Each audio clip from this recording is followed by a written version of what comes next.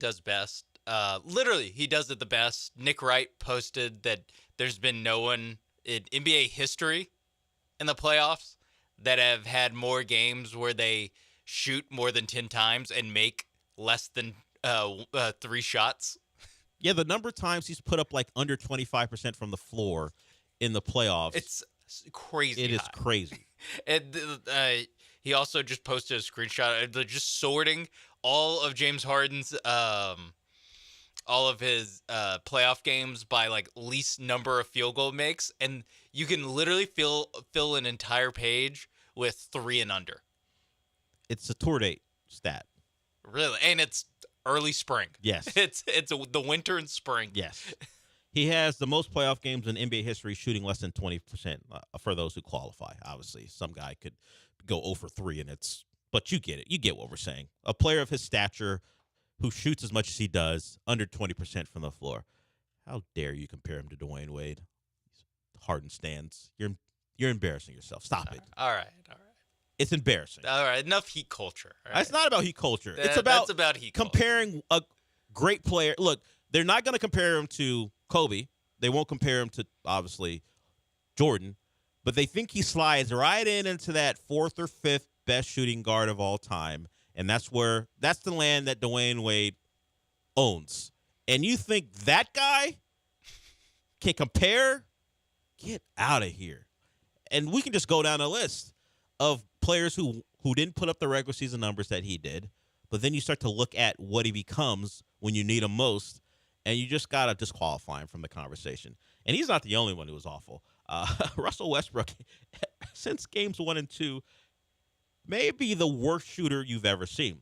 The stats for him, because they're doing pretty much a eulogy of the Clippers, even though they can very well win Game 6. This was at the 4:38 mark in the third quarter of Game 5 last night. In Games 2 through 5, he's 4-32. That was at that point. What he did the rest of the way, I have to get those numbers, but from the start of Game 2 to the 4:38 mark of Game 5, Russell Westbrook 4 for 32 from the field. And, of course, at one point, they're on the same team in Houston. Of course they were. Of course. Yeah, but they won a playoff series. It's true. Against that barely broken down that young OKC team before Shai Gilgeous-Alexander realized how good he was going to be. It wasn't Chris Paul on that roster, too. Yeah, CP, Dennis Schroeder was a big part of that team. They pushed the Rockets to 7, and I remember it was in the bubble, and I remember how excited people were, at least some people were, the people who were still deluding themselves about Harden. He wasn't great, but he blocked the Lou Dort shot that would have either tied or won the game, and everyone's like, see, look at him. James stepped up. Okay. Yeah, take your win. And then they won Game 1 against the Lakers. And then it all flipped. And then, they did lose the next 4 games. Yeah, yes. By like 20. A gentleman's sweep by the Lakers. Although there's some definitions of gentleman's sweep, but I always thought if you beat them 4-1, that's a gentleman's sweep. But some people think if you win your first 2 and then lose the Game 3, the pivotal Game 3, and then you go on to win the next 2, or you lose Game 4. The order does matter. It does. Matters. I think it does. If you lose, it feels like losing Game 1. You're very gentlemanly. You gave them a win, and then you go on to take the rest once you decide. I think it has to do with like the team that gets swept, winning on their home court, so the fans I think that's what it is. The fans can go home happy for Game 3 or 4. Yeah, they showed fight. They didn't quit. You give them a home win, and then you wrap it up in Game 5. Let's take care of business at home. Yeah, I think that's the true definition. But people think if you win in 5 and they get 1, you give it to them. But I think you're right on that one. And not that that's gonna happen. Obviously, it won't happen in this series, but I could see the Clippers going in and beating Dallas. I think that's kind of how these two teams map out. They win games you wouldn't expect them to win, but it's going to be a tough one. Does Kawhi play in Game 6? Who knows? We know they have been better without him up until Game 5, and then they provided a real downer for their home fans. You look at the score; it was 25-24 at the end of 1, and then the Clippers just did not show up the rest of the way. Got outscored by double digits in the second half in each quarter. So, It and they feels were down by 11 at the half. it feels like for the vast majority of the last 5 games of the series that Dallas has been like clearly the The better better team. The Clippers had a great quarter and a half in game 4. to go up 30 points, and then they Yeah, and they were bad. they literally blew the lead. They Yeah, they they were- won the game, but they blew the lead. Kyrie had that great layup that gave the Mavericks lead. In game 2, the Mavericks controlled that one and won that one. I mean, they hit a couple big threes to finish off the Clippers. In game 3, they dominated. In game 4, we just went through it, and then game 5, they had the lead. Pretty secure lead for Yeah, over a half. They weren't really challenged, certainly in the second half. So they've played the better basketball, but the Clippers certainly in game 3 had a big spurt that held them over until their late finishing kick. The other game, not competitive. The Celtics, the favorite team to win the title, wrap up and beat the Heat in 5. That was a game where the Heat started the second half with DeLon Wright and Patty Mills as their starting backcourt. That's where they were as far as injuries were concerned. The Celtics did what they had to do after a surprising game 2 defeat. They control the series the rest of the way, so they're into the semifinals, conference semifinals, where they'll wait for the Cavs or the Magic. There's also word that Kristaps Porzingis won't be available until the conference finals. So there was a report that his injury is much like Giannis's, and we know Giannis has been out for a while. Will Giannis play in Game 6? Unlikely. Both Dame and Giannis doubtful, despite Doc Rivers talking about how close he thought they both were. Not that close. They're expected to miss Game 6, and I guess if they can push it to a Game 7, maybe they're available.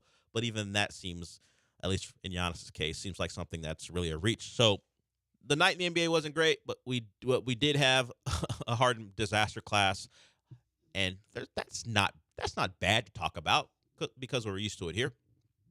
When we come back, I'll give you a chance to win something, so stay tuned for that. Highway Cantina has been hooking us up all week long, so be ready on the other side to win a $25 gift card. And we'll also hear from Jim Palmer. I'm only playing this, or I'll have Sean play it, because the disrespect for umpires is probably at an all-time high. I don't think anyone minces words anymore about the worst umpires in baseball, and CB Buckner caught it. We'll hear from Jim Palmer, the old Baltimore Oriole, now an analyst for their TV broadcasts, when we come back.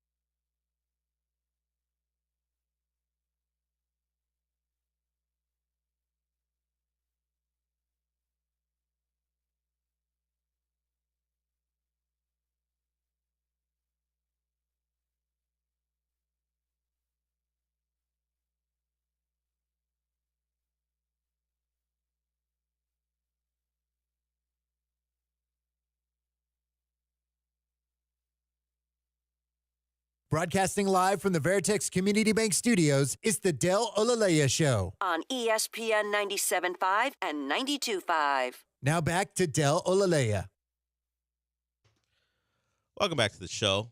Sean gave me big transfer portal news. General Booty is now in the portal. Yes, that is a real person. Is he the brother of John David Booty? I think Related cousin or in nephew. some way. Yeah. General Booty, the now former Oklahoma backup quarterback, is in the portal for anybody who wants General Booty. That doesn't sound appealing to me. No one's looking for that. That why don't you just call him Basic Booty for having this conversation? But if you are into General Booty, and maybe your favorite team will be too, because he is out there looking for a spot to land. A seat at the table. General Booty's looking for a seat at the table. Just any old seat. Any old seat will do. I imagine General Booty will take his time, take a couple visits. Some place will impress him, and then he'll make his final decision about where he'll play or not play, because leaving the portal leaving a one team and going into the portal doesn't guarantee you'll play. He just knows that Jackson Arnold was the starter there, and I'm sure they've recruited another quarterback that maybe he saw is much better than him in the spring. But that news is out there. I wouldn't even call it football royalty, because John David Booty was average Booty at USC and other places. Yeah, he was aight Booty. He was aight Booty. He was kind of, yeah, that Booty aight. That's what he was. Okay. at USC. Yeah. Good luck to General Booty. Good luck to General Booty. Yes. I for one am not a fan of the concept, not the guy. Oh, okay. I don't know. I can't wait until it's just a random game. I'm just flipping through. Maybe it's late night on CBS Sports Network, and it's some Mountain West game, and I'm trying not to go to sleep after a long day of watching college football, and then I hear the announcer go, "Oh, General Booty drops back to pass." Oh, Look at that! Look at him at San Diego State, Fresno now. State or something. Yeah, leading the comeback, Playing his ass off at 1:00 in the morning. That General Booty comeback against Hawaii is gonna hit. Yeah, I think most of the time I don't want General Booty, but once it gets late enough, like once you get into like 1-2 a.m., I'll settle for some General Booty. You take what you can get. You'll take what you I'll can settle, get. yeah. Hey, pick. General Booty is better than no booty. I'll say that. Beggars cannot be choosy. Go watch General Booty lead a comeback if you must, because football after dark or General Booty after dark ain't so bad, I guess. Now that we're done with all the jokes, if we're actually done, we might continue this. But I did mention before we went to break, I wanted to give you guys a chance to win something.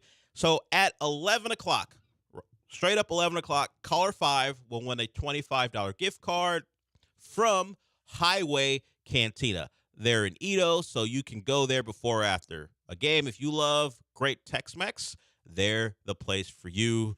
We want to thank Highway Cantina for being our featured restaurant of the week. We're going to continue to do that in upcoming weeks. I said at 11, unless you want to call about General Booty. I'm not sure.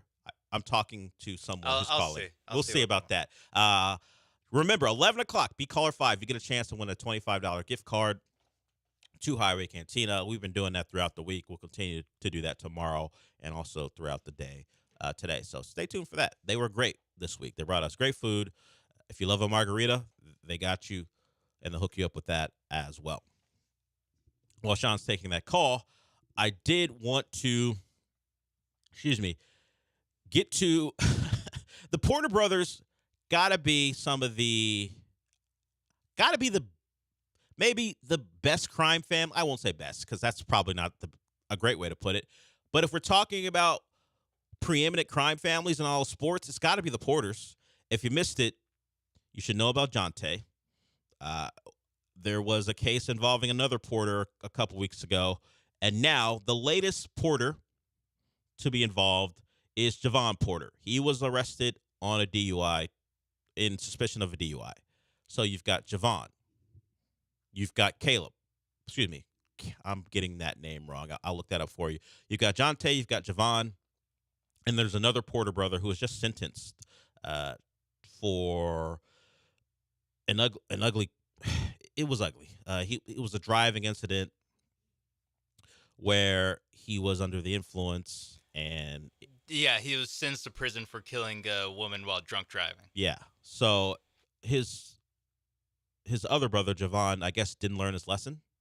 So because he is now under suspicion and was arrested for a DUI.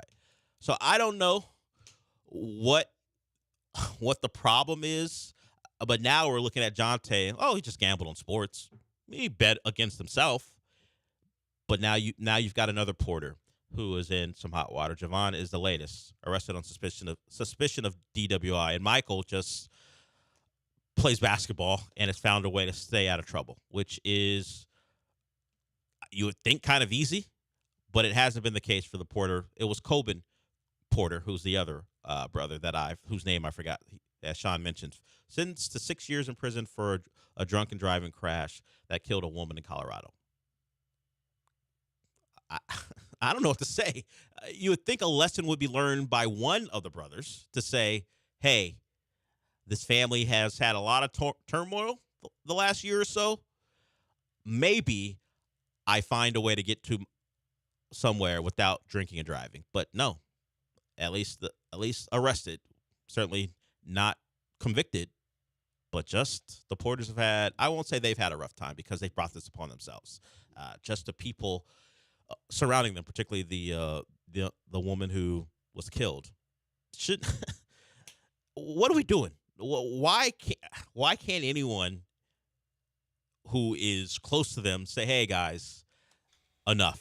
Just chill. What are we doing? Particularly if you're the brother of someone who has just been convicted of a drunk driving charge, and that led to the death of someone.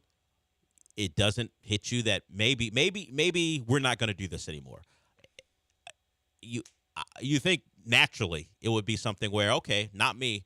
If I'm going to avoid one thing, it's to avoid the fate of my brother. And no, not at all.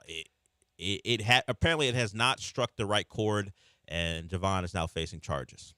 And Michael Porter, I don't know how Denver media handles it, if they're asking him questions about it all the time, or it's something that they understand is not something he's going to talk about. He's talked about how the team has surrounded him and helped him through it.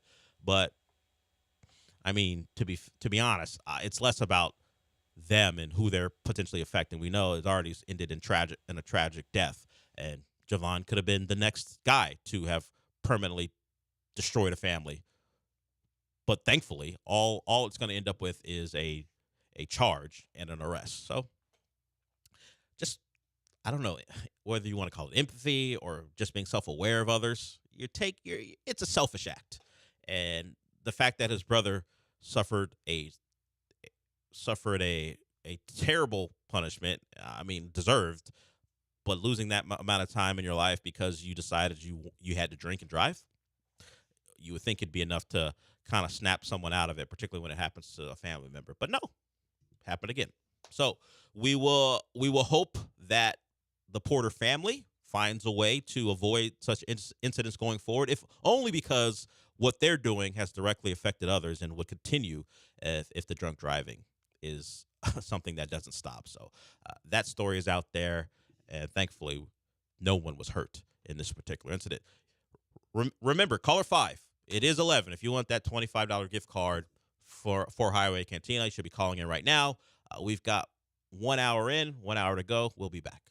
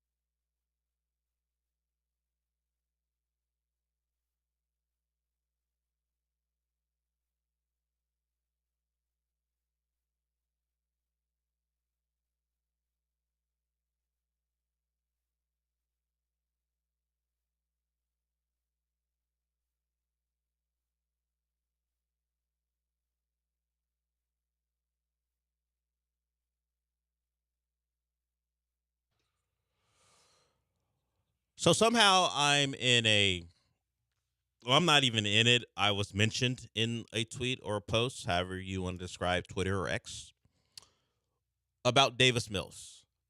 The Texans are selling the new jerseys, and they have a Davis Mill variety out there if you want one. Why would they print out a jersey for a third string quarterback? I don't know. But if you want a Davis Mills jersey, they're on the rack. You can go get one. And a friend of mine, Kevin, KJ, mentioned it and mentioned John and I and Lance. Maybe we would want to talk about it. It didn't come up as a topic of conversation on that show, but I'm only mentioning it, because it has over 159,000 views. It's just a picture. It's not even video, but this was tweeted 21 hours ago, and I'm still in the midst of a conversation about why Davis Mills means something to the Texans. So a lot of people talking about what happened against the Colts way back in 2022. We should honor him because of his comeback win against the Colts. I didn't think a topic about Davis Mills and his jersey would get the type of attention that it has, but it's been nearly a full day of people going back and forth on why Davis Mills means something to the Texans organization. And it speaks to, I think, that people care about this team. They care. They're interested, whether it be the new jerseys or the season that was 2023. The level of attention placed on this team is at probably its highest has been in maybe at least a decade. Probably over that, probably since 2012. But we're talking about Davis Mills and his jersey and why would they print it? Well, he's a legend, according to some, because he got a C.J. Stroud. I think that's a little strong, but I do think the fact that there's this type of attention in the middle of spring and early May about this team just says, I don't know if they're taking over the town, but there's a spot because of how poorly the Astros have played for the Texans to start to gain ground in the race. And we've seen people turn on the Astros pretty quickly, by the way. I know it's been a bad start to the year, but people are saying ugly things about the team has brought you a lot of joy, and that just speaks to the fickle nature. Hey, you've provided one bad season or even just a start of a season in the last 7 or 8 years, and now all the slander is coming out. And I would say relax. It's not great. I understand it. I recognize it. But show a little grace. It had to end at some point, and we're not even sure it's over. But it had to end.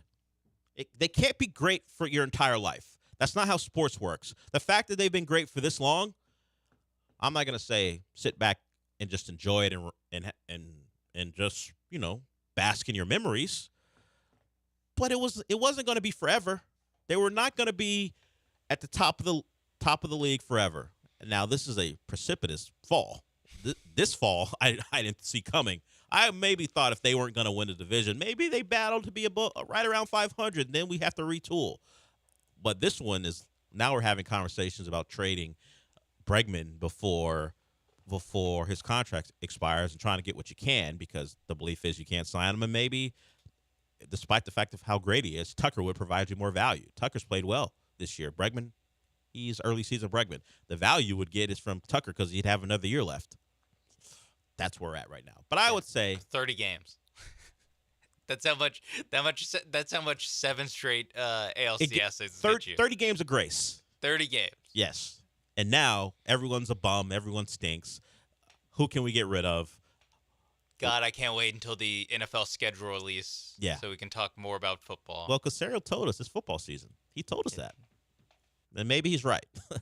He said that after the draft. It's always football season for the Texans. And he's the general manager, so certainly it is. It's football season. It is football season. And he goes on to say, I know everyone's all of a sudden miserable, but it's football season. That's the entire quote that I pulled. But that particular drop we'll use because it's football season, which means I need to get back to football. That's what I gave Sean. Sean plays that, and I have to start talking about things other than baseball. It's generally going to be something that redirects the show from baseball. Sean can bring up a topic football related, or I can, and I'll bring up this. Maybe Sean has something he wants to talk about too. Nick Casario was on the flagship 610, giving us an update on Tank Dell. Tank Dell is back in the city. He says Tank is doing great. We've had conversations with him. We have visited with him. D'Amico's had a chance to talk with him. He's doing okay, certainly making progress. He's been in and out of the building, so right now he's in a pretty good state of mind. Does that mean that as soon as he was released from the hospital, Tank said, I'm not staying here. I'm not staying in Florida. I'm coming. I'm going back to Houston. Get me the hell out of where here. It's safe. I'm getting out of here. I know I went home to see moms, and I went to a party, which obviously didn't end well. Get me back to Houston. I can fly myself and mom to Houston. Yeah. maybe that's what I do when I want to see my mom. I fly her in. I'm not flying out. I don't know, because I need more context. If he meant in and out of the building, he meant he's already back and he's been into the building, or he's just talking about his entire off-season program. But if I was Tank, I would have got the hell out of there as soon as they discharged me. All right. Make myself scarce. Yeah, let's wait till it cools down. Not that he was even a target, but the fact that you're in town for a couple of days, and a shooting happens, and you are an unfortunate victim of that. Yeah, I'm gonna go back to Houston. The streak of me getting shot in Houston, long. The streak of me getting shot here, it's only been a couple of days since the last time I got shot. I'm gonna go back to Houston. All time. Yeah. Never been shot. You've never been shot in Houston. The streak is a long one. I'm gonna get out of the place where a bullet can hit me, even by accident. So thankfully, Tank's okay. And if he's back in Houston, I would be like, yeah, Tanks, I would be back in Houston too. Is this the same Ryan or a different one? Because we thought we had a Ryan from before who was pretending to be Keith. I believe, and I've told you before, I all have the voices run voice together. blindness. Okay. I don't know, but I believe this is a different Ryan. Also, Ryan never gives his real name. So That's true. He only gives his real name on the John and Lance show. This is the show where he can try out bits, which is fine by us. Keith was a good one though. Yeah, good alias. Yes, I mean, because I did call out that particular person earlier. Different Ryan, new Ryan, Ryan 2.0, or we can just call you Ryan. What's up? Hey, what's up, Dell? Hashtag lock up Rahizi. This isn't Ryan. This is I wanted to talk about. Go ahead. I wanted to talk about the Canelo fight. Was he calling him a sweet boy? Is this to De La Hoya? Is this your white guy voice? Because you have a Gilbert voice. I don't know, but was he calling him a sweet boy, or what was he doing? I'm not going to answer that seriously because of who this and is. What do you think of Vida Guerra going to OnlyFans? Thanks. Yeah, okay, Larasa. I think, isn't Vida Guerra already on OnlyFans? Maybe that's the point he's making. I think she already is. I think that's 100% chance of happening. Congrats, Ryan. Yeah. See, Ryan, you got one. Be aware. I think since this is my personal computer and not one owned by the NFL, like Lance says, I can look this up and not be worried. I think Vida Guerra is already on OnlyFans. Yep, there it is. I mean, at least I haven't clicked on the link, but the link comes up that she's on OnlyFans. So I believe, Ryan, that you got one. Vida Guerra, another woman who made her fame by being on men's magazines and not even Playboy stuff and Maxim and others, among others. Those are just a couple. But Ryan gets a hit there. He should have called in with Vida Guerra very early, and we could have had a discussion about the place she lands in his life. Or Ryan. That's Larasa's white guy voice. Now I know what it sounds like. What do you think of Canelo calling? Oh, only $8 a month, by the way. Oh, look at her. What do you think of Canelo calling Oscar De La Hoya a sweet boy? I'm a in fan. Spanish? I'm a fan of boxers standing up to promoters. It's not surprising that a boxer is accusing a promoter of stealing money. That's the oldest thing in sports beyond cheating in baseball. But a boxer having their money stolen from a guy who's allegedly supposed to be doing things in their best interest. Surprise, surprise. Oscar De La Hoya will just be in a long line of promoters who have put themselves ahead of the people putting their body on the line, which is crazy considering that's what he did. He had to deal with promoters, and now is that a question of hurting people? Is that what that is? Yeah, he knows how the game's played. Yeah. So he got hurt, so he's gonna hurt others, I guess. I haven't heard all of it. People have nominated that audio for Ship Talk, there's just so much cursing in a different language. I don't know what I could get ready to play and what I couldn't get ready to play. But it might be something that shows up on Monday next week. Yeah, I'll have to do some work on that. But I appreciate Canelo, man. The language, I mean, whatever. I'm not going to crush a man on how he talks to a man he thinks has wronged him. But more power to you, man. Take your shot. How does the censorship work for Spanish there? Yeah. Well, I don't really know. I don't know how the deal with the FCC is. It doesn't really matter unless someone complains. Like we won't do it because there's always a chance someone would complain, but you could pretty much play whatever you want if you thought no one would snitch on you. Yeah. Because they're not monitoring us on a minute by minute basis. The problem is someone will pull the audio and send it and go, "Hey, look, this happened." And so in a place like Houston, you probably like the likelihood that someone would complain about Spanish curse words is higher Than like La Crosse, Wisconsin. Yes. Because there's more people that would understand. Yes. So. We could probably get away with it in like Idaho. But here, if someone decided that language was a step too far, we'd have to answer to it. I'm just not sure how Spanish plays on American airwaves He called them some very bad Spanish words too. Like not just like the bad ones. No, it was wow. Wow. So like I said, the language is rough. I just am not going to dive in and crush Canelo because he's talking to a guy who he thinks is a kind of a bad guy and thieves and robs people out of their money. And I get where some of that aggression might come from. Just not language I can use on this show. Yeah. Or maybe you can't even play. It was language so rough, as you're saying, even white guys like me and Ryan could tell that he was calling him a sweet boy. Yeah, Ryan. What? That was very obviously a white man's voice that was on the radio. Well, it was an impression of a white man's voice, certainly. It certainly was. I will agree with you on that. And we know this show doesn't have any real rules, so if that's the actual Loraza who wants to call in or someone pretending to be him, that's fine with me. I mean, y'all know the deal. We don't care. Just call in, entertain me and Sean, and really that's all we're looking for at this point. Sean's got a longer day ahead of himself than I do. My day is about to come to an end. And long is relative. It's a radio show. But I've been up since like 4:30. Have sympathy for me is what I'm saying, while John heads off to play golf. And speaking of golf, the guys will be out at the Insperity tomorrow. I won't be. I'll be here. Just logistics. It makes more sense for me not to go out there. But I'll be on a golf course next week, not playing. Oh, yeah? No chance of that. I'm sure I don't know I didn't know if I had to make that clarification. Yeah, for anyone. everyone was like, "Whoa, where's he playing?" What? Oh, well, you want to show us? You want to post a picture of your clubs on Instagram? Hey, how's your irons? Don't even know what that really means, to be honest with you. Don't even know. I barely know what cart path. Like John says, cart path only, and I'm only a little bit sure I know what that means. Mostly because I've heard him say it over and over again. Because God forbid he walks any place on a golf course. If that's the real Loraza or someone who wants to give an impression of him, we'll get to him when we come back. We're late for a break. Hold on through the break. We'll get to you and anyone else who wants to call in. If you have an impression of a caller you want to get off, that's fine with us. Like I said, entertain us, and that's all we're looking for. We'll be back.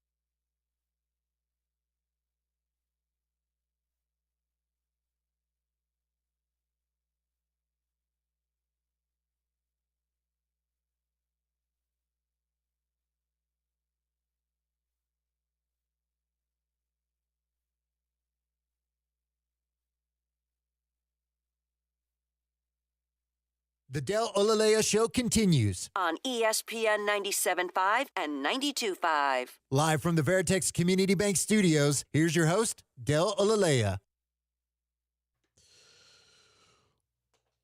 This show, I think, is a haven for anyone who likes to delve into nonsense. Because I do, Sean likes it, and certainly the callers to the station do. And I'm not sure if this is the actual La Raza or a fake one, because now we're just faking being a caller. We had a fake Keith. We had a fake Ryan. Is this a fake La Raza? Hello? What's up? Hey, ¿qué pasó, Delvincito? It's a fake La Raza, yeah. What's up, King Tom? So I got a different name for Bregman until Okay. he gets out of his slump. We're gonna call him Breggy Bum until he gets out of his slump. Also, shout out to Rahil and his family. I hope they're all doing well and free Rahizi. Yeah, that's it. That sounds like Keith. If I'm trying to figure out which caller's pretending to be another, that feels like Keith. I don't know. You think that's Ryan calling in again? I thought that was La Raza. What? Nope. That was my first clue that it was. Paso. Yeah, well, a lot of people can say Delvincito and Que Paso. See, I just did it, and I don't sound like La Raza. But I appreciate it, whoever that was. The mystery man. Yeah, whoever you might be, I appreciate you calling in because you made Sean laugh. We'll take that. Yeah, we've had. I think we've had a fake Keith, a fake La Raza, and a fake Ryan. And was it yesterday or maybe the day before we had a fake Paul George? We did, who happened to be a real Ryan, I think. Again, these are all people you think were fake. I think those playoff Pete called in. The performance of that call was similar to the performance of Paul George last night. So maybe you're right. Maybe it was Paul George just deciding to call us and ask us about Christina Milian's chance of being on OnlyFans. Since we're in the realm of nonsense and non-sports, we'll get to this before we go to break. We were a little late coming back. We talked about this the last couple of days. Kendrick Lamar and Drake in a back and forth. We can call it a beef if you want, kind of what rap and hip hop calls it. Kendrick Lamar dropped a song on Tuesday called Euphoria. And normally with diss tracks, they're not all replayable. In fact, some people question what they are artistically other than taking your shots at the other guy. Well, Euphoria, imminently playable, replayable. If we're going by what Spotify is saying, now over $9.2 million plays since it became available on Spotify yesterday.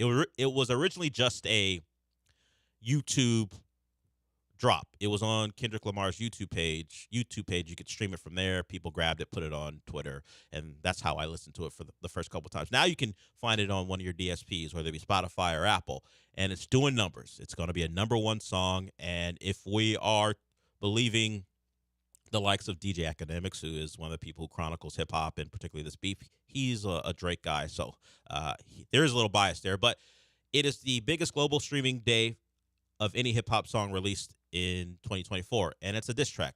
Those songs usually don't get there. And not only is it streaming and doing big numbers, it's now changing the fortunes of a restaurant owner, because in that song, Kendrick Lamar mentions a restaurant in Southern California. And now there's a report of this restaurant and people listening to the song and traveling distances to go eat there because he mentions fried rice. It's a Chinese place. Here's a bit of the reporting going on about this restaurant and what the Kendrick Lamar song Euphoria has done for that restaurant. Look at that. Look at the song. Don't speak on the family, Crody. You can get deep in the family, Crody. In the song, Kendrick Lamar jokingly pokes fun at the Toronto accent and slang. He then specifically mentioned the restaurant and their fried rice. I be at New Hawk King eating fried rice with a dip sauce and a blammy, Crody. He said, good food and maybe the fried rice, get more rice. The chef gonna be busy. Since the song was released Tuesday, Google reviews for the establishment have been soaring with positive feedback, with most mentioning the song and their now famous dish. Whoa, 7 minutes ago. So people are mentioning the song that Kendrick... Yep, I see that Kendrick's a good guy. Oh, my God. Lou says he expects more customers will be stopping by since he's been receiving this international attention. Even today, customers we spoke to said they made their way to Chinatown to try the fried rice, thanks to the American rapper. I came all the way from Markham just to see this fried rice, man. Kendrick Lamar, you got to pay respect to K-Dot, man. Ever since he dropped the diss track, I was like, I got to visit this place. And I said it was a Southern California restaurant. It is a Toronto restaurant. New Hope King is the name of the restaurant. So in Drake City, Kendrick Lamar is having influence by just mentioning a guy's restaurant, and the guy is having great success. So the power Kendrick Lamar. Now, Sean, we talked about this before about how an athlete couldn't get you to like a pop-up. Could Kendrick Lamar, let's say Kendrick Lamar had a beef with Travis Scott, and he mentioned a restaurant you've never been to in Houston. Would Kendrick Lamar simply mentioning the restaurant get you to it? Maybe not in the first 2 days, because like you mentioned, this song came out basically when our show started on Tuesday. Yeah, and so that's 48 hours. People have already Could you run to that restaurant in 48 and enough hours for the news is wow, to do a report on it. This place is doing numbers. So it would probably take until a weekend, and it also will depend on how close it is. If I'm being honest, if he mentions a place that's if he mentions in Missouri City, probably not gonna go out of my way on a Wednesday to go to. If he mentions Bada Bing Pizza in League City, are you traveling to League City for pizza? No. Maybe next time I'm in League City, I try Bada Bing because of what Kendrick said. Yeah, you're not now because of what you said. You're not. It's pretty good. Actually, it's better than pretty good. It's really good. Okay. But Whoa. Okay. I don't. Well, let's see. Let's see if this mention gets a story. Channel 13's gonna. Let's see if Winnie Granado makes her reporter go out there because I mentioned Bada Bing. Let's see the numbers they do for them. Good pizza, great ingredients, but I'm not sure I got the reach that one Kendrick Lamar does. Yeah, but I don't know. There's a chance, probably not an awesome chance, but if it's in the area, yeah. If it's in Bel Air, yeah, I can make Bel Air happen. And I mean, no, I guess no free ads, but I am going to do it. It's the Bing Pizzeria. I don't know why I said Bada Bing. It's the Bing Pizzeria. They do a good job. Yeah. I live in League City. Would I drive to? Well, what if it's somewhere close to the station, or not station. Close, but out of your way, but close to the station, where after at 12:30 you might get lunch there. Yeah, I think so. It also kind of depends. Fried rice. Fried rice is an easy sell for me. Yeah, so. I love fried rice. If he was mentioning a I don't know. What could it be that I don't really go for? If he was mentioning a sandwich shop, I don't mind sandwiches, but I'm not sure I'm traveling out of my way to go get a sandwich. Yeah. But fried rice, I love Chinese food. So I still don't think I love that song, but I don't think Kendrick Lamar has the influence on me that would make me go there in the first 48 hours. Oh, okay. He mentioned a restaurant. Maybe I'll try it out if I see the good reviews. No, the first 48 hours is tough because we have jobs. Yeah, I don't know the last guy we heard. Maybe when I was 20, I could have made it happen. Yeah, I saw the video. The guy who was mentioned the latest. We heard from him last. Looked pretty young. Looked like he was in his maybe early 20s. So I get why he might be able to do that. Me, I'm a grown man. I got responsibilities. What am I doing? They're not a lot of responsibilities, but I'm not driving out of my way because a rapper mentioned the restaurant. Yeah. I'm not doing that. I think that's fair. Yeah. I think that's fair. Yeah. You're right. I think it depends on your lot in life and where you are. Some people are like, man, I got kids. What am I doing? I'm not doing that. I'm not one of those people, but I understand why someone in that position wouldn't. It took Joe George basically a month, maybe a month plus, to watch Dune 2. Yeah. Just because his kid got sick on a day he was supposed to watch it, then just a couple weekend after weekend of couldn't get around to it, and I can't imagine him being like, you know what, wait, Kendrick Lamar mentioned a place, got to try that Chinese food out. Particularly when there's 8 restaurants downstairs he could just go to if he really needed something to eat Can around the station. Can he please mention Burger Chan if he's gonna? No, don't mention Burger Chan. I need that place to not be busy. It's right downstairs. Don't mention Burger Chan. Did I already? Oh man, I mentioned it. Yeah, if you love a good no more free ads, but no more free ads. But Burger Chan's pretty good. It's a hit amongst the people that work at ESPN 97. I mean, maybe we're not great tastemakers, but let's just say I think we are. The radio guys love Burger Chan. It's a good place to go eat. Still, if it was 20 miles away, I'm not going there if Kendrick mentioned it. Just where I am in life. But I appreciate the reach that song has accomplished so far. Over 9 million streams in less than 48 hours. Because this report was done yesterday. At least when I pulled it. So it's and in your own city, Drake. You're on the clock, apparently. Now he has to come back with his own to respond, and we'll see whenever that happens because the beef continues. Maybe good-natured, maybe not. We'll see how it ends up. We got a couple more segments to go here on the show. We're not completely done with the draft talk because not that CBS is better than the NFL.com side or ESPN, but they go through the list of each team's first. They go through the list of each team's best draft pick. Doesn't have to be a first rounder. We know the Texans wouldn't even qualify because they didn't have a first rounder, but they do mention what they think or who they think is the Texans' best draft pick. We'll bring that up when we come back and get to some other things before we wrap it up.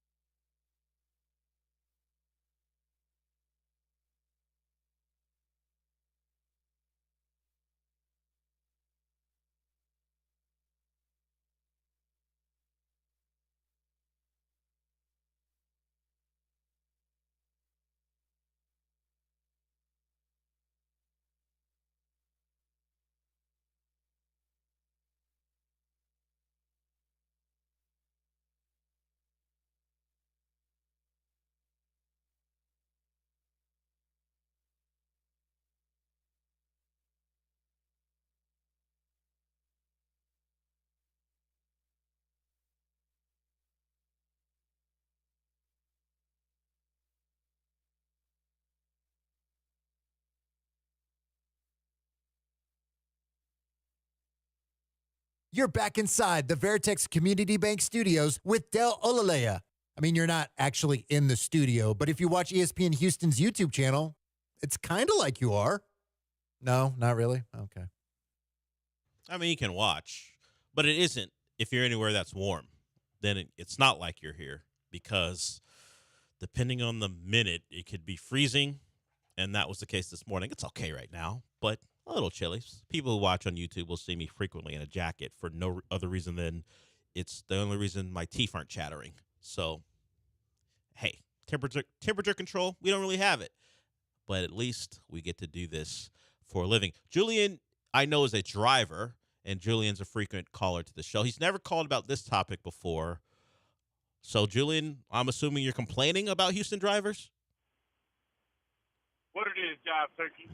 I'm going to complain about that. Drivers in general, but today I'm in Houston. I'm driving locally because I'm home for the week. And, man, I wish my fiance wouldn't have got me a load. All these drivers who drive with their hazard lights on, when a little bit of rain comes down from the sky. Like, do they understand the implications of driving with your hazards on? Professional drivers will slow down because he thinks there's an accident or traffic coming up. So after slowing down and realizing that it's just somebody who thinks they're being smart because they're warning everybody behind them that there's somebody in front. Well, damn, we all have eyes. Y'all have a wonderful day. Hey, you want to get a rant off? Get a rant off. I mean, I don't deal with a lot of traffic just because of the nature of my commute when it's happening. But, yeah, on those days when it's bad weather, which we're having right now, I mean, I looked outside the window right now, and the skies are dark. It looks like it's going to be bad weather, so everyone be safe out there. Might directly affect some of our plans going forward. We know if you don't know, the Killer Bees and Gallant and George are out. Not out, but they're on remote, and weather could be affecting the setup of that. So who knows how long this show might actually be on there. We're still figuring that stuff out right now. Hopefully not more than a couple minutes longer. Okay. So it's, a little extended cut. Director's cut. Okay, the Zack Snyder cut, the Olaleye cut. Yes, it'll be in slow motion. Well, you're kind of more the director. It'd be the Mapes cut, I think. And you can decide what we hear and what they hear and what they don't hear. But we have people, namely Brian in this case, who will set up the remote and set up the audio equipment. And right now, because of the weather, some people just a little issue get stuck. But he's okay. He should be there. So he's got his hazards on. He's driving safe. Yeah, Julian. He's being safe. That's what the hazards are for, Julian, to be safe. So Brian's doing that. If you roll up next to him, don't yell at him. He's simply trying to get from point A to point B in a safe manner. Let the man be. I do like that in the spirit of Throw Shade Thursday that he threw. It is a little Thursday. shade. It is Thursday. Got a rant off. Look, I am hesitant to bring that back, particularly because I did that with someone else along with John. But if people just want to call in and slander people, I don't mind that. It doesn't have to have a name. Just informally. Yeah, if you just want to take a shot at someone, I welcome that on this show. I don't mind it. We will react to it. We'll break it down. Maybe we will co-sign what you're saying, or maybe push back. I don't mind the slander. I don't really have any things I'm completely against. Now, some things are out of bounds, and you guys are smart enough to know what you can and can't say. But hey, you got some slander for an athlete or someone you know, or hell, it's even been people who work here. I mean, maybe I'll push back, maybe I won't. We'll just see what you say. So that's always welcome. And Julian just wanted to get something off his chest. I think he should keep the Jive Turkey thing on his chest, though. You keep that to yourself. What it is, Jive Turkey, you keep to yourself. So you're not 100% on his side. No. The second part of his call, I welcome him and his willingness to throw shade. The first part, I'm gonna need you to pack that up. I don't know. I always hear what it is, Jive Turkey, and immediately think I'm uncomfortable. So, Julian, do appreciate the call. When we get back into a show of the show, which will probably be House of the Dragon, I'm sure Julian will call in about that. And I think he's still watching Tokyo Vice when he's not slandering Houston drivers. So we'll get that too. Matt, when you're ready to go, we'll get you on. We'll see what you want to talk about, and we'll get to you before we go to break because we're actually on time. So I don't need to rush out of here. And if Matt's ready, does he just want to talk about a highway? Is that what he's calling it about? Do you want to slander 610? No, What's up, Matt? no, I'm calling to slander Jeremy Branham. His takes are just absolutely trash.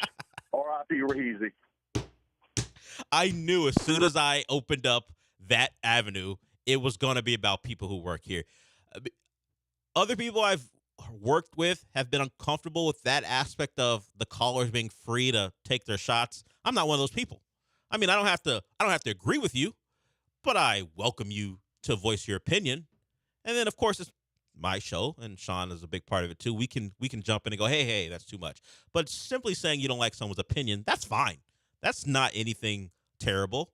I mean, there are people call this show and question people's sexual. Not this show. People have called other shows and question people's sexuality. I mean, is that too far? Maybe.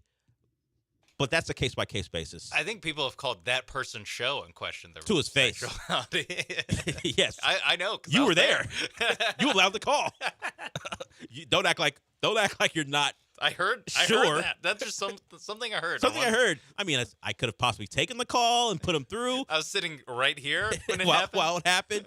Yeah. So if you simply want to take a shot at Jeremy or Joel or anyone else or me, it doesn't matter. Well, you can do that, and I think it's just going to turn the last 15 minutes of the show into that. And I kind of knew what I was doing, but I don't mind it. We got one more segment to go. If you want to call in about anything, even if you need to get something off your chest about someone. Look, maybe we reserve it for this day because of the history of this day on the station.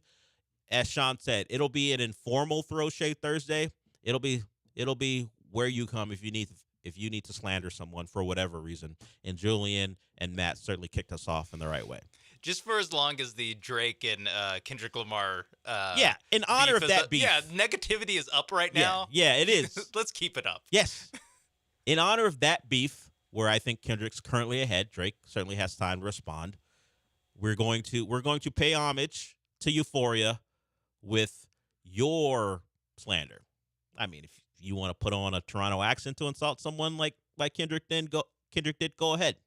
You want to say, Kendrick did some other things I can't welcome on the show. There are some things I can't allow just because I kind of want to keep doing this. But anything else, you're more than welcome to. We got one more segment here. We'll be back.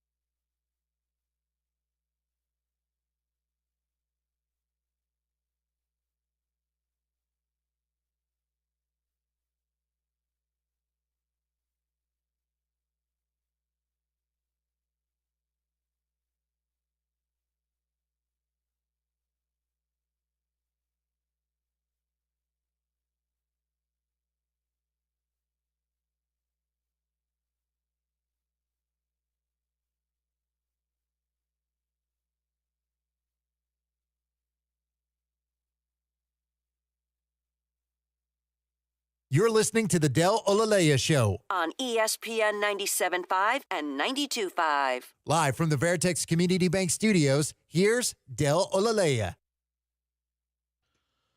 Last segment of the show, and I mentioned this story before all the slander came. A little bit more about the NFL draft. CBS Sports has ranked the best draft picks for each team. And they think Kalen Bullock, the third rounders, number 78 overall, is the Texans' best pick. They talk about how many points the Texans are expected to score. The pass rushers of Will Anderson and Danielle Hunter will force quarterbacks to put the ball up, maybe in spots they don't want to put the ball up in. And this is where Kalen Bullock comes in. Had 9 interceptions in 3 years. He's got just under 4.5 speed at 4.49. They think this system, the talent around him, will lead to opportunities where he can make plays on the ball. And other than Stingley, the Texans don't particularly have playmakers in the secondary. Petrie was expected to be that, but now he's just a guy who we think can't tackle. Does that improve in year 2 and year 3 overall? Year 2 under D'Amico? Hopefully, because the talk coming into the last season was about him potentially being a Pro Bowler. That did not play out the way people wanted it to. So they added some talent to the safety room, something we discussed throughout draft season. Could the Texans find a guy who could get real snaps? And they hope Kalen Bullock is that guy. Honorable mention, Cade Stover. Cade Stover is the honorable mention. A lot of people like Cade Stover. He was fine at Ohio State. I didn't know his traits watching him play at the time. He felt like, a typical Ohio State tight end, like Ruckert and others. I didn't know the hype around Cade Stover reached this level, but maybe it's simply because he's not played tight end for a lot, and they see there's real growth potential there. Sounds like you did some profiling. No, I didn't. I just said he's like another Ohio State tight end. It's like Rucker. Yeah, he's another Ohio State tight end. What did you want me to say? You didn't know he was an athlete. That's what you're saying. No, I watched him play, and I didn't know he was a freak athlete. I knew you thought he was a coach's kid grinder. Yeah, you're making assumptions. I never said coach's kid or grinder. I just looked at him and go, just like he didn't jump off. Coach on the field. He didn't. No, I didn't say that. He didn't more quick than fast. I didn't say he. I just saw him as okay. That's a good player. He didn't jump off the screen to me, but like I said, I didn't know about his traits, and I didn't know the background that he had only played the position for a couple of years. So I thought, okay, Ohio State has a talented player. We'll see what he is in the draft, and apparently, his makeup and his traits are something that people really like. So honorable mention for Cade Stover, but Kalen Bullock, the guy at least CBS thinks can be the best player in this draft class, and obviously you hope Blake Fisher, one of the second rounders, and Kamari Lassiter live up to their potential too. Because if your third rounder's good and Cade Stover, another guy who wasn't one of your first picks, shows up and plays to maybe beyond expectations, or at least in Cade Stover's place, and when we talk about how Nick Caserio thinks of him, right up to those expectations, then you get your second rounders playing at a high level. That would be a great draft class. The likelihood of all of them hitting, just not how the draft works. It's probably lower than you would hope. But at least those two guys, Bullock and Stover, expected to be pretty good for the Texans. And despite what Mapes tries to put on me, I didn't think Cade Stover was just simply another big white tight end. Despite what plotting. But I didn't say plotting. I don't think any Ohio State skill guy is plotting. Big Ohioan stiff, I think is what he called him. Just flat out lying. I mean, it is this day. It is the day for it. I don't mind the lies. I can just fight back. But he is from Mansfield, Ohio. So if I had guessed big plotting stiff, Ohioan stiff, I could have been right, but he's not. That's certainly not Cade Stover. And no one thinks that, despite what Sean tries to level as far as accusations against me. He's a good player. I think people are giving him a little too much credit. Relax. Relax, everyone. Let's see him on the field first. I did see him on the field. He was okay. No, but on an NFL field. Where he'll be going against better athletes? That's what you said. I meant better athletes than what he saw in college, not just better athletes than him. Better players? I like how I'm trying to box you into opinion no one would get mad at. Yeah. Oh, he called him big and white. Crazy. He called this big white guy a big white guy. Yeah. I don't have that opinion. I just am surprised by the level of positivity surrounding him. His Q rating really went up a lot the day after the draft pick was made when Nick Caserio went on the mic and was like, he was one of our favorite players in the draft. Mel Kiper loves him too, I think. Yeah. So maybe my eyes are lying to me. Like I said, Jeremy Ruckert, same dude to me. Now I'm going to box myself into it just to play into it. What does that mean? It means draftable, talented, but the hype? Let him prove it on the field. He was a 4th-round pick. Yeah, this is what he was a 4th round. If you loved him so much, why didn't you take him in the 2nd? Like there had to have been at least like 4 tight ends that went ahead of him. I'm sorry, running over Indiana defensive backs doesn't do much for me. But what about running over Minnesota defensive backs? Vikings or Gophers? Gophers. Golden Gophers. Does less for me than running over Indiana Hoosiers. Yeah, I mean, he's a guy that if you watch Ohio State play, obviously you knew he was out there. You knew there was some skill there. But then, again, after the draft, he becomes Gronk 2.0. I guess he was already called Farmer Gronk, but that's more because he was a farmer and a big white tight end who's pretty good. So I guess you just get slapped with insert word here, Gronk, if you're a tight end that's ChatGPT. At least a little good. Yeah. So, definitely has the chemistry, you would think, with C.J. Stroud having overlapped at Ohio State. That is a positive, definitely. Back-to-back drafts where C.J. Stroud gets his wish, I assume. I don't know. Maybe he was what if he hates Kate Stover? He was like, all right, cool. Yeah, I'd rather have Jeremy Ruckert. Surely he's available. Yeah, I think he's with the Jets or something like that. Yeah. So back to back, him and Cade Stover and Tank Dell, the 1-2 punch that's gonna save Houston football. Picks that were pushed by your star quarterback, C.J. Stroud. Who, by the way, did you see him in China with? He's got a camp going over there. Yeah, right? I didn't know that that the NFL was doing that, and B, that C.J. Stroud and Micah Parsons were running the camp together, and they're now apparently just like in the NFL's like buddy cop movie. Apparently, yeah. You've got C.J. who was more of the straight lace guy, and I guess is he the Danny Glover? And yes, although he's more, and Micah's the Mel Gibson of the two, the wild child. I know there's some connotations. I get it, but he's the Riggs. Yeah. Okay, the Riggs. And Murtaugh, the Riggs, and like CJ's the Murtaugh, and yeah, I can't call him the Danny Glover. I mean, Micah's done some questionable things in his past, but I can't, at least in college. But I can't call him the Mel Gibson. I can call him Riggs. It's more of the like by the book detective who's thinks everything out, who's more logical, and then the like wild card. Yeah, aim for the bushes. I can make it. Yeah, Micah Parsons is the guy who gets the sergeant who's about to retire in 2 days really riled up. Damn it, Parsons! Yeah, actually, you destroyed half the city. It is the other guys. Yeah, it's the other guys, and C.J. Stroud. He's not gonna love this. Is the Mark Wahlberg, and Will Ferrell is Micah Parsons. Yeah, no, flip that. Sorry. Yeah, Micah Parsons is Mark Wahlberg. The loose cannon runs his mouth, and then the guy who drives a sensible car, who thinks everything out, who does it by the book, that's C.J. Stroud. He's like, no, I would not average 20 points in an NBA game. Michael Parsons is the guy that even the criminal goes, man, he's crazy. He's crazy. Come get your man. Get him away from me, man. Get him away from me. That's he's looking at the other cop like, get him off of me. Yeah, what are you doing, man? Well, look what he's doing. He can't do that. That's who Michael Parsons is. I'm right. Yeah. He's definitely the guy who gets the criminal to start talking about his civil rights.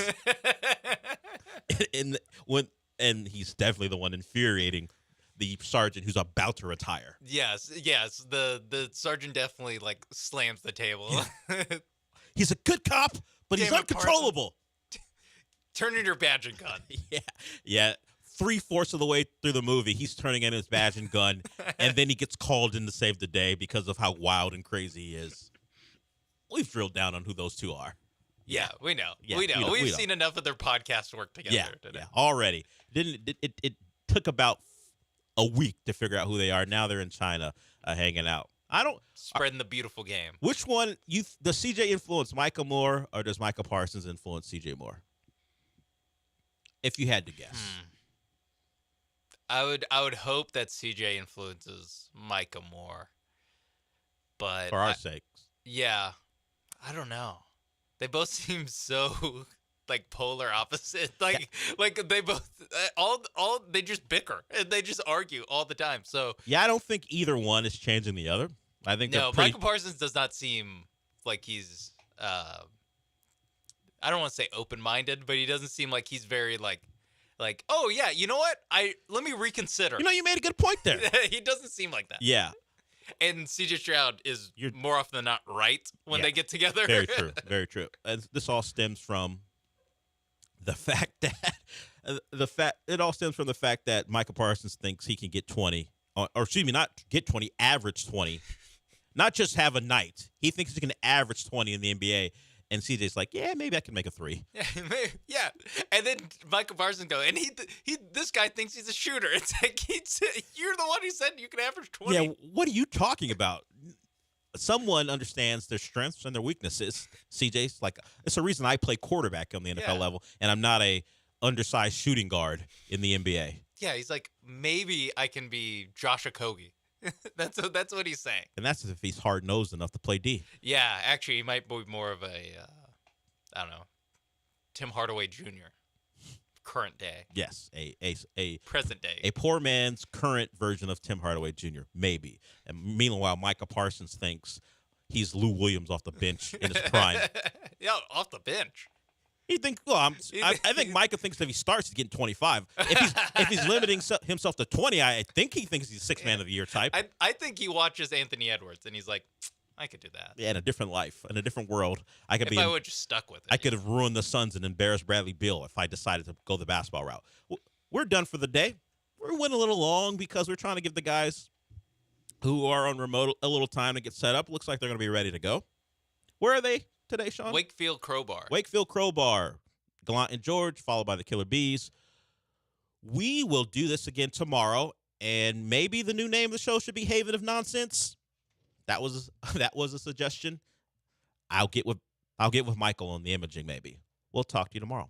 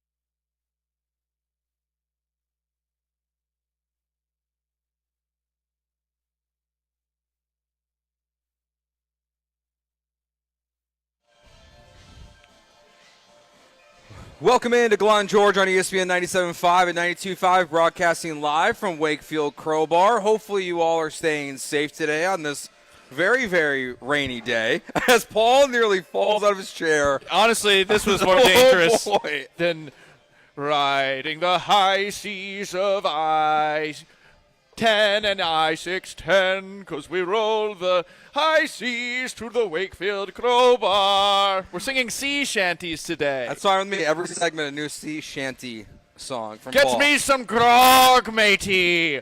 We rode the high seas to do a show at the Wakefield Crowbar.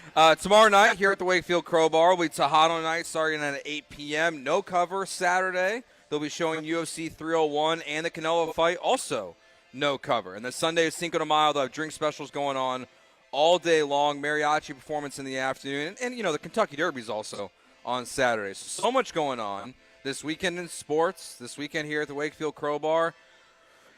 Well, last night, the Astros had a good start from Justin Verlander, and then they reverted back to their T-ball days in terms of their ability to run the bases. You thought it was that bad? I didn't think it was T-ball bad. I mean, it was, I don't know.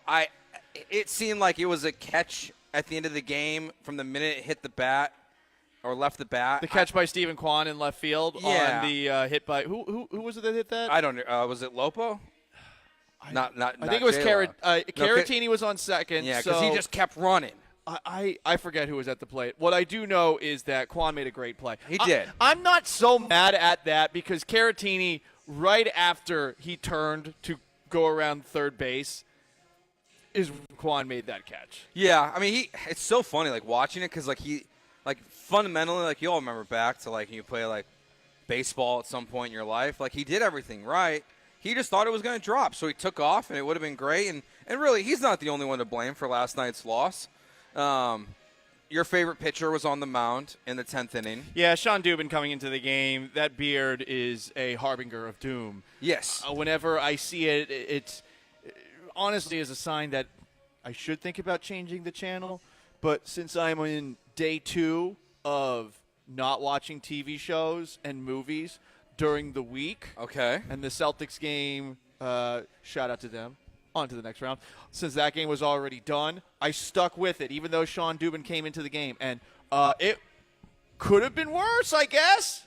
Got that. 100% it could have been worse. The fact that they got to the 10th inning only down by 1, they should have won yesterday's game. Yesterday should have been a 4-game winning streak. It was kind of the inverse in a lot of ways of the game before, where the day before you have a big lead, you probably should have lost that game because you gave up an 8-3 lead. You had opportunities like with Brian Abreu with bases loaded, barely throwing strikes, but you get out of it, and they get the win the day before. Yesterday, you had opportunity, whether it's the end of the game with Caratini.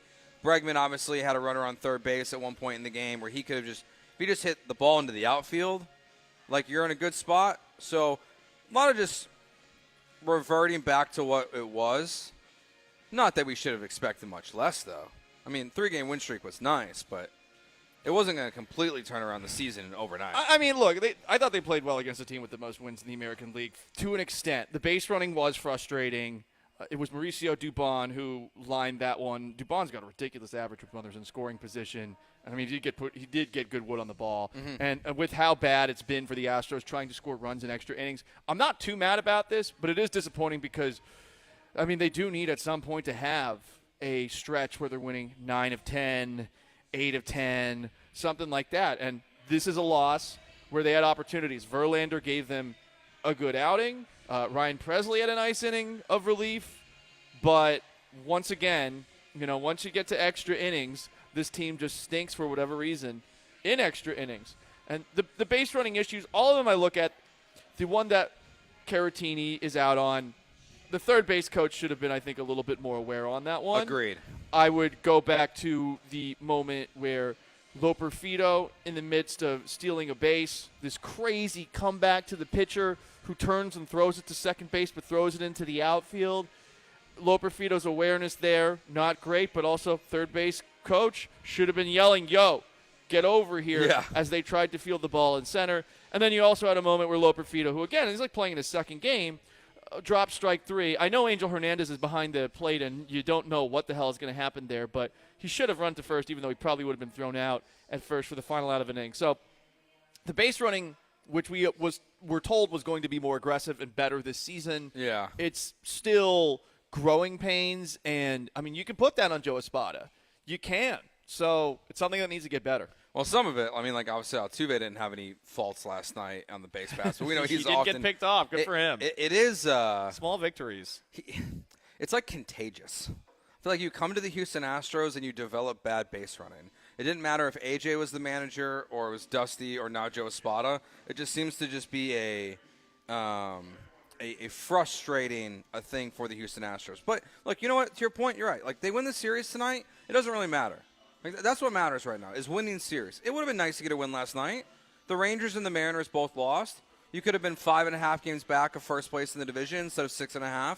But as long as you win the game tonight, and now that you're getting healthier, you got the really good performance from Justin Verlander. Christian Javier is coming back this weekend. It looks like he's going to start on Sunday. Right now it's listed as TBD. But Javier will be pitching on Sunday. So like the vibes are still better even after a loss last night. Like it's okay. Yeah, it's okay. Which is a weird thing to say, though, after the way we felt the last week and a half. They can't afford that many more of these, but if you come out of this series winning 2 of 3 against the team with the most wins in the American League, a team that does have very good hitting, Steven Kwan's a good player, that has pretty good pitching as well, at least based off of what we have seen thus far, yeah, you got to be feeling better about it. You're not going to win every single game. That's why this is such a difficult spot that the Astros put themselves in. 10 games under 500, 10-20 on the year.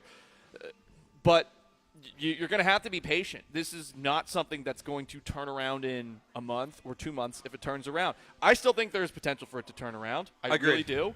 I know that we killed them. I think we did that in jest. I hope that people believe that we did it in jest. But a night like last night is frustrating because they certainly had opportunities, and it's the same issues where maybe not the starting pitching because Verlander looked good, and maybe not the bullpen until Dubin came in the 10th. Your depth is definitely limited there. Yeah. But it's the same issues where you had runners in scoring position, and once again, you're not able to get guys across the plate. In last night's game, the Astros were, get this, as they almost always seem to be this year, 1 for 8 with runners in scoring position. Man.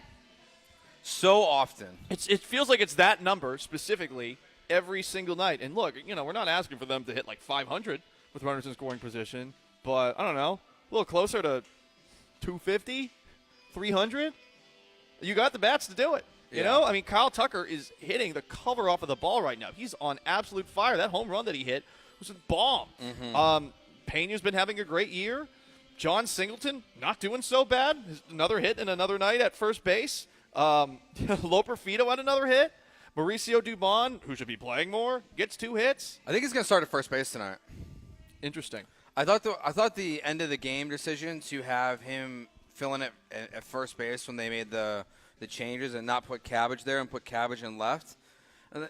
It's not going to be a lot of Loperfido at first base. It is not going to be as much as people think when he first. Yeah, I wonder if it's going to happen at all. Especially, I mean, look. I was saying the same thing. The highlight of last night was Loperfido playing that ball off of the Crawford box. That play was and sick. Gunning a guy down at second base. I did not know he had a hose. He is pretty athletic out there, so he looks like he's probably going to be an outfielder for you for the most part. And big because Chas McCormick is on the injured list with a hamstring injury right now. So, yeah, you're going to see him more in the outfield. And first base is probably going to be your weak link, just a hopefully less of a weak link with not Jose Abreu. I mean, at this point, the way the season's gone, I would trade, John Singleton's good at first base. He's not like he's not a gold glove guy or anything like that. I would trade above average defense at first base for Mauricio Dubon's at first base right now, every day of the week. I would just put him out there. You talked earlier. You mentioned earlier about his runners for scoring position. He's getting hard contact left and right. If that's what it takes to get Mauricio Dubon in the lineup every single day at this point, do it. Yeah, play him at first base. I mean, look, I don't understand why they went into the year not looking at Dubon as an everyday player. I don't. I felt like he earned his way into an everyday role. Yeah. And whether that's Dana Brown or that's Joe Espada, probably is Dana Brown more than Joe Espada. Their obsession with Jake Myers, who they routinely pinch hit for in crunch situations. It doesn't make a whole lot of sense to the non-baseball guy here. Your game confuses me. I'm just a simple high school football legend. Tomorrow night is Tejano night here at Wakefield Crowbar. Los Clásicos will be here. Tejano night? Oh, Tejano night. Okay. Yeah, live music. I thought you said Tejada night. And No. I was like, is Miguel Tejada coming back? No. I don't know why I thought you said that. Sorry. The Orioles are playing. Maybe that's why. The Orioles are on your mind. The Miguel Orioles Tejada. legend, Miguel Tejada. Yeah. No, I think of him more with those early 2000 Oakland A's teams that supposedly had no one on their team. They made a movie off of that. Like, they forget they had, David Justice and Miguel Tejada. I know they moved on from Jason Giambi. No Jason Giambi. They still had the players. In that movie, they don't reference, Zito, any of those guys in Moneyball. They pretend like they don't exist. Well, the pitchers, of course, they had the best, three-headed monster pitching staff in baseball, but, it's all about Scott effing Hatteberg. Yeah. Hey, Scotty. They had good players that year. All right, Tejano night is tomorrow night, 8 o'clock, no cover here, live music. No cover this weekend, big deal. There's not a lot of places you can find no cover to watch UFC 301 and the Canelo fight this weekend. Canelo almost got into his first fight of the weekend yesterday. My guy, Miguel Flores, he was my roommate in college. He's up there breaking up the fight, getting in between Canelo and Oscar De La Hoya at the press conference yesterday. So that's what's going on this weekend here at Wakefield Crowbar. But this season's this game yesterday, I feel like it's a little bit of a referendum about just what's going on with the Houston Astros in their offseason. Plus, we'll talk a lot of Texans today as well. And you're welcome in at 713-780-3776. It's Gallant George on ESPN 97.5 and 92.5.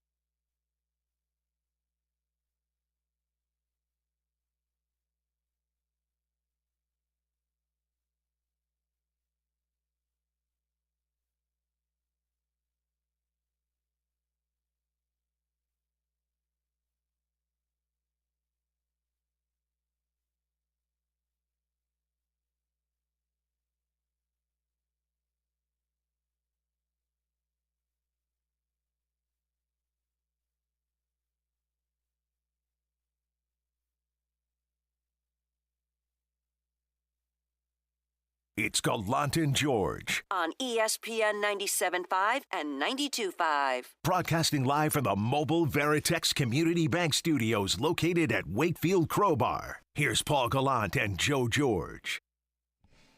So last night the Astros lost in 10 innings as Gallant George, you broadcast live here from Wakefield Crowbar. When the weather clears up, come on out. We got some fun prizes for people here as well. You want to go to Greek Fest? We got Greek Fest tickets here. Duh. For free $99. You just got to show up. For free $99? For free $99. Does that mean 99 cents or does that mean free? Free. Why do people say free 99? That's a great question, Paul. Joe, I don't know the answer to that one. We need to get you hip with the kids, I don't. okay? I think You're that's Steve okay. Buscemi with the skateboard over his shoulder. No. And it's sad because you're 3 years younger than me. And just because you have a son, you should not be 50 years old. That's true. He does age me like I'm 50 years old. He won't sleep. Man, Drives me having kids nuts. sounds great. It's awesome. It's so great. It's the best. I love him. I do love him, but it's not the best. I'm not gonna lie. Well, yeah, being a parent is work. Tough. Being a parent is work. It's a lot of work. This is why I keep on, listen, I'm running out of options. I'm too choosy, blah, blah, blah, blah. I need to get on The Bachelor or something like that. But this is why I'm kicking that can down the road. I got a cat. It's like Are you too old for The Bachelor? F you! Are you closer to the gold? Yeah, I was saying, are you closer to the Golden Bachelor or just the normal Bachelor? You know what? Actually, here's the thing. This is interesting. So, there's a guy who was on The Bachelor. Okay. In season 12. Okay. And he just went viral because I guess he was trying to get with Nick Saban's daughter, who recently divorced or is leaving her husband or something like that and has a kid. And he put up this cockamamie story about how he's getting blackmailed and basically just put out this crazy story about like, hey, I tried to make it happen with this girl. Things didn't work out. So Barstool did a big piece on this guy. Here's how I know this guy. I went to a party with this guy once. He sucks. He sucks. He sucks. I mean, I feel like you kind of have to suck to be on that show in a lot of ways. I know. That's the thing. In a lot of ways. Interesting that you say that. Yeah, this is a show that I still am not above being on because I am a whore for fame. But like you talk about like your window closing. If you just get to the Golden Bachelor age, it's once again. That's a while. That's a while. But then like your now. window opens again That because guy, all these women have dead husbands. Jeez, Joe, that's dark. Look, that guy's in his 60s. But this guy, dude, I'm telling you, he's like the absolute worst. You can look him up. This party we were at, he has a song, okay? He has this song about like how he's voting Donald Trump like from like I don't know, like 4 years ago. Imagine like a washed up singer going to a party and deciding we're going to play on the TV at the party on loop the song that made me big 10 years ago. I mean, it'd be tough. And this guy was doing it 4 times in a row. He sucks. He just that's a very sucky sucks. Person. Yeah. You know what else sucks, Paul? What? The nickname J-Lo. Oh, yeah, I know. They completely – you put out – the Astros tweeted out the video, and they just ignored it, and the Astros tweeted it. Oh, look, I tagged Jeff Blum. I tagged Todd Callis. I tagged Julia Morales. I tagged John Granado to give us a better nickname. I tagged Space City Home Network. I have tagged everyone I needed to. Guys, J-Lo is J-Lo, the iconic beauty who may be a little full of herself and maybe a succubus on Boston legend Ben Affleck. All of those things are possible, but J-Lo is J-Lo. J-Lo is still throwing 115 at age 50-something. Fact. There can be nobody else with the nickname J-Lo, okay? It's one thing for LaDainian Tomlinson to be LT after Lawrence Taylor. Tomlinson's one of the best running backs ever. Yeah, single-season touchdown record. Right. Like he's at the very least Tomlinson top 10 all time, in my opinion. But Lawrence Taylor's the greatest defensive player ever. Yeah. It is a little sacrilege to give that nickname to somebody else. But we're giving Joey Loperfido in his second game, called up possibly only because they optioned Jose Abreu. We're giving him the same nickname as arguably the most important woman of all time. Okay, what does Joey Loperfido have to do for you, Paul Gallant, to earn the nickname J-Lo? 700 home runs. I mean, no offense to Joey Loperfido. And I don't know if that's his nickname he's had. He has to break Barry Bonds' record without steroids. That's how he becomes J-Lo. Yes, or with them, you know. Yeah, or with them. Just it might help. It might help. Listen, I'm not above cheating. I love my beloved Astros, right? So I'm not above it. Yeah, they look. His name is Mario. I'm just telling you. You can lean into the Italian stuff. Here's the great thing about Italian Americans. Very loud, yes. I know I'm stereotyping people, but very thick skin. Very thick skin. Like they're cool with you busting their balls. They're gonna bust your balls right back. That's true, right? Like I'm an Irish man, right? Like I have no culture. I'm white trash from the Northeast. You know, my people boil potatoes. Like, that's our cuisine. That's all we got. Joey K's. Come on, man. He doesn't. Joey K's. I know he doesn't strike out That's a lot. mean. That's bullying. Like, that's his nickname when he's not good. Yeah. Like, when Loper Vito is striking out, he does swing at a lot of stuff. That, like, he does swing at a lot. He does swing at a lot, but I like him so far. He's got a hit in every single game thus far. I'm cool with him. I think we might have to look at that play last night and try to find something off of that. Like Joey Hose. He's got a hose in an arm. Joey Whack. Joey Whack. Joey Whacker. Joey the. Oh wait, no, that doesn't work. We're just workshopping here, guys. Okay. Yeah, I mean, some slack. But he did whack that guy at second base. He did. It was such a great throw. Right. That play was, unexpected. Hey, the problem at second base. Forget about it. I almost fell again out of my chair. What? I'm sorry. I'm a little hyper, and I'm leaning the chair backwards. Well, it's because no it's reason. so awful outside. So like all your energy is being displayed right now. Yeah, I can tell. That's okay. But yeah, and then right afterwards, you had Victor Caratini. He was whacking the guy at second base as well. It does sound a little weird when you say whacking a guy. Whacking him. Well, here's the thing, because that's a mob term, and Caratini's Puerto Rican. He's not Italian, but that's what killing somebody is whacking them. Yeah, I mean, but now I'm saying it, and I'm overthinking it. Well, we'll find it. I mean, we'll keep taking suggestions. Joey whiffs. Come on. Yeah, we like Joey Loperfido. He's already got like twice, half the hits that Jose Abreu had this year. Joey Rope, Joe Guns. Ooh, Joey Rope. Joey the Rope. Joey the Rope. I like that. I think Joey the Rope is a good one. Joey the Rope. It feels like a very beginning of Goodfellas when they're walking through the bar and he's introducing everyone. Mm-hmm. He's like, "This is Joey the Rope." Yeah. And then Joey the Rope tells a story about the one time he threw a guy out at second base. I think that's it, because a lot of people are saying Joey Bats. There's somebody else who has Joey Bats. No, he's got a cannon. Joey the Rope. I think Joey the Rope is good. Yeah. Maybe it'll change, but right now Joey the Rope. We're calling him Joey the Rope. This is the way. We have agreed on this. All right, Joey the Rope is a member. Oh, of the Joey the Rope out there! You see what he did in left field? Forgot about it. Text here says, "Get rid of Bregman." Wasn't a great night for Bregman. 0 for 4, 208 batting average. Had a chance to win the game. But he had a home run the night before. Well, it's like because he was building good vibes. Yeah. For the last 2 games until last night. It's funny. There is part of me every time he comes to bat. I let some intrusive thoughts come into my brain, Paul, and I go, I look forward to Mauricio Dubon being the Astros' everyday third baseman next year. Interesting.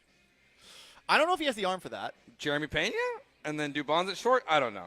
But, I feel like Dubon's your everyday third baseman. I don't know if he has the arm for it either. Pena has been making I think he had error number 4 last night. Yeah. But he's a hard one to read because I just don't know if it's he's a good defender, though. I mean, yeah, you know that. It's the spoils of Carlos Correa that are a reflection of Pena That's an sometimes. interesting idea. I don't hate it.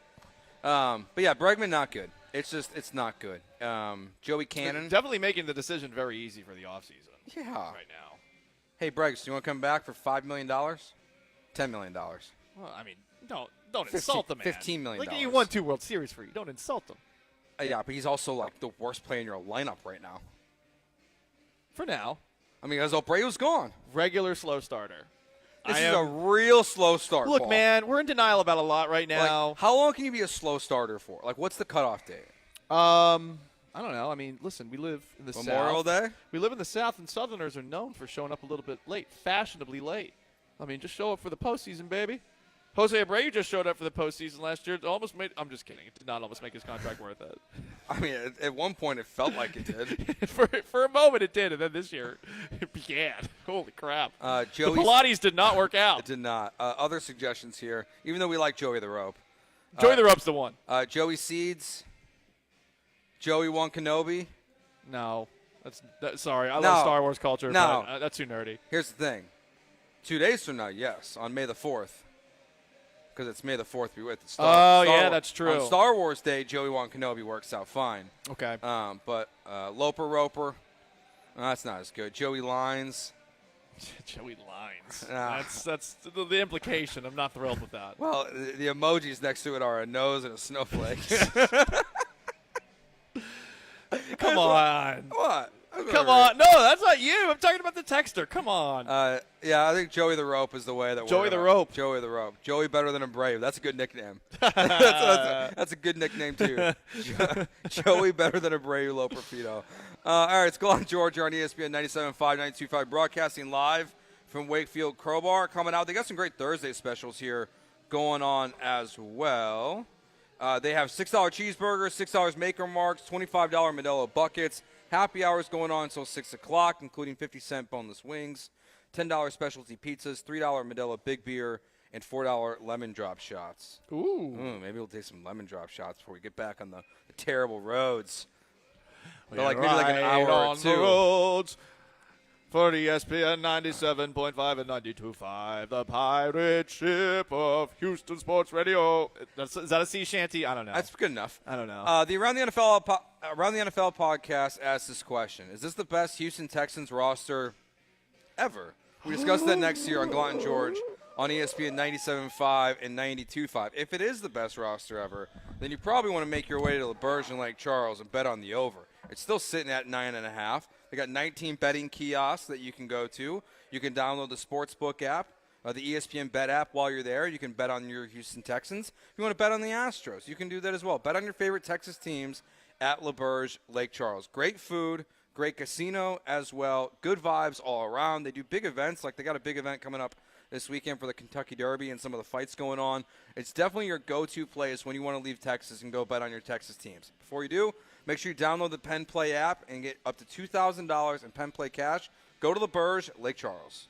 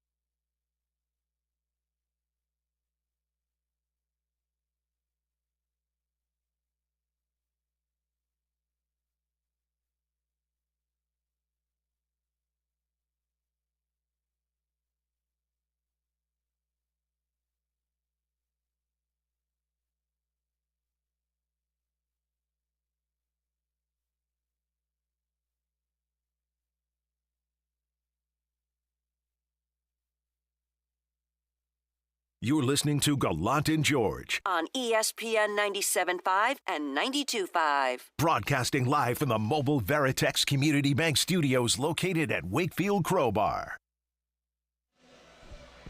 Gallant George here live at Wakefield Crowbar. This weekend, you can watch UFC 301 and the Canelo fight with no cover, plus the Kentucky Derby all on Saturday. What a fun sports weekend it is.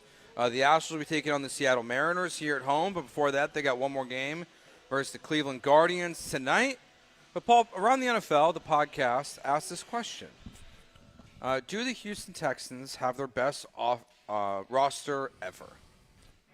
It's an interesting question. The conversation that they had, they brought up a couple of nominees. They brought up the 2012 Texans, who at one point were 11-1. They had J.J. Watt. Mm-hmm. They had slowly fading Matt Schaub, but Andre Johnson and Arian Foster at their peak. Yeah. J.J. Watt during his first amazing season in the league. He had Jonathan Joseph as your best corner. Brian Cushing was healthy for some of that season. He got injured, though, against the Packers in, week 7, week 6 or something like that. So that would be the one I still lean towards.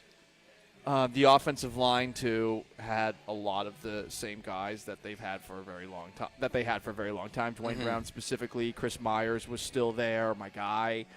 The number 2 wide receiver situation wasn't ideal. They didn't have DeAndre Hopkins yet.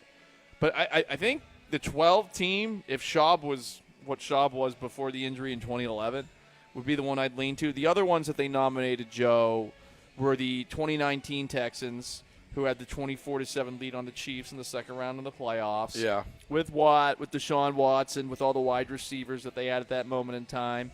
Hopkins, Will Fuller. And then you got this one, right? I mean, there haven't been that many super talented teams in Texans history. No, these are probably the 3 peak ones. Sort of sad. Yes. Considering it's been 21 seasons or so, but... No, 2012, you have 2 Hall of Famers on your roster. You have one of the best undrafted free agents in the history of the NFL. Foster, yeah. Arian Foster on your roster. Like, you have a good quarterback. Like, especially at the time. Like, I think Matt Schaub, like, it's been clouded of what he was. I mean... Yeah, people forgot him. People forgot how good he once was. It's a shame. They pick 6 view him. Yeah, at one point he was like the 12th, 11th best quarterback in the NFL. At minimum, maybe a little bit better. Because 08, 09, 2010, like that area right there, I mean, he was putting up numbers, as was Andre Johnson. They had some incredible statistics, but I mean, he gets injured, and I don't know what the hell happened in the middle of the 2012 season, because there was a game where he threw for 500 passing yards against the Jaguars, and the Texans won that game in overtime on a walk-off Andre Johnson touchdown. I think Johnson had like 250 yards receiving in that game. Yeah. I think that was his best game statistically. And then after that, like, Schaub just, for whatever reason, just started to be worse and worse and worse, culminating with that game against the Patriots where they wore the Letterman jackets, and I think they were down 28-0 in the first or the second. I was at that game. Sorry, I was rooting for the Patriots. No, it's okay. We understand. It's so that I put this roster immediately in front of 2019. C.J. Stroud's a better quarterback than Deshaun Watson. J.J. Watt is not peak J.J. Watt. Danielle Hunter, this version, it's going to be better than that version of J.J., I think. Whoa. 2019 J.J. Wasn't 2019 J.J. still pretty good? It was pretty good, but, I mean, Danielle Hunter had... That was my 1 year away, so I forgot. I mean, he was good, but, like, he wasn't, like, 20... He wasn't 2012. I know, like, Hunter's coming off of, what, 17 and a half sacks last year or something like that? Yeah. So, I don't know, though. I hesitate to say, even if it was at that point in Watt's career, I hesitate to say anyone's better than Watt. I just think, like, in that moment in time, I mean, J.J. Watt had 4 sacks that year. He only played in 8 games. Okay. He was hurt. Okay. So, it's not like a big picture J.J. Watt conversation. It's just that year. Yeah, you had the name, but you don't have the same production. It's not the same. You know, it's so Danielle Hunter, this version of him should be better than the 2019. He better be. The way he got paid and what he means to this Texans team, he sure as hell played more than 8 games and have more than 4 sacks than J.J. Watt did in 2019. The receiver core, like, that's peak Hopkins. This is not peak Stephon Diggs, but depth-wise, this is the best group the Texans have ever had. I mean, they've never had 3. Yeah. I mean, they've honestly, debatably, with what was it, 2 seasons of Andre Johnson and DeAndre Hopkins? Like, that's really the only times that they've had. Yeah, there was 2 like number moments ones. of Will Fuller where, like, you thought still. I've always been a Will Fuller fan, but the health was always an issue. And the dropsies. But you've never had 3. Yeah, so you're better at the wide receiver position. Your running back position's better in 2019 now than it was then. So I would say this roster is definitely better than 2019. 2011's tough because while the quarterback play is going to be far superior, even though Matt Schaub was a good quarterback, you have Andre Johnson and J.J. Watt on a team. You don't have those here. As good as Will Anderson could be or Danielle Hunter could be, they're not. I would be stunned if they're 20-sack guys this year like J.J. Watt was in 2011. Like, that's peak J.J. in that moment.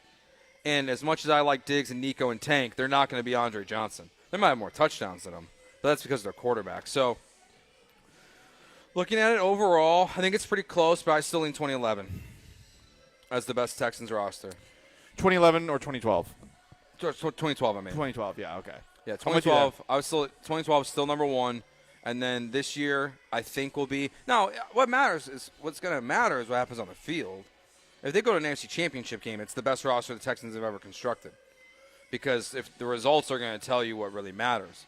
That team went 12-4 in 2012, so we'll see what this team does. But on paper itself, I definitely lean that year versus now. But the fact that if there weren't 2 Hall of Fame players, it might be a different conversation.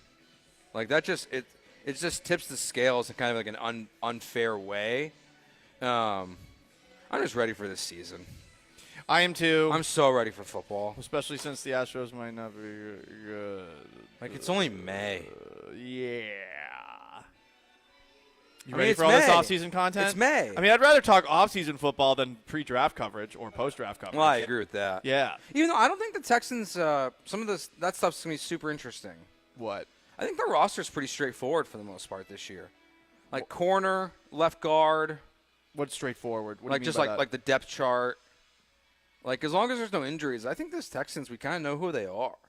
I don't think there's a lot of. What does know who they are mean? There's not a lot of training camp competitions. I don't think.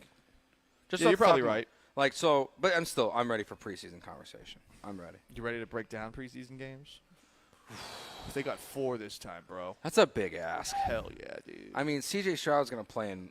Well, listen, man. 2 of them. Listen, it's football time in Houston right now, until it's baseball time in Houston or basketball time in Houston. Yeah. Seeing as this is a very fair weather sports city, which is fine. I don't judge it, but it is very bandwagony. Yeah. That's why I'm a bandwagony person. I've adapted to my surroundings. Curious what the attendance looks like this weekend versus the Mariners. Yeah. Yeah. Not wearing the half shirt this week. We need to defend the wall. We need to defend the wall. I'm proud of you. I'm debating doing a trip up to Seattle this summer to go. They're playing in Seattle, I think, July 19th through 21st. So I might go up for that one. Nice. I might do the half shirt again just to annoy everybody there. Oh, yeah. Do you think, does the half shirt go over better in Houston or better in Seattle? I think in Seattle they like it because of this. Because I did try to be a Mariners fan for a little bit of time. I did try, but just didn't work out. What are you rooting for? Long distance relationships just don't work. I can't get Twitch. I didn't predict them to go to the AFC Championship game this year. You did. You said best roster of all time. Not yet. That's what I heard. Come on, we gotta get we gotta get some engagement, right? We'll get so there. that those aggregator accounts like Nick Schwager, who's posting a picture of Will Fuller doing lunges and saying Texans when they have 25 wide receivers on the roster. Yeah, apparently Nick Caserio was just on the Pat McAfee show and was asked about J.J. Watt, and he said J.J. Watt will always have a role in this organization, and then he cracked a joke about who comes back first, J.J. Watt or Tom Brady. Mm-hmm. So, definitely somewhere between 3 o'clock and 6 o'clock today, there's going to be a segment from Jeremy Branham asking if J.J. Watt's coming back to the Houston Texans in 2024. Wow, damn. Call my shot. That's a mean thing. No, it's just he's to assume he'll say. I'm going to just call my because shot. he trolls for engagement is no reason to say that he would pander to the entire city of Houston with a segment entirely based around bringing J.J. Watt out of retirement.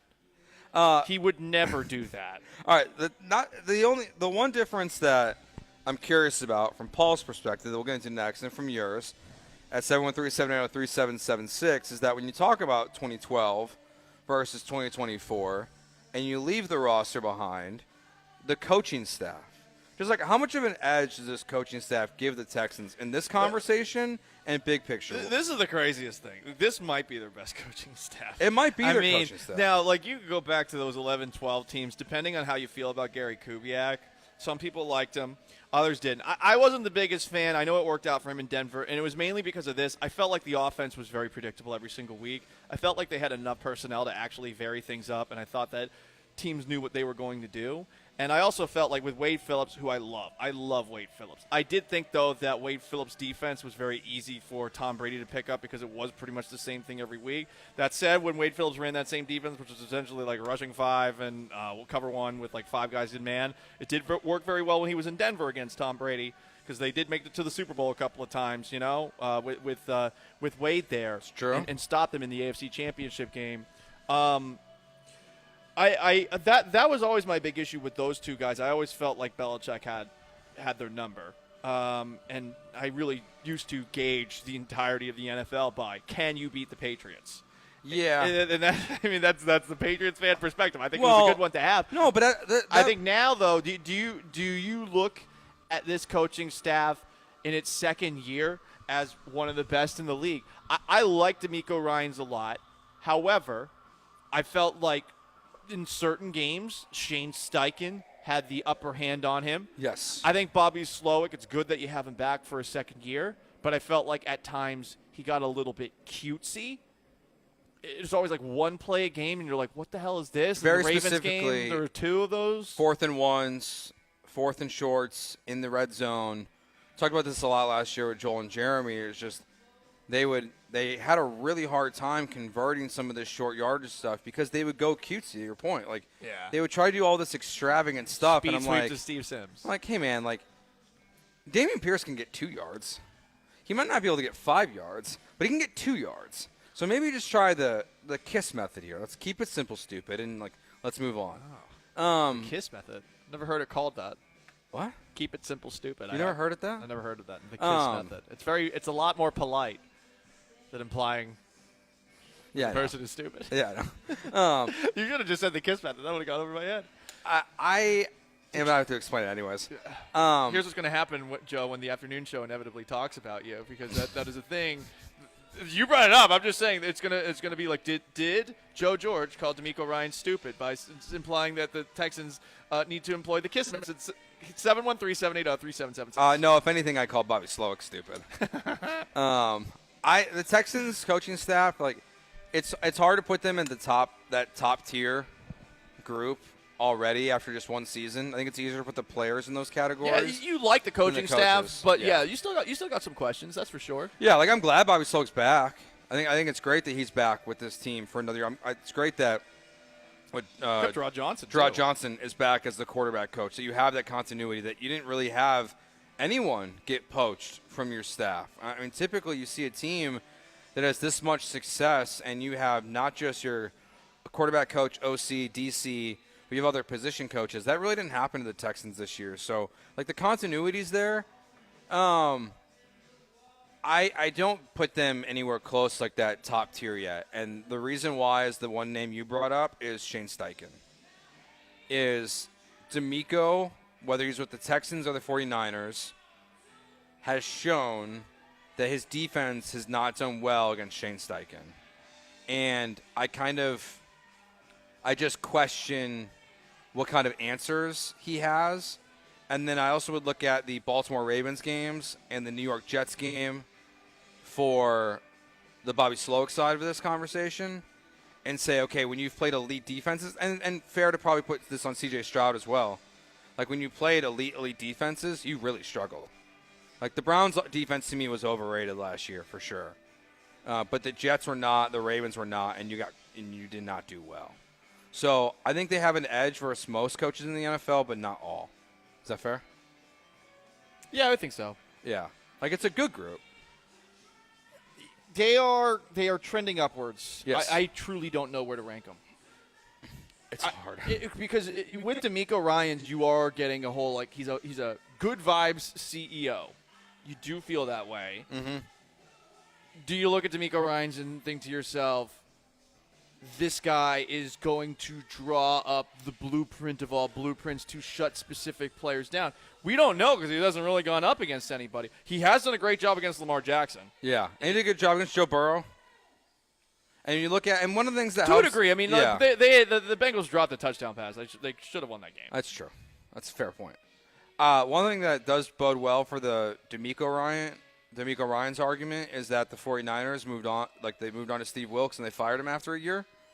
So even though, like, they had a quality defense still, like, they viewed that they had enough of a step down from DeMeco to Wilkes, from 23 to 24 or 22 to 23, that they had to make a coaching change right away. So, like, that kind of goes to the history of DeMeco Ryans, I would say, about, like, the quality of coach that he is. I mean, they're in the top. He's in the top 10 for sure. It's also not that hard to be in the top 10, to be honest. I think he's around the top 10. I don't know for sure that he's in the top 10. I want him to be in the top 10. I think we would, if we really went through it, there's a lot more coaches we would just automatically keep outside the top 10, and that would kind of vaults him. Do you want to do this on the other side? Yeah, we'll have a short segment. Yeah, we'll do a short segment. We'll find out where DeMeco belongs. We'll do that next year on Gallant George on ESPN 97.5 and 92.5.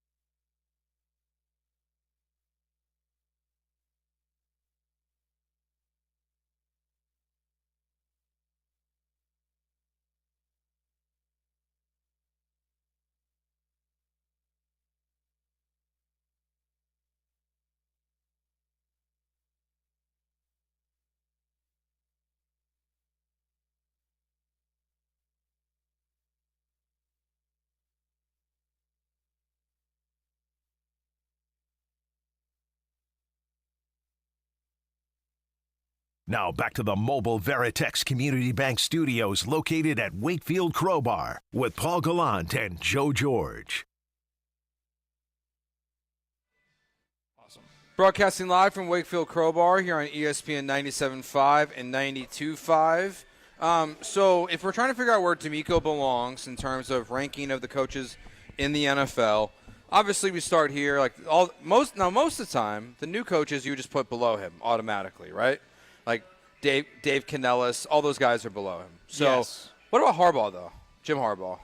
Jim Harbaugh's better than DeMeco. Because typically, like, you would just automatically – he's a new coach. Yeah, he's better. But he's than been DeMeco. to a Super Bowl. He's better than DeMeco. Yeah, so Harbaugh is definitely in front. Just won a national title at Michigan. And then Dan Quinn, who's also been to a Super Bowl, is now a head coach again. Do you put him in front of DeMeco? Or I think Dan Quinn was a very underwhelming hire, so no. I also agree, and I think it's also mostly his – he does not get enough blame for losing that Super Bowl to the Patriots. Right. Everyone talks about Kyle Shanahan. Quinn was the head coach. Yeah, Quinn's the head coach. So, okay. So we've got one head coach in front of DeMeco. Let's just run through AFC East. Sean McDermott. No. You don't think that McDermott's better? I do not. I think it's debatable. Okay. Mike McDaniel. This is a hard one. Yeah, he's better. He's better. Robert Saleh. No. I like DeMeco better. Gerard Mayo is the new coach. Yep. John Harbaugh. John. Kevin Stefanski, who won Coach of the Year over D'Amico this past season. Kevin. The one with all those quarterbacks last He year. won. He won 10 games with 4 quarterbacks. I don't disagree. I know D'Amico got the best out of him in the playoffs, but he's a 2-time Coach of the Year winner for a reason. Mike Tomlin. Of course, Mike Tomlin. Zach Taylor, who has been to a Super Bowl. I take D'Amico. Once again, like with McDermott, I'm unsure. Yeah. So you'll note that we've gone through 8 teams already, and that we like a lot of those coaches more than we like D'Amico, which is why it goes back to where I think we want to put D'Amico into that top 10. But let's keep going through. Doug Peterson, I'll take D'Amico over Doug Peterson. Yes. Though Peterson has won a Super Bowl. Yeah, but it's like past life. Like at least Jim Harbaugh showed it at the elite college level he could win. If Doug Peterson had C.J. Stroud, and if D'Amico had C.J. Stroud, who would win in a head-on game? I don't know. See, okay, well then that's another I don't know. Yeah, that's another I don't know. Shane Steichen. Steichen left a very positive first impression. He did, but I'm gonna take D'Amico because of just head-to-head. D'Amico won the division. So yeah, but he kind of qualifies. The Colts almost swept them with Gardner Minshew. I know. Gardner Minshew both games for the most part. Brian Callahan, new coach. Andy Reid. Of course, Andy Reid. I mean, already I think D'Amico's out of the top 10 already. Yeah, I think he's out of the top 10. With the Raiders, you got Antonio Pierce. He's a new coach. Yeah, we said Harbaugh. Sean Payton. This version of Sean Payton I do wonder about, but this is a hard one to tell. At the same time, it is debatable. Yeah, I feel like I almost just I need another year of Sean Payton. We just went through the AFC and we're not even 100% sure. Well, he had a really good year this past year. There's no denying it. There's no denying it. I'm gonna gut feeling this because obviously I said he was top 10 without looking at a list. I wonder if we're gonna do the NFC here and we're gonna realize the NFC coaches are like the quarterbacks. Mike McCarthy. D'Amico. I'll take D'Amico over Mike McCarthy, even though McCarthy has won a Super Bowl. Yeah. Nick Sirianni. D'Amico. Based off of the past year, yes, yeah, I agree with you. It probably should be Sirianni, but they fell so hard. I gotta go D'Amico. Dable, based off of all the drama in New York. Yeah, D'Amico. Commanders don't. We're not. We counting said Dan them. Quinn. Yeah. Right. Lions with. Why am I? Dan Campbell. Dan Campbell. I don't know why. I was like, wait, he's not Dan Quinn. I'll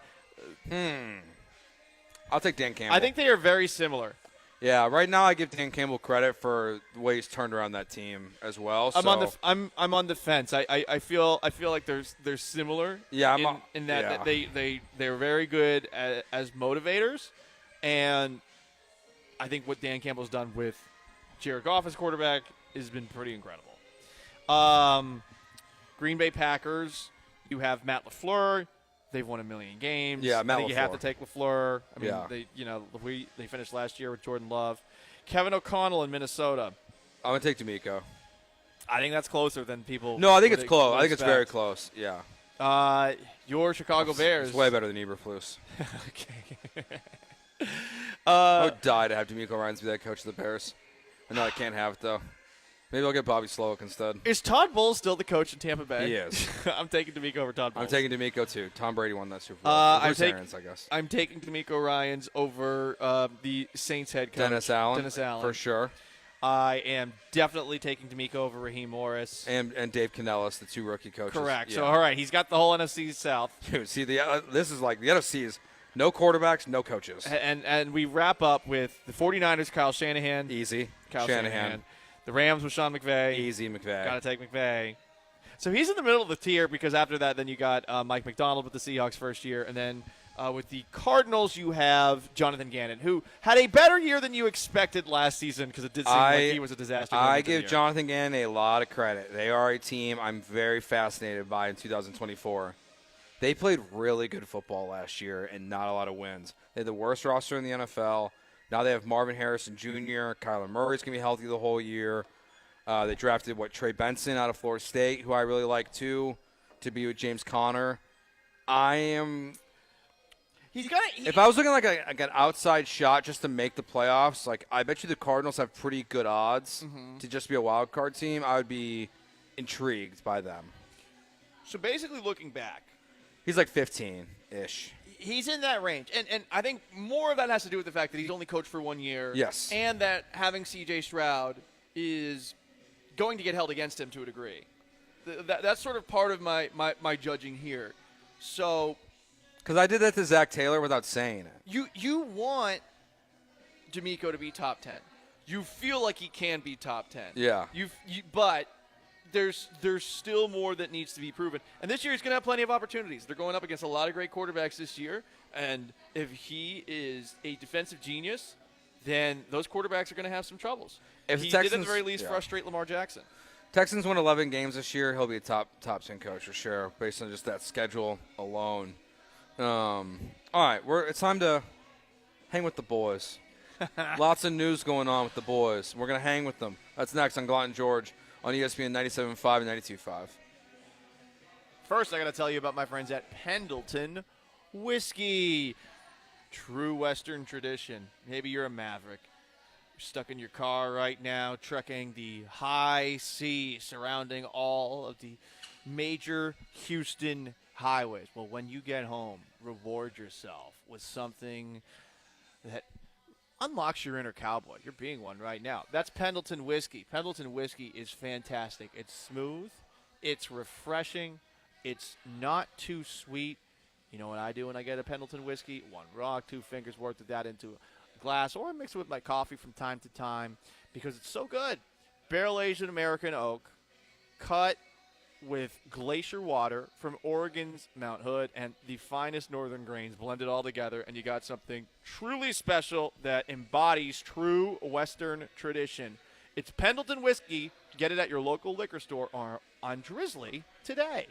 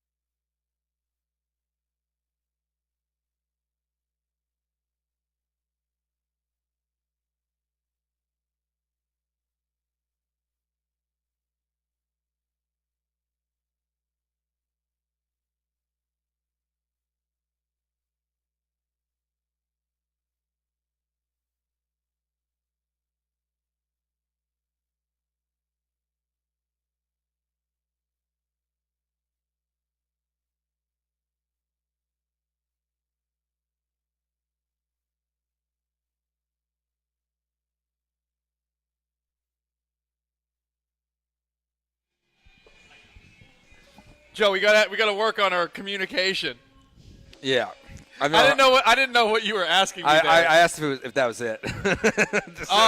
Okay. No, that wasn't it. So, thanks for listening to the Paul Gallant Show. I appreciate it. I must have missed the hanging with the boys, or at least the intro for it. Did it every week because we were looking for ratings. So why not talk about the Dallas Cowboys? Because that's what all the ESPN shows do. Yeah. We'll talk about them a little bit later too, because they got called out today or yesterday by Sir Charles, which I very much enjoyed. I didn't know that he did a drive-by on them, too. Well, I think that's who he was targeted at. The drive-by was at First Take. Oh, gotcha. Okay. At least that's my interpretation. Okay. We'll play the audio a little bit later. But it's time to hang out with the boys. What do we got today? What are we hanging out with? What are we talking about? Well, there's a lot of stories about the Dallas Cowboys right now, and my God, some of them are just delicious. And I'm sure that this was the A block or B block on one of the Speak for Your Pizza shows on all of those networks across the land. But Ezekiel Elliott had an introductory press conference back with the Dallas Cowboys. Wild. He says the Cowboys have unfinished business. I'm just here to chase a dream, said Elliott last night. It was important to get back here and finish what I started. Dak Prescott co-signed it. Ezekiel Elliott, 1 year, $3 million. Can't put a price on a Super Bowl ring. No, you can't. He's the difference. Even though it's probably worth more than $3 million if you win it. Eventually. Oh, maybe not. Maybe like $1 million. I don't think a Super Bowl ring goes for that much. You don't think Ezekiel Elliott Super Bowl ring would go for like? I feel like Cowboys fans are pretty loony bin. I'm shaking my head on that. It's not Tom Brady. Tom Brady has 8 of them or whatever. Yeah, but a Super Bowl ring generally, from what I understand, I think we learned this based off of like certain players who like have to pawn it off. I feel like Super Bowl rings have generally gone for 50 to 100,000, which is crazy that people will pay more for a baseball than for a Super Bowl ring. All right, yeah. Lawrence Taylor sold for $230K in 2012. That's one of the greatest players of all time.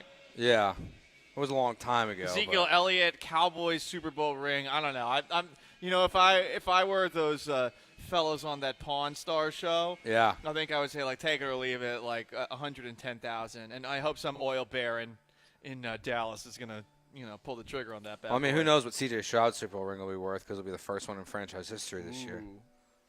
It won't be worth more than Lawrence Taylor, though. Good point.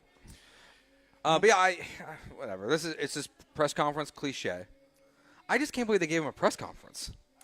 Well, I can't either, because they think that he can lead a running back by committee backfield. Yeah, like you don't give a committee a committee guy a press conference.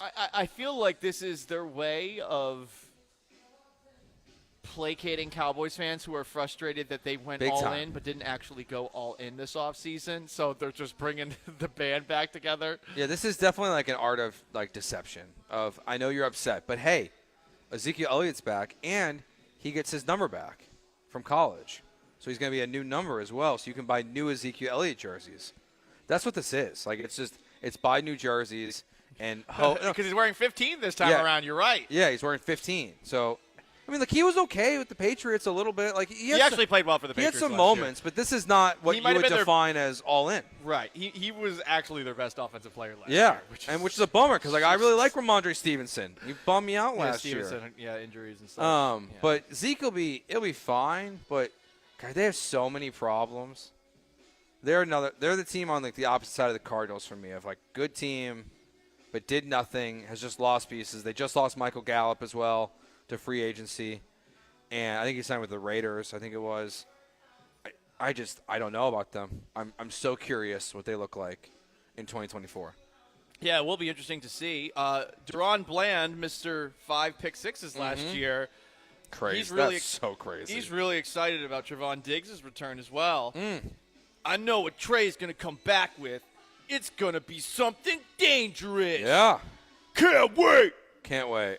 Yeah, it's the Cowboys. Can't wait to watch him get cooked by the Texans on Thanksgiving. Hell yeah, dude. Trevon Diggs is a good corner. He's a gambler, though. But he's a big-time gambler. He's a gambler. Like those two guys are going to have a ton. I cannot believe Deron Bland had 5 pick sixes last year. It is insane. Absurd. It really is. If you had him on your fantasy football team, you're doing great. Yeah. One of the things with those gambling corners, I hate them. I hate the gunslinger quarterbacks. They throw too many picks. And the guys who take gambles. Asante Samuel, before he dropped the game-winning interception in the Super Bowl that shall not be named, the play before the David Tyree catch, before he dropped that was right in his hands. Look it up on YouTube. Oh, my God, it was right there. He should have caught it. I could have caught that. Literally, I could have caught that, even though I had bad hands and had to play defense back. Sometimes because of that, whatever, it doesn't matter. To bring it back to this, I hate those corners who gamble, and this guy gambles a ton. You can gamble a little, but you're responsible. Yeah. You can't gamble on every single play. It feels like Diggs gambles on every single play. He's out there. Fun to watch. Yeah. I mean, like Diggs versus Diggs would be very entertaining on Thanksgiving. Mm-hmm. I really hope we get that. Yeah. I really do. It would be nice. I know you don't want that. I don't want what? You don't want to watch the Texans on Thanksgiving. I mean, I don't want to work on Thanksgiving, so yeah. It'll be a road game. Still, I don't want to work on Thanksgiving. We're gonna do a stream. You got to do a stream. Yeah, I guess. Yeah, got to put that content on the internet. People don't take a day off. Yeah, I hate how the NFL has just kind of invaded every single holiday. But hey, whatever. That they have. It would be fun to have a Texans Cowboys game on Thanksgiving, I suppose. Trey Lance, 5th-year option not picked up by the Dallas Cowboys. So I guess he's not the future of the Dallas Cowboys. I'm not surprised by this. I I think there's a chance that he's still on the team next year and could be their quarterback. Like, if they're really going to move on from Dak Prescott, I don't know what their other options would be. You're going to the draft. You're going to go into the draft. Yeah, they're going to be good enough to where they're going to have 8 wins at a bare minimum. You would think so. You're not going to be in a position to draft a quarterback. You're going to have $40-50 million in dead cap space, I think it's from Dak Prescott, even if he just walks in free agency because of the way they restructured his contract. He's not. I thought there was a better chance he would get I thought he would get a better opportunity somewhere than this. Yeah, I mean, this is a pretty good opportunity, though, if there's an injury that happens. Like, really, Trey Lance needs a Dak to get hurt. So I'm not suggesting a Nancy Kerrigan, Tanya Harding situation, but it might be in his best interest to try to make that happen. Don't do it, Trey. I know you're tempted. Don't do it. Dak Prescott's going to have one of those off-the-field injuries, and I can't wait to hear your conspiracy theories the next day now. I mean, listen, if it's a weird injury like a baseball player, then can't throw it out.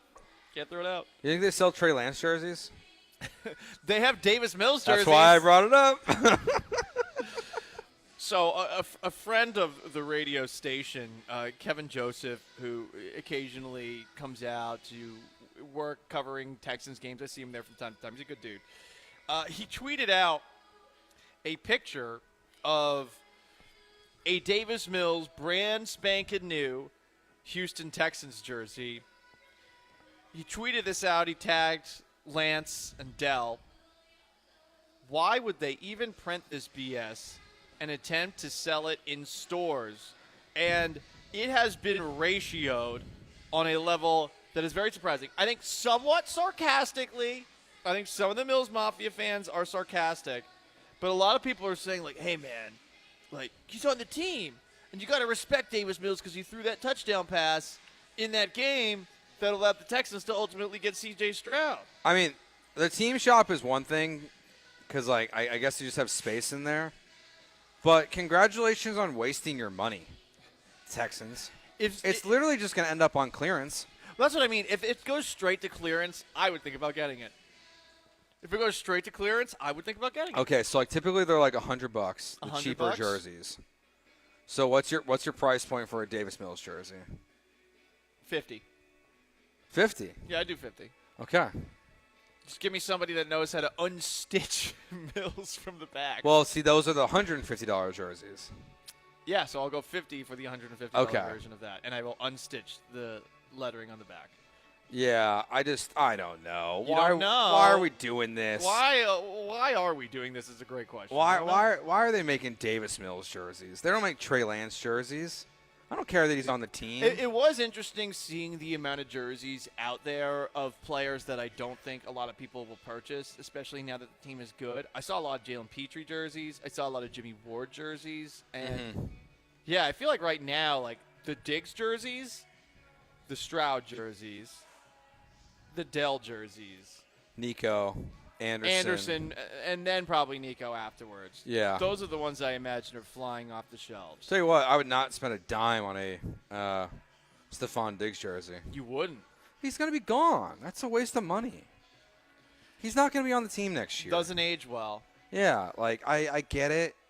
Everyone will be excited he's on the team this year, but I'm not a broke boy, but I don't like to spend my money that willy-nilly. Yeah, I feel you on that. Like, I'm not going to buy a $100 Stephon Diggs jersey and watch it walk out the door and be like, that guy's not on the team anymore. But what if it's the H-Town Blue one?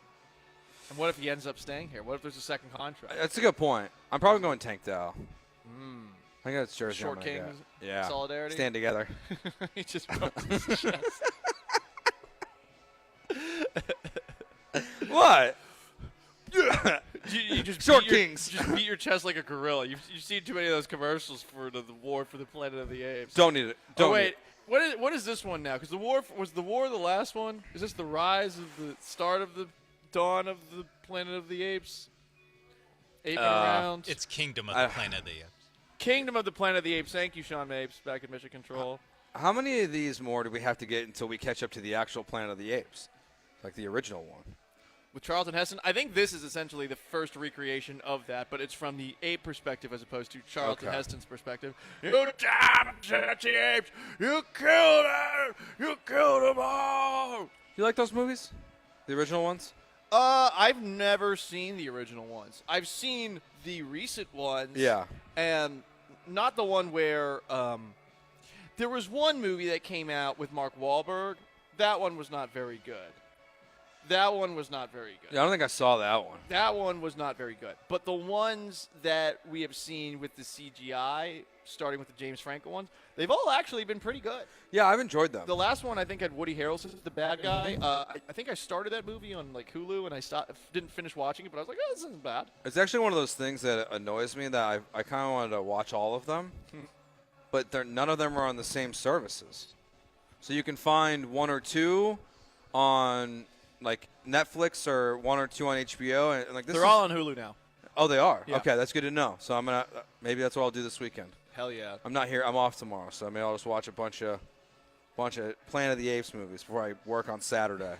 All right, we're in a new world of social media in which college football coaches and their quarterbacks, specifically play for the University of Colorado, are going on the attack on social media, and it has just become a bad look for everyone involved. We're going to do that next year on Gallant George on ESPN 97.5 and 92.5.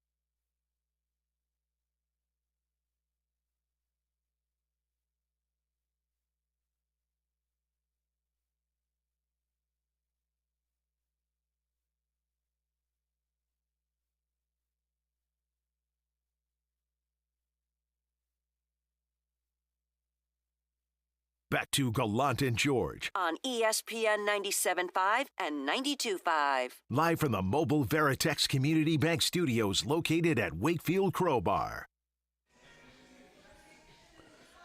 All right, tomorrow night here at Wakefield Crowbar, Tejano night, starts at 8 p.m., live music, no cover, On Saturday, they'll have the Canelo fight, UFC 301. No cover for that as well. Big fight weekend. Kentucky Derby's also on Saturday. And then Sunday for Cinco de Mayo, they'll have drink specials, a DJ, mariachi band performing in the afternoon. So plenty of stuff going on this weekend at Wakefield Crowbar. Come on out. Weather's cleared up. Looks nice outside. So if it's nice by you, come on by, get a lunch, get some beers, some drinks. Enjoy your day. Go home. The weather's bad. Who wants to work today? Come hang out with us. We'll be here till 6 o'clock, us and the Killer Bees. But, Paul, this story kind of started up again recently. The Athletic has decided that they were going to start kind of retelling the story of the players that got kicked off campus, basically, in Colorado. Like the football players that were told by Deion last year, you're not good enough to be here. You might as well just transfer. Don't stay. And it was a big deal at the time because they had, 50 players leave. But now they're starting to tell the story.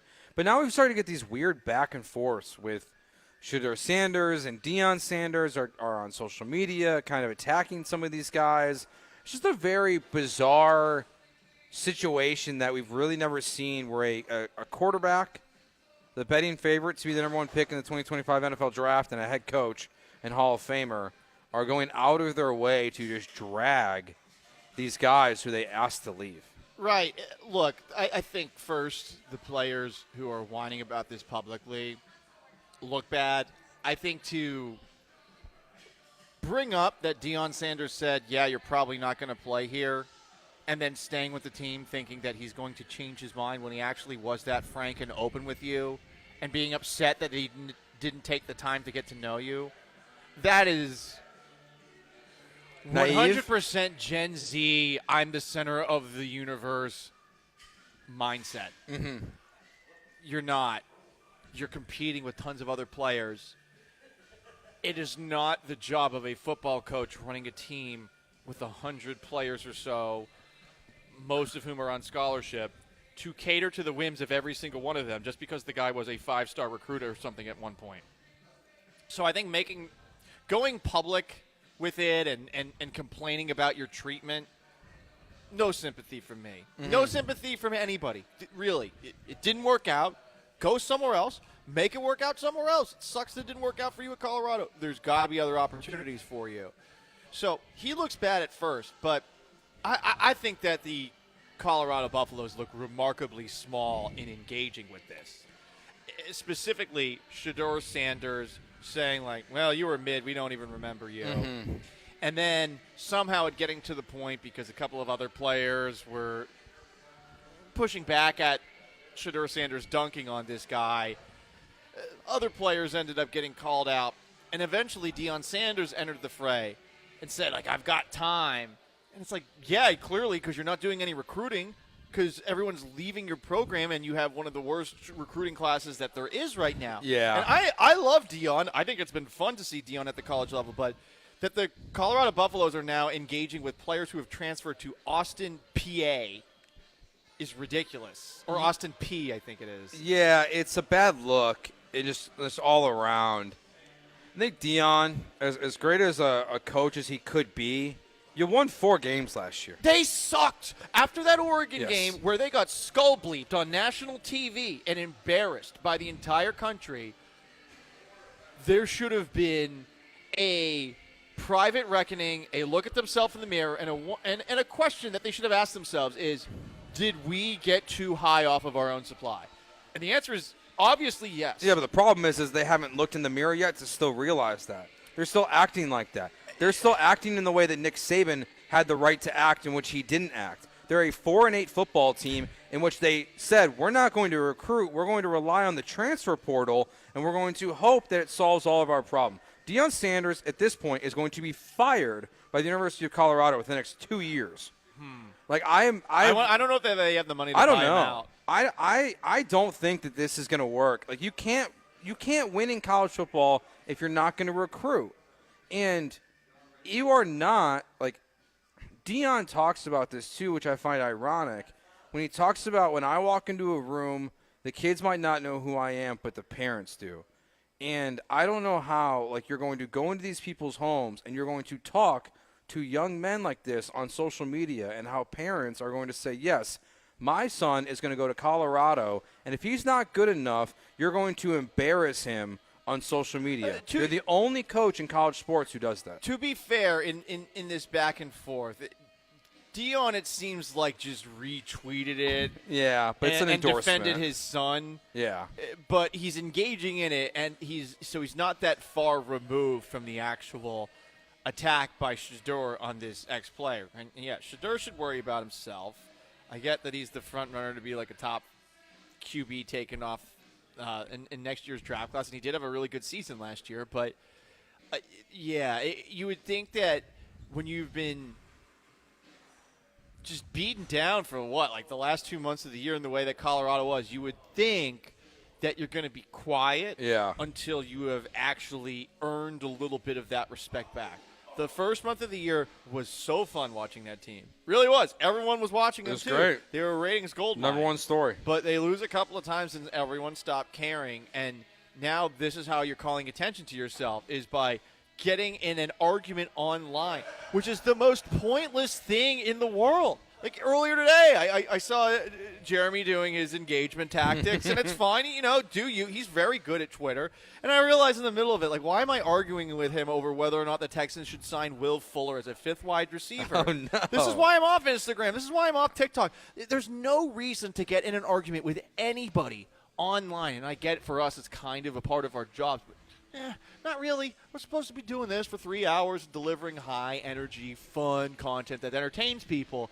And some people out there, they can't help but keep those rabbit ears up, check what people are saying about them online, and it's just not healthy. And it's also a bad look when you played like crap the year before.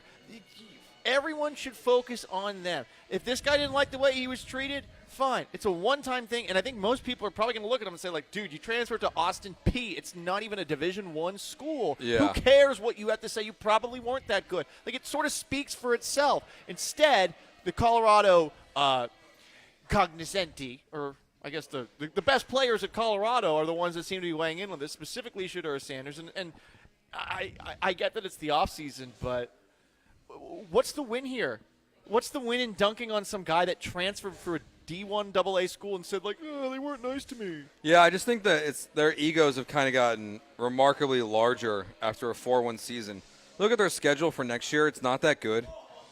It's really not. They have a pretty easy Big 12 schedule. The best teams on their schedule next year are probably going to be Nebraska, who they play week 2. Arizona could be good this year. Texas Tech, Utah. They should win 8 games this year. But even the stuff like this, what annoys me about this is, like, I think, like, Deion, what he's always talked about since he came back was, like, I'm going to let my kids be them. I'm not going to predict this and this and this.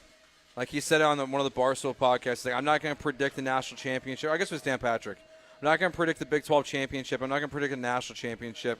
But instead what we hear from is like, well, I'm only going to let my son play for these 6 teams. They're, him and Travis Hunter are both going to be top 5 picks. I'm like, hey, man, like, yeah, it's not that I want Deion to be good. Deion is good for college football. I don't like this. And I'm curious, do you think that there are front offices that are looking at Shedeur Sanders right now? They're rolling their eyes, yes, 100%. With a side eye? They're rolling their eyes. And, I mean, Deion is the kind of personality where, I mean, he might weigh in on the son. And he is so relevant as one of the greatest NFL players ever that would be annoying noise for a head coach to deal with. Imagine getting second-guessed by Deion Sanders. Wait till they win 2 games, the team that he's on, and Shedeur Sanders walks up to the podium and goes, you know what? This isn't working. This coach should be fired, and they should hire my dad. Wait till that happens. I mean, theoretically, if Shedeur Sanders has a great year, and I know that Deion Sanders says he wants to stay at the NFL, but he also said he wanted to stay at a HBCU and didn't stay very long there. If Sanders is one of those guys who's picked top 5, there's a very good chance that he's going to be replacing a fired coach and that his father might come with him. I mean, Deion has been pretty adamant that he does not want to coach in the NFL. That he really wants to stay in college football. But I wonder after this past season with the fact that he's looking at the transfer portal and thinking to himself that he can win here. Well, maybe it's easier to win in the pros. Instead, it's a little bit easier to recruit guys in, I guess. To a degree, yeah.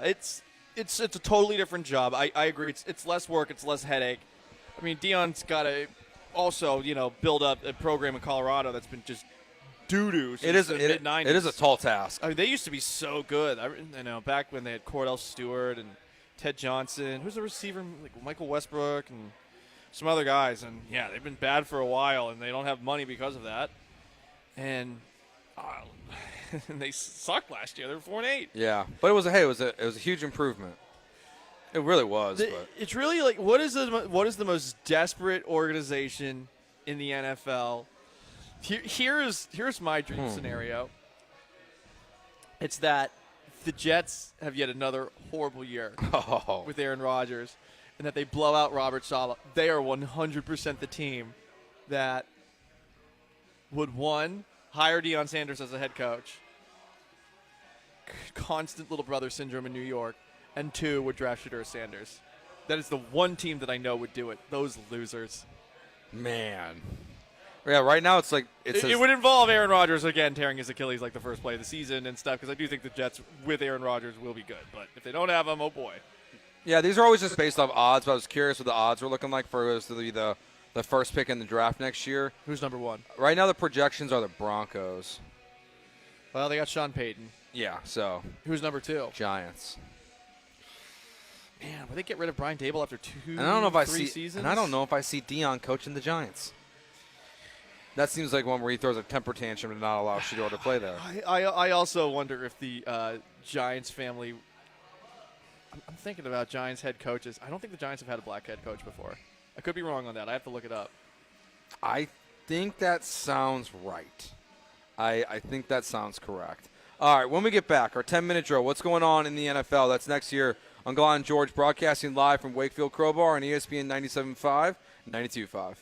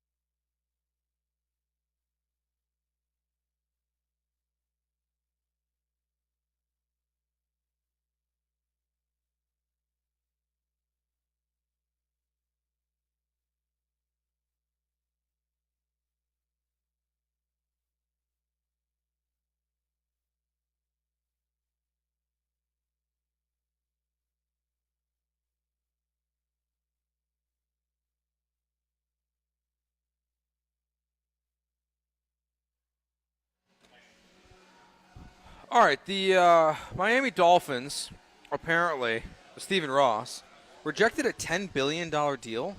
Yeah, to buy the Dolphins. Wow. And the property where Hard Rock Stadium is. Man. If I'm a Dolphins fan, I'm so bummed out hearing that $10 billion couldn't pry the Dolphins away from that bozo. Yeah, I mean, weren't they talking about taking the team away from him at one point during the Brady stuff that was going on? I'm not sure if they were talking about taking the team away from him because I don't think that he, did the things that usually get teams to be taken away by the league. It usually involves some sort of sexual harassment in the NFL, whether it's Dan Snyder or it's Jerry Richardson and his love of jeans. So I don't remember that, but I do know that Stephen Ross is a bozo owner and that the Dolphins have been a bad organization since he's been in charge, even though they've had Mike McDaniel as a head coach. He and Woody Johnson, people talk about how the Patriots had it easy. Well, those two helped. They suck. Yeah, I do feel bad for Dolphins fans. I don't. I hope that they suffer forever. Why do you hate them so much? Patriots fan. Yeah, but they're like... No, I want all of those teams to be bad they're like forever. bugs on the windshield for you. Right. Well, I have to go to the car wash. I guess they did have some success. They did beat them, I think, for the division title once. And they would beat them occasionally in games. Yeah, it seemed like had of everyone in the division, they had the best chance to win. Probably, yes. Like they more often than not, they would split with the Dolphins for some reason. Yes. Ronnie Brown. Mm-hmm. The Hail Mary game. The Hail Mary. That is one of the worst plays I've ever seen. Oh, man. Gronk out there. Gronk, what are you doing, Just dude? flailing around. What an all-time bad move by Bill Belichick. This is definitely an owner that I would imagine most Dolphins fans want out. And I'm curious as to how many more fan bases have owners that they would like to get rid of. Right. I mean, are you there with the McCaskies, the Bears? Oh, yeah, I've been there for sure. Been there for a while. Yeah. Well, because they're the worst. They have the weirdest ownership group set up in the NFL. It's more odd than the Packers.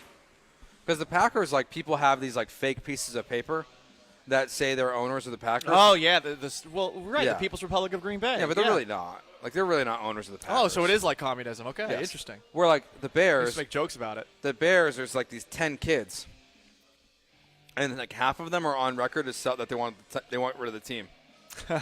So they don't want to pay that. They don't want to pay the inheritance tax. Like speaking of stadiums, they just had this disaster with the stadium in Chicago, where they said they were going to go to a lakefront stadium. They were not going to move to the suburbs like they had talked about, and then the city of Chicago dumped on it after one meeting. It didn't make it out of one meeting to approve it. It looked cool though. The pictures. I didn't like it. You didn't like it? Why not? Do you want Chicago's riverfront to be pristine? It looked exactly like the Vegas stadium. Yeah, that's cool. I thought it was too replica. It's like the ballparks that all look like Minute Maid. Yeah, but Chicago could use something that looks like that to distract from all the AK-47s of the streets. Fact. They'll get one eventually. So they're up there. And then the Washington Stadium's coming down too. Yeah, but will it come down while the team's inside it? Probably. Oh, that reminds me of. Oh man, I feel so bad for that guy the people who were sitting underneath the. When it fell. When the poop fell out of the ceiling or whatever, the undercarriage of one of the rafters or something like that. God, that's nothing worse than poop water. Yeah, that happened, and there was the one. It was Jalen Hurts. He was walking by, and then the fans were leaning. Right by the tunnel. The railing broke. Yeah, dude. Yeah. Oh, man. What a dump of a franchise that Washington is. Maybe their new owner will figure it out, but they've got such a hill to climb. I don't know. I mean, the biggest obstacle for them right now is this stadium. Who would want to go to a game there? And the players, who would want to play on that field? So, and the thing is, they're probably going to change their name again, too. That would be really they've talked funny. about not staying as the Commanders with the new ownership group. It's they might change it again. They'll have 4 team names in 6 years. That would be funny. I mean, yeah, they probably should have never just left Washington football team. I think people eventually got used to it after realizing how ridiculous I kind of liked it was. it at some point. I think it should be the Hogs. The Hogs is good. Well, that was their back in the John Riggins days. Yeah. They called the offensive linemen there the Hogs, and similar color scheme.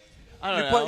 You pay homage your history. Yeah, you're paying homage to the history, yeah. and I mean I don't know if there's wild javelinas or boars or things like that in the greater area, but Yeah, I think that works. Mm-hmm. You know, maybe some people don't want it to be hogs because hogs are another way to describe the main vein and such. But no, I think that should be the nickname. There was a podcast session going on recently with Cam Hayward of the Pittsburgh Steelers.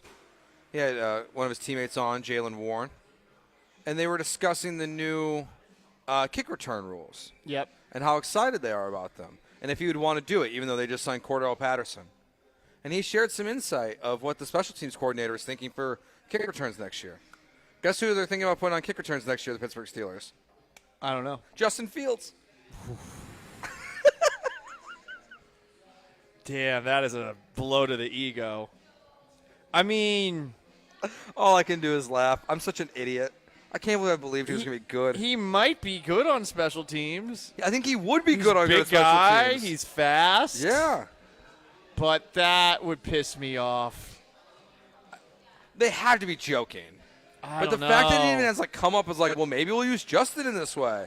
I don't know, man. Those sound like high thoughts. Probably. And you can't say that publicly before the quarterback competition even begins. Yeah, the special teams coach is probably regretting He's got a chance to beat Russell Wilson there. Yeah, if you're a special teams coach, I mean, I guess you're never going to be working with Justin Fields unless he's like a holder or something like that. But, yeah, it's going to be a little awkward to walk by in the hallway. Dude, kick returner? Really? You don't think I'm better than Russell Wilson? You know what? Kick returner, that would be okay. Kick returner would be the one thing where I'm like, okay, well, that's showing respect to his athletic ability. Are they saying kick returner, or were they saying on the kick return team? The kick returner. Okay, this makes a little bit more sense. I again, still a bad look for Justin Fields' future prospects and the actual quarterback competition theoretically happening. No, I was thinking he's going to be in coverage on the kickoff team or something like that. Or blocking or something like that. No, it's not Tim Tebow.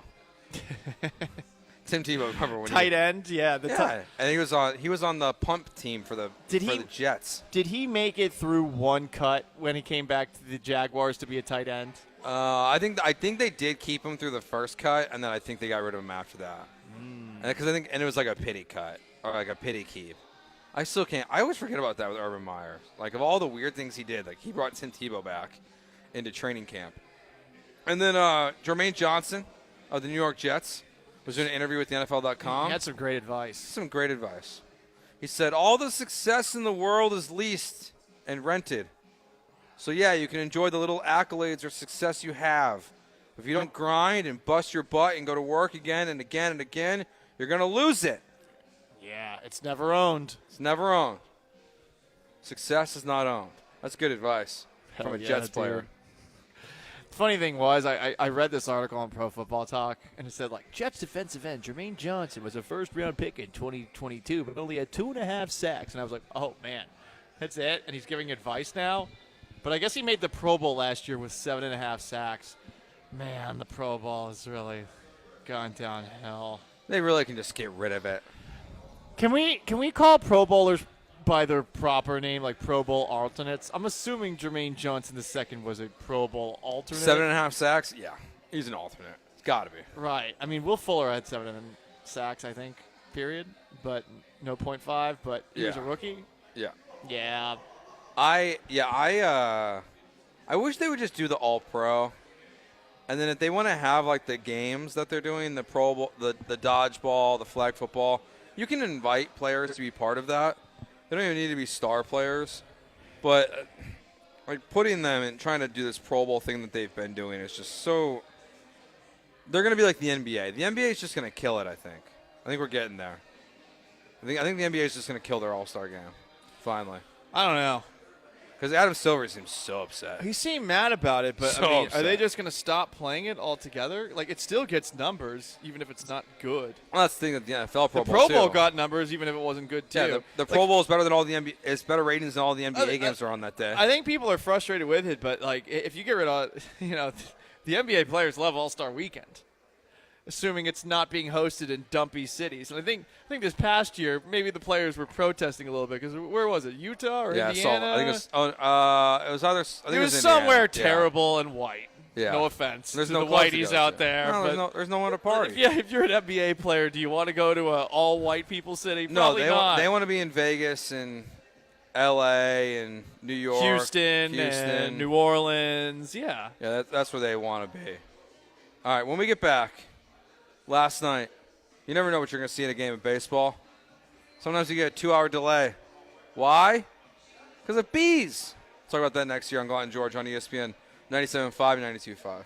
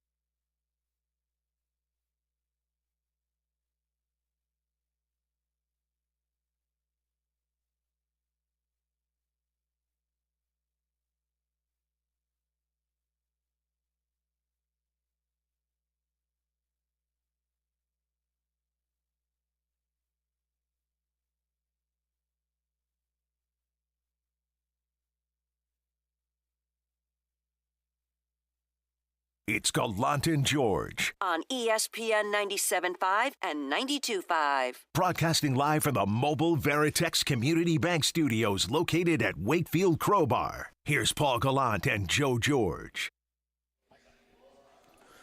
We didn't get to this yesterday, but on Tuesday night there was a 2-hour delay in the Dodgers-Diamondbacks game because there was a beehive on top of the net. Bees are dangerous. Yes. Have you seen My Girl? No. My Girl is a movie, Brian McDonald is nodding his head, where Macaulay Culkin and some young child actress at the time, like their best friends. And spoiler alert, because it's a really sad moment, but Macaulay Culkin gets killed to death by bees. And ever since I saw that moment, for the longest time, Joe, scared of bees. I was scared of bees because I figured like a swarm of bees can take you out. It's not like one or two. It's a swarm that can get you. And I think we all have a natural reaction when we see something that's yellow and black to be, like, at least for a moment, a little bit jumpy. Yeah, of course. Maybe more so with wasps or hornets than with, your routine honeybee or a bumblebee or something like that. But it was pretty crazy that they stopped the game for 2 hours for that. And shout out to that beekeeper who I hope got laid later that night. I'm sure he did. That beekeeper. He was a star. He put on a effing show. I don't know if you guys saw this. They bring him in, and they slowly put the elevator in. He gets to the top. He removes the bees safely by giving them one of those little drugs that I guess knocks them out. He puts them in a little I don't know, a portable bee carrying case. Takes them out, and yeah, he raises his hands up in victory when he's done. I mean, is it as amusing as baseball? Is it as entertaining as baseball? I would argue at times, yes, especially considering how bad the Astros have been to start off the year. And it's all because people are either allergic to or scared of bees. I would assume that's why they stopped the game. Well, because a foul ball hits it. Yeah, foul ball hits and you have chaos. Theoretically, but I mean, what are they going to do? Attack the ball? Like, I mean, or are they just going to go everywhere and attack anything that's nearby? I think that's what they're worried about. It was high up on that net. Yeah, but you don't even want, like, if they break off, I guess, and you have anyone that's allergic to bees, you're probably at fault if you don't take care of it.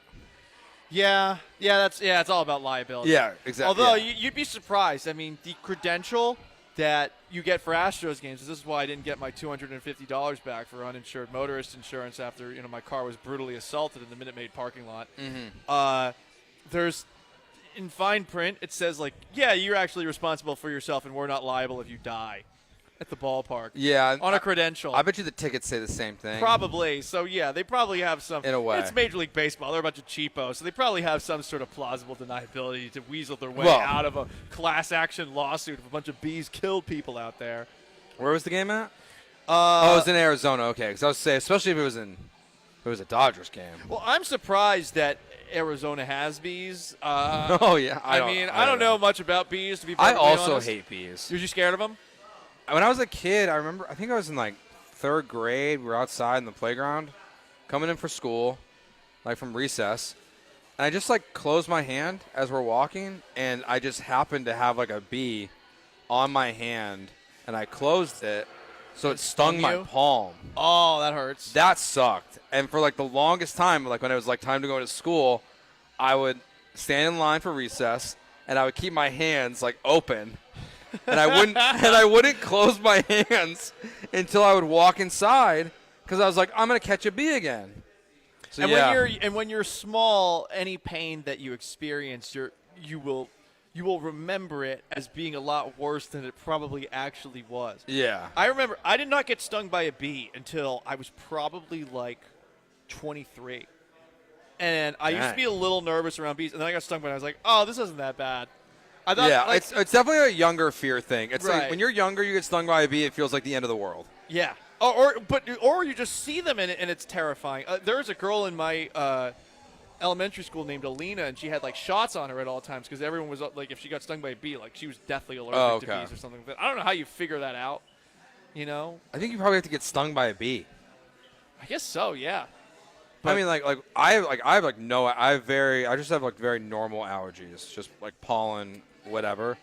But like for us to find out what my son was allergic to, we didn't know until he showed symptoms of stuff. It's tricky. What do? You do that like thing where you poke and it determines what you were allergic to and not. And yeah, I get pollen and all that stuff too. Yeah. I've developed a milk allergy over time. I have no idea how it happened It started. But yeah, like it's certain milk, and I think soy too, like F's with my throat and it like closes it up and stuff. Yeah, that's not good. Yeah. There's this protein powder I was doing back in the day. It was like whey protein when I first finally started putting on muscle in college. And I remember I bought this new brand because I couldn't figure out where the GNC was at the South Shore Plaza Mall in Braintree, Massachusetts. It was in the mall. I couldn't find it for an hour and a half. So I went to this vitamin shop that was across the street, and I got a different kind of, just whey protein. Yeah. And I was having mini allergic reactions that kept on getting bigger and bigger and bigger. And one moment, like, my tongue was swollen up. Oh, and I was like, but I paid $40. I was in college, so I'm an idiot. And I'm like, well, I paid $40 for this protein. So you're like, I'm going to finish it and then go back to the original one. So one moment, one day, I was about to go to my friend's house, and I was getting mad because I couldn't find my keys. Uh-huh. My dad, who is just a constant nagger, he is always like on my ass about like just really small things, like, oh, there's water on the ground here. This is when I didn't know how to troll him back. So he's like yelling at me, and I'm like getting madder and madder and madder after having had some protein. And all of a sudden, like I unbeknownst to me, like my heart is pounding. I could barely like breathe out of my throat, and I had hives everywhere. Oh. And that's like basically since then I haven't been able to drink milk. And that's why you do no cheese. As It's well? part of it. I mean, I didn't like cheese before. Okay. But it adds to it. It definitely adds to it. Now, Yeah. now I'm like, there have been times where I've had ice cream and I've had too much, and it's been the same thing where like my throat kind of closes up. Damn. And it's random too. Like I never know when it's going to happen. So it doesn't happen every time. No, it doesn't. That's what's even crazier. Interesting. And I love ice cream. Yeah, I remember we gave Joseph like a ear infection. We gave him like Ooh. amoxicillin. Ooh, yeah. And he broke out in hives, and I had never seen hives before, and they were like moving. Yeah. Like it's like his whole arm was red, and then all of a sudden it'd be gone, and his chest was red. And I'm like, what is happening right now? Like I've never seen this before. That's scary. And then the worst part is they were like, hey, like if he's allergic to this one, you won't be allergic to this one. He was. Mm-hmm. And then it was just as bad. And I was like, they wanted to do like that test where like they prick you. I'm like, he's 2. No. I'm like, no. I'm not putting a 2-year-old like through torture like that. Not fun. But bees also not fun. Anything else you're scared of, Paul? Let's get to know each other a little more. I'm 5'6". I like to stay close to the ground. Heights. No roller coasters. I hate heights. No roller coasters. Roller coasters I don't do either because of Final Destination, whichever one. Trucks on the highway with logs in them. Final Destination 2. Which was the NASCAR one because it made me not want to go to a NASCAR track forever. That was Final Destination 3. Okay.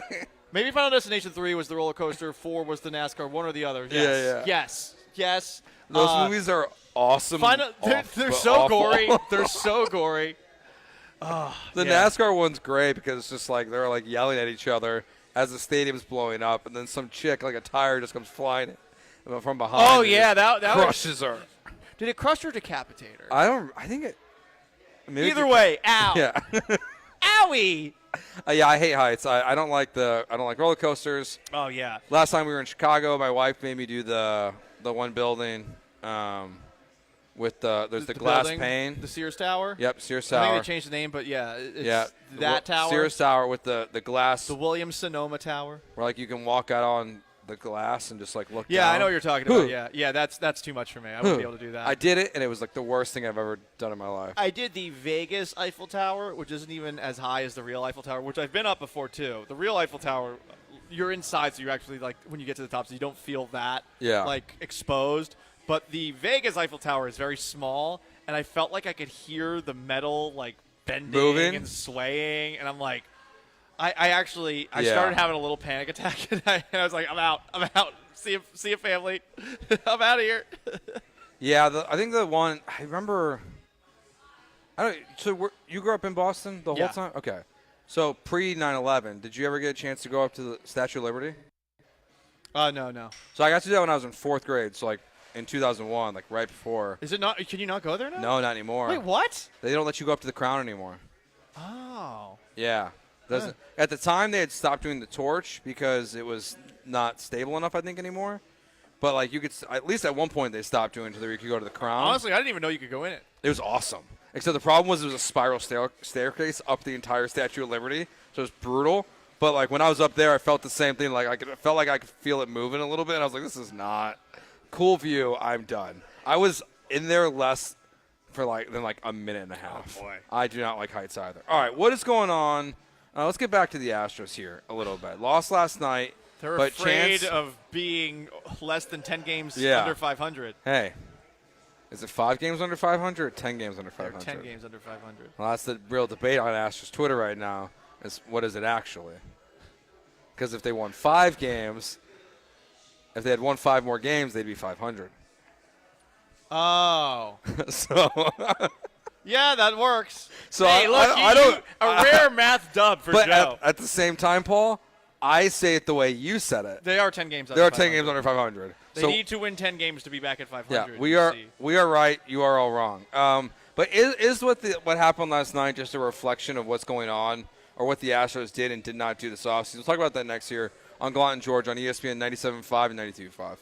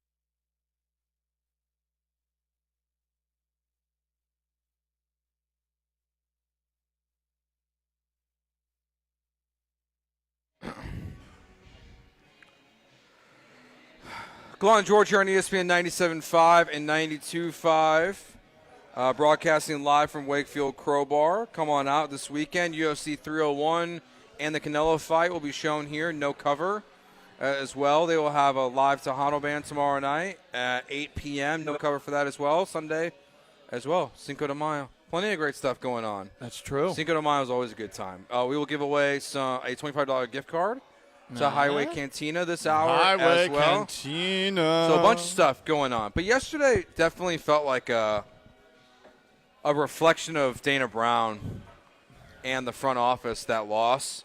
Why? Because they had to go to Dubin. Because you let 200 innings walk out of your bullpen. The bullpen has no injuries. And, the night before, Abreu, Presley, Hader do a great job. They get you to a point where you can win the game. But it would be nice to have Maton, Stanek, and Nearest, all three of whom cost combined a little bit more than what you're paying Josh Hader for 1 year. Yes. It would help now. Even if it was just Maton and Stanek. Like if it was like Nearest out, Hader in, and the other two guys are cheap contracts. Right, exactly. It's one of those things where because of the limited depth that they have in the starting pitching and because they did not really address the bullpen depth at all except for signing Josh Hader, but as a reactionary move after Kendall Graveman got hurt, honestly, if Kendall Graveman was healthy, would you feel great about him on a night-to-night basis if Brian Abreu and Ryan Presley have been what they've been for whatever reason? So, yeah, you're right. It's one of those situations that they put themselves in, and signing Josh Hader definitely was splashy, but there are moments where I do wish that they had those three over Hader. And it has nothing to do with Hader's slow start as much as it's sometimes more is better. Yes. I know the idea like less is more. Well, not in this situation where you've been putting Sean Dubin, who through no fault of his own is being put in a situation much like Blair Henley. Like Sean Dubin probably isn't a major league pitcher. Mm-hmm. To his credit, he's getting an opportunity. He got himself out of that jam last night, but I mean, they could have been completely out of it in the 10th inning. The bases were loaded with no outs. I don't know how he got out of that. No, I don't either. And it's funny because it kind of goes back to the Hader conversation as well, just from yesterday about using him for 2 innings. I guess that's why you don't like to do it. Because if you didn't use him for 2 innings, you could have used him yesterday in the 10th, I guess, if you wanted to. But I don't know if they would have done that either. It does feel like Hader has different rules where, like, oh, you're going to ask him to pitch back-to-back days after asking him to pitch back-to-back innings. Yeah. Oh, that's a step too far. Yeah, so they're in a tough spot. They are. I'm not as frustrated about last night as I probably should be. I mean, it sucked. There were some base running gaffes. They struggled with runners in scoring position. But I think, Joe, that's a good point in that it sort of highlights the things they didn't do this offseason. I mean, since they're dealing with some flukish injury luck right now, as I almost fell out of my chair again. That's the third time today. Third.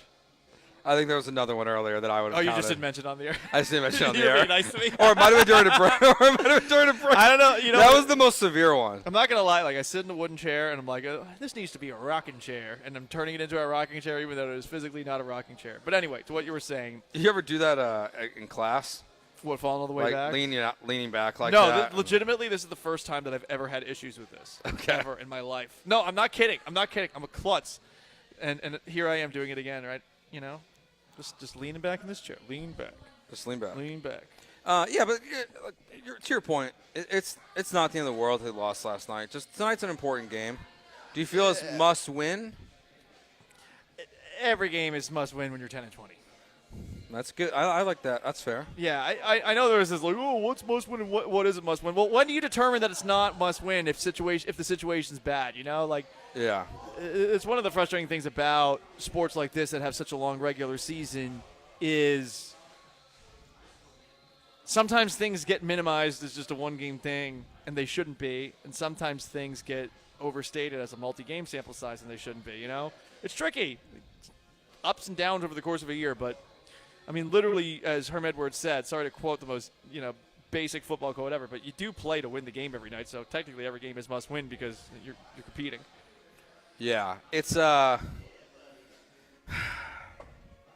we'll see. We'll see how this weekend goes. This weekend's more important to me than what happens tonight, because you have that's your first real opportunity to make headway back to the top of the division. Because like we talked about earlier, I also agree that they're still going to be a good team this year. The question is are they in too big of a hole to dig themselves out of it? This week, stuff like this, with the new schedule and the lack of games that you play in your division versus the way the schedule used to be, that's where it's more challenging. Yeah. Like if we had the old schedule, I would feel even better. Where you're playing all those AL West teams. You're playing like 19 times or whatever it was. Yeah. And now it's 13. The Angels, who just lost Mike Trout. Yeah. The A's, who I have no idea how they're in third place. They'll fall apart. They're not. I can't imagine they're going to do this for very long. Are they doing it to spite the owners like in Major League? I mean, it's a pretty empty stadium. This would be the actual movie about the A's that should be made if they actually turn this into a mildly successful year. Like, if they have a winning record with all the crap that's going on there and with how little they're paying into the payroll. If they won like 60 games, I think this is a successful year at this point. Like, they are a disaster franchise. Like, there's nothing good about them in any way, shape, or form. Their uniforms. Yes. I hope they don't change too much because I do like them. I hope when they got to keep that green and gold. Yeah, that Kelly green pops.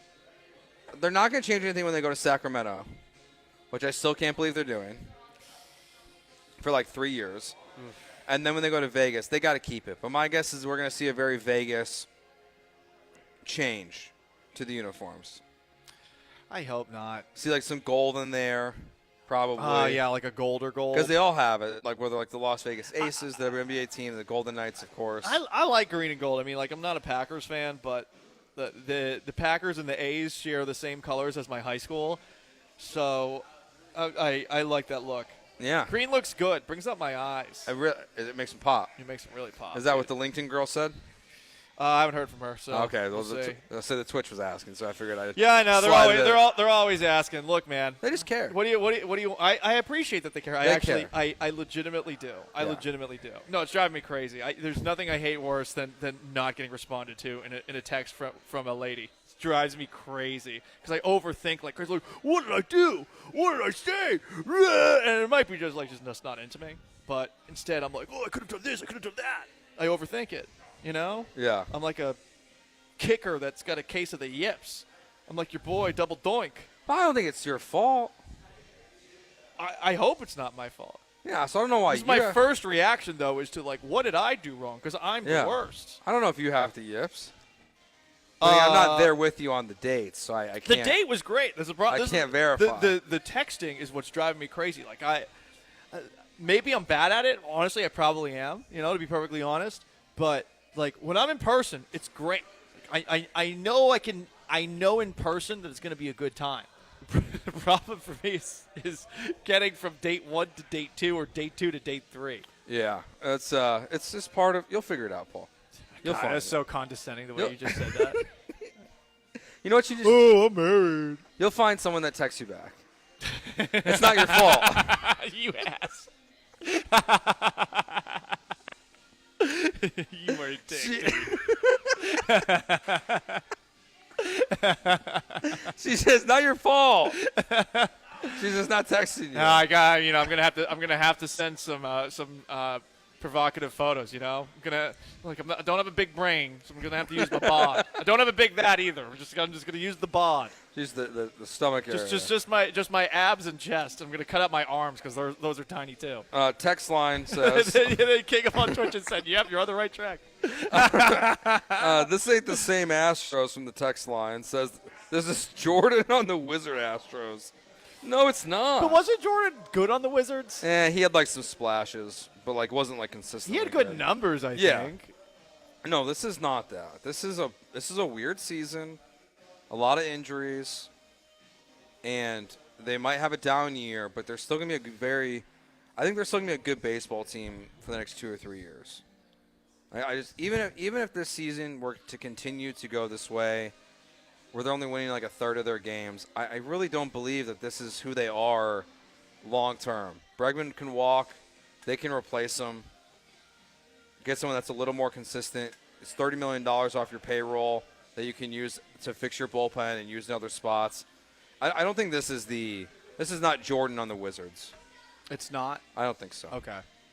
I don't believe so. I think this team's still going to win another championship. When? With Jose Altuve on it. Oh, interesting. I mean, there's a lot of changes on the horizon. I know, but you got to kind of have to make it happen the next 2 years, and next year you might not have any third baseman. Well, you still have Yiner, Jordan, and Altuve. I don't know about And Pena. Yiner right now. And he's not great with runners in scoring position. I'll tell you that.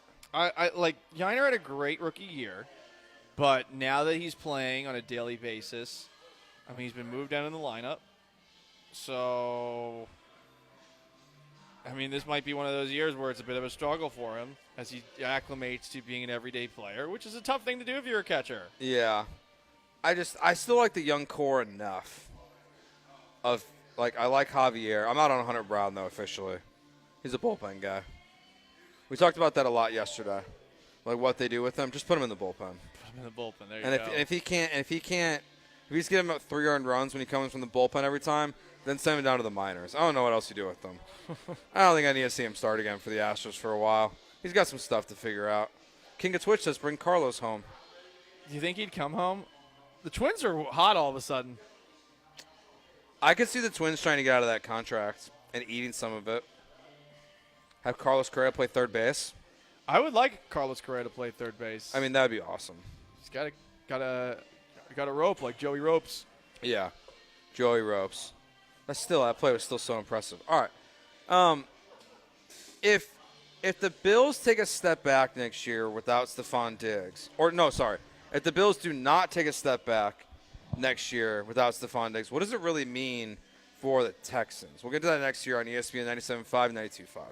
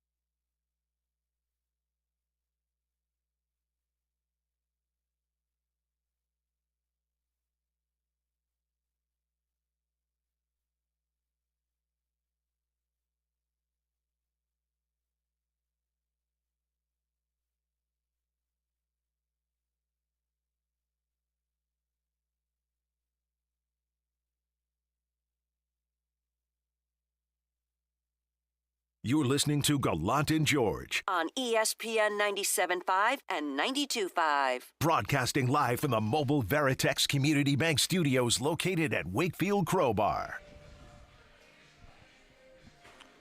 Gallant George here on ESPN 97.5 and 92.5. A conversation happening on the Twitch now about first base, why Yainer Diaz doesn't play it. I think we'll see it at some point with this mixed bag of why we wait for Jose Abreu to come back. I'd like to. I like Victor Caratini. It's the best move they made this offseason, honestly, in terms of just like value for what they're getting out of him. And returns thus far, because Hader has been, outside of the last time we saw him, not great. Yeah, not the best. Yeah. Not the best. So, I don't know. I think we'll see Yainer Diaz play first base at some point. I would imagine. I don't know. I mean, at this point, you should be rotating guys around, especially if Caratini's hitting. I mean, it's early in the year, but when you are 10-20 and you're Joe Espada, any little sparks you can find, you gotta fan the flames. If you will. You know, I'm no Boy Scout. I didn't learn how to make a fire or anything like that. I'm not exactly sure what you're supposed to do. Feed oxygen to the spark or something? I don't know.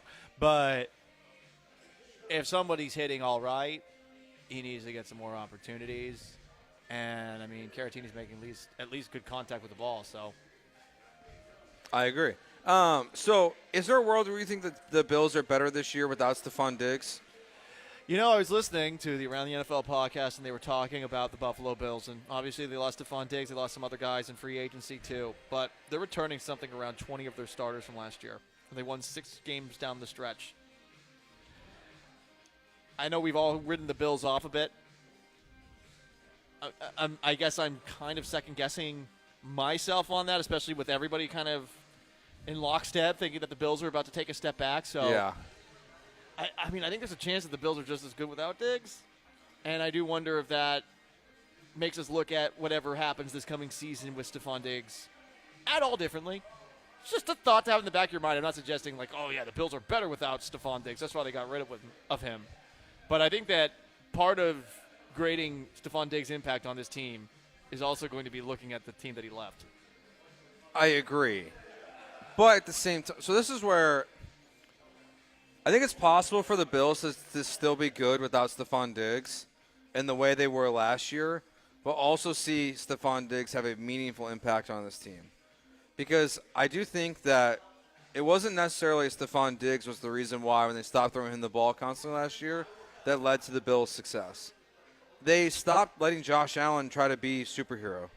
Like they focused on running the ball and making the game more simple and take out the Brett Favre moments from his game. And that is, to me, what hurt Stephon Diggs' statistics the most in those last 6 games. So I do think they're going to be better off without him. Like I think their offense is going to be what it was the last 6 games of the season. They are still going to be good. They are going to be trying to win games 21-20. 21-17 and focus on their defense and running the ball and letting Josh Allen make occasional plays. At the same time, I also believe that because C.J. Stroud's a better thrower of the football, that Stephon Diggs and the Texans' offense is going to be top 5 next year and be incredible. So yeah, look, James Cook did well for them down the stretch. They ran the football. Takes away from Josh Allen's turnover propensity. It worked. I mean, we were making fun of them before they started that 6-game winning streak, talking about Sean McDermott and speeches. With mucho gusto, he spoke. Lots of mucho gusto. He spoke. Well, it's a little too much. You seem to be a little more hesitant about that, where if the Bills have better success without Diggs, what it means for the Texans. I mean, I just think it's part of how you grade them. If the Texans struggle, for example, with Diggs support and the Bills look good, like, yeah, it's going to look bad. You know, you traded a second-round pick next year for him. But so I think that's just an important way to gauge this coming season. I do wonder long-term if we'll view this trade more positive than negative. Because the Vikings, you could, if J.J. McCarthy and Sam Darnold are awful, you could have just gave the Buffalo Bills the 33rd, 34th, 35th pick in the NFL draft. If they hit on that pick and you let Diggs walk after a year, in like the long term, probably going to be one of those things that when people are tired of Caserio, because it always happens with GMs, that people will reference back to. is trading a high draft pick for a player that you didn't keep. So, like, it better work. At least, like, to always kind of keep – not that keeping the fan base matters like, keeping them happy matters the most, but it'll be, like, one of the things that between that and Kenyon Green he could be more well criticized for. I am with you, though, on the Buffalo Bills thing, though. I feel like I kind of want to pivot the other way. Now that everyone's kind of jumping on board with the fact that they're not going to be good. Typically when something like that happens, you kind of want to be on the other side of history. Yeah. Or at the very least, you're like, why is everyone agreeing to this? Yeah. Like, there's got to be, like, that's where you, I don't know, maybe that's the contrarian or the sports talk show host in me, but that's how I roll. Well, it's like when you look at gambling and everyone's like public versus money. Like if all the bets are on one team from the public, it's usually a good opportunity to fade that because the public is the most wrong. So if everyone's telling you that the Buffalo Bills are going to take a step back next year, I definitely see why you are like intrigued on the idea of going the opposite way. Because, yeah, don't feel that way about the Texans, though. The Texans are going to be good. Hopefully. I think they're going to be good next year. They got to win games. Fact. They got tougher games this week. You have to outscore the other opponent. Yeah, there's that. But I mean, they're playing a tough schedule, and we've had quite the honeymoon after year one. But when does the honeymoon end? There's a lot of work. There's a lot of work that needs to be done, and they have to be better. Yeah, and it's not a guarantee. And they almost lost to the Colts in the last game of the year, and they did take advantage of a Browns team that had Joe Flacco under center, finally at full strength that second time around. Like, I'm not trying to ruin all the optimism. It's fine. I'm just saying, like, the crowning feels a little misguided, and I think it's being done out of excitement. Like, I think they will be a competitive football team this coming season, and I don't even necessarily know that means it's a winning record. It's just a lot of tough teams that they're playing, No, for sure. Everyone feels great, but, talking about how the way the Bills have been kind of slept on this offseason, the Texans won March, and everyone is hyping the hell out of them right now, to the point we're in a draft where they didn't necessarily answer any of the biggest voids on the team, the second outside corner or defensive tackle. Like, they didn't fix that. Yeah. They won March in free agency, but people were grading them in the draft like B+. And, I mean, grading grabs is dumb, but, like, did they really do that well? I have no idea. Yeah, that's one of those I say that's C hard. for satisfactory. They drafted, and Yeah. we'll see. But at this moment in time, there are a lot of things that still need to be answered. Yeah. Junior Bronco says here on the Twitch that he likes the no commitment to Diggs. I also like the no commitment to Diggs just because I think you have the better chance to get more out of it. But if you don't win if you don't win 2 playoff games this year, people could look at the trade negatively just because he's only here for a year. They could, and they might, but again, if you're Cassera, you can't really think about that. But that's a fan perspective for sure. I will say though, to the idea of getting rid of the last years of the contract, like, it definitely makes it a little bit more expensive giving up that second round pick. But at the same time, you want Diggs on his absolute best behavior. You want him to really be like Hernando Cortez, taking on the Aztecs, burning the boats. Like, just going straight in, diving in head first, and basically saying, yeah, there's no chance that we turn back here. Yeah. And you just hope that for a whole season he can actually not say be a good teammate, but more just not be a Debbie Downer unnecessarily, which it seems like from time to time he is. Well, yeah, it's okay. Though. He's competitive. Like, it's not. Yeah, there are plenty of worse things to be. This is not that high up on the scale of things. Like, he's a competitive guy, clearly, but seems like he pisses people off when things aren't going perfectly. Absolutely. And guess what? It's the NFL. Nothing goes perfectly. How long do you think, like, the honeymoon's there for the real, like, Homer Texans fans and media members? Like, they won March. They had a great year last year. They won a playoff game. Like, does the D'Amico, CJ Texans honeymoon last through most of the season? No, it just really depends on how they start off the year. Like, they have to do well. If they start off, there's a lot of hype going into 2018, and they started off 0-3, and then they won 9 in a row, and no one cared. 2020, I know it was a weird year, pandemic, but, like, yes, they came off the Chiefs loss, and then they traded Hopkins, but you still had Deshaun Watson, so there still was a lot of hype there, and then they started 0-4 and fired Bill O'Brien. Mm-hmm. Not that we're saying that's going to happen. No, I hope not. No, we're not going to say that. No. The Twitch is saying, don't be a Twitcher, is what you're trying to say, Paulie. Yes. Don't be. Yeah, you guys are downers. You guys are like the biggest downers on the Texans, though. The Twitchers, they're so down on them. I just don't think they like the Texans most of them. Yeah, I think it's weird though that they're. I think they're Cowboys fans. Oh, that's an accusation. Not all of them. Some of them. I know Meg is a Cowboys fan. I don't know that all. Yeah, of them. that's why. I don't know all of them, but some of them I think are Cowboys fans, but they just don't. But they like to dump on Total Dallas for being a Rangers fan, so they kind of hide. Maybe. Yeah, not all. Not even the ones necessarily in the chat at this very moment. I just think they don't like the beautiful game, football. That's also very possible. This is the beautiful game. The beautiful game is better than baseball. Junior Bronco Roughnecks fans. Hell yeah. That made me laugh. Good one, Junior. Watch out using that logo in the chats. Amy Adams will sue you. Oh, how did they not the get sued for that? Well, they got sued for the original one where the first logo looked more like an H, so they changed the top of the oil derrick for the Roughnecks logo so it looks slightly less. Yeah, again. They sued the Roughnecks too? Yeah, the logo. There was a slight logo change from year one of the Roughnecks to the next year of the Roughnecks. Because the I Adams didn't realize family is a that. bunch of sensitive little babies that realize that there's literally nothing of value in that Titans franchise other than having the Oilers throwback uniforms in the closet. They don't even wear them. Huh. I didn't know that. I was not aware. It's the fancy car they drive 3 times a year in the garage. At most. Yeah. All right, when we get back, Charles Barkley, he has some shots at the media and fans, I would say as well. And I do think some of what he says applies to what's going on with your local 9 because of his comments yesterday. We'll get into that next year. Broadcasting live from Wakefield Crowbar on ESPN 97.5 and 92.5. Before we got over here this morning, I went over to O Athletic, 767 North Shepherd, oathletic.com. Let's have a truth conversation here, friends. Someone was very nice to me on the Twitch the other day. They said, Joe, you don't look like you need to lose weight. Wrong. You know how I know that? Because when you go to O Athletic, they have this thing called the InBody. It's really cool. It's not just a scale.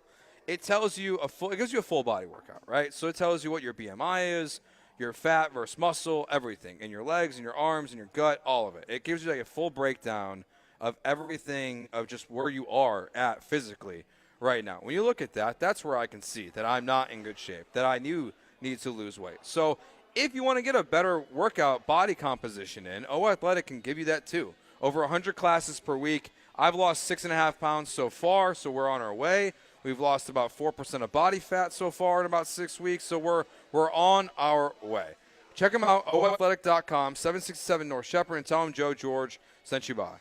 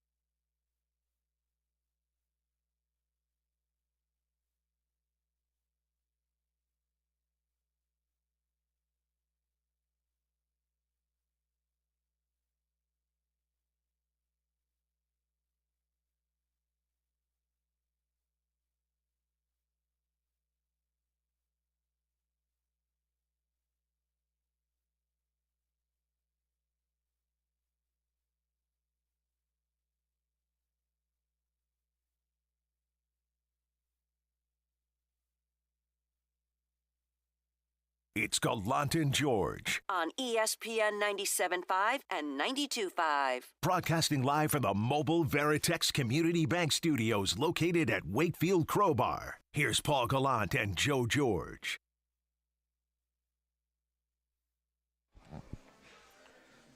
Gallant George here on ESPN 97.5 and 92.5, broadcasting live from Wakefield Crowbar. Come on out for tomorrow night. They have Tejano night. We'll have live music from Los Clásicos. There'll be no cover. Saturday, they'll be showing the Canelo fight, UFC 301. Also, no cover. Kentucky Derby on Saturday, Cinco de Mayo. You can come out on Sunday. They'll have drink specials, a DJ, mariachi performance in the afternoon. So plenty of stuff going on. $6 cheeseburgers today. $6 Maker Mark, $25 Modelo buckets. Always a good time. Hopefully, curious how many goes in a bucket. You ever go to a bar and there's like 4 in a bucket? That sounds like a Dallas bar. Yeah, it happened to me one time. I never went back. I was not very happy. I was very disappointed, actually. Just because of the 4 in the bucket? I had to, well, it was priced like it was a 5 or 6 bucket. And then it came out, it was 4, and I was like, I have a question. Am I bad at math, or is there something wrong here? And they're like, no, we just do 4. I was like, all right, whatever. Were they like 16 ounces or something? No. They were just 12 ounces? It was 12 ounces, 4 in a bucket, but it was so priced cans? Wait, was it cans? No, or they were bottles. Okay, I forget what bottles are, but geez. I think most of the bottles are 12, I believe. 16 maybe? Yeah. Okay. It depends. So Charles Barkley, a couple things. First of all, I'm very annoyed with him. Not at him, but with the NBC deal that's potentially happening. He admitted in a podcast he did that if NBC gets the NBA away from TNT and Warner Brothers, he can't go. Really? He's under contract through TNT. So the best talk show, pregame show we have dies. And it sounds like Shaq, Kenny, Charles, Ernie are under contract at TNT and wouldn't be able to just move to NBC without some kind of massive buyout happening. I feel like NBC would, if they're willing to spend what they're willing to spend, they'll find a way to make it happen. Yeah, because it's not like they're using Charles for anything else. That political talk show he was doing, they canceled it. Right, so he's not. I mean, listen, I'd love to be in the shoes of those guys where I don't have to do anything and I'm getting paid. I'm like Jose Abreu in West Palm Beach. Yeah. Nothing wrong with that. Yeah, it's living the life. I would be so bummed. It's the best thing, even though they dump on the NBA a lot. And sometimes I wonder why they're actually talk about it for a living. No, it's perfect though. Here's the thing. If I would tell anybody this. If you're telling the people that work for you that they have to say exactly the company line, it's just not going to be entertaining. Yeah. This is true with sports on TV. This is true with sports on the radio for the teams that have flagship radio stations in particular. Telling the people that work there that there are certain things that are off limits and that they don't have true freedom of speech. No, that's crazy. Is just as bad as some of the things we're seeing in our country these days. Almost as bad, or just as bad, you would say. Almost as bad. But Charles Barkley, while he was doing his show, there's obviously a narrative amongst the Phoenix Suns, the Los Angeles Lakers, the Milwaukee Bucks will be there soon. I would imagine with Doc Rivers, about coaches that deserve to get fired in the NBA. And here's Charles Barkley addressing that on TV. Part of our job, we watch all the games and we watch all the talk shows. A lot of these people on television, they're cowards because they want the players to like them. They don't want to do their job, which is to tell the truth. And I just want to say this about coaching. Anybody who thinks the reason the Lakers suck is because of Darvin Ham or the reason the Suns suck is because of Frank Vogel, you don't know what you're talking about. Frank Vogel is a hell of a coach. Darvin Ham is a hell of a coach trying to get his career started. But for all you punks, idiots, and jackasses on other networks who want to be media and who want all the players to like y'all, do your damn job. The Lakers suck. and the Suns suck because of the players. Has nothing to do with the coaches. I feel better now. Here, I can tell. Looks like you like getting that off your chest. I did. I hate it, man. You sit there like Darvin Ham needs to get fired. Frank Vogel needs to get fired. Who put them teams together? Them trash-ass teams put together need to get fired. Them guys, they didn't just all of a sudden suck as coaches. People who put them teams together they start packing up their stuff. Do you agree with all of that? Yeah, for the most part. I mean, it's funny how in the NBA the coaches are always the ones who get blamed. But, say someone like LeBron James, who clearly has a lot of input on what personnel is for the Lakers on a year-to-year basis because the Lakers treat their stars well, he's immune from that criticism. And then he's like, well, it might be my last game, like he does at the end of the press conference, which is naturally something that leads to Darvin Ham being the subject of firing rumors and stuff. Like this is the LeBron route. He does this all the time when things end disappointingly, Well, he leaves that mystery over the air, and it is about the players. It's never about the coaches in any sport. We blame the coaches often. Sometimes the coaches are really, really bad. Sometimes the coaches are incapable of getting the most out of their players. So they deserve fault. But, whether it was last year's Astros who couldn't hit and couldn't pitch in the postseason, and Dusty Baker's at fault for that, or this, it's weird that not just analysts do this, but also fans do this, where they say, oh, it's the coach's fault. Is it? Is it always the coach's fault? Like Bill O'Brien was a convenient scapegoat when the Texans lost 21-7 to the Colts after the 2018 season in the playoffs. That loss was not on O'Brien. That loss was on Deshaun Watson playing like ass. He was terrible in that game. Couldn't see blitzes coming off of the edge that I could see from the 800 level. And he was getting sacked, and he played horribly in that game. But we blame the coach.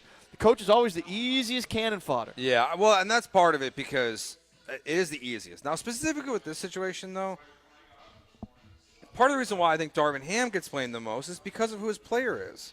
Because LeBron always blames him. LeBron always blames the coaches. Like that, what you said, LeBron, that's what he's done his entire career.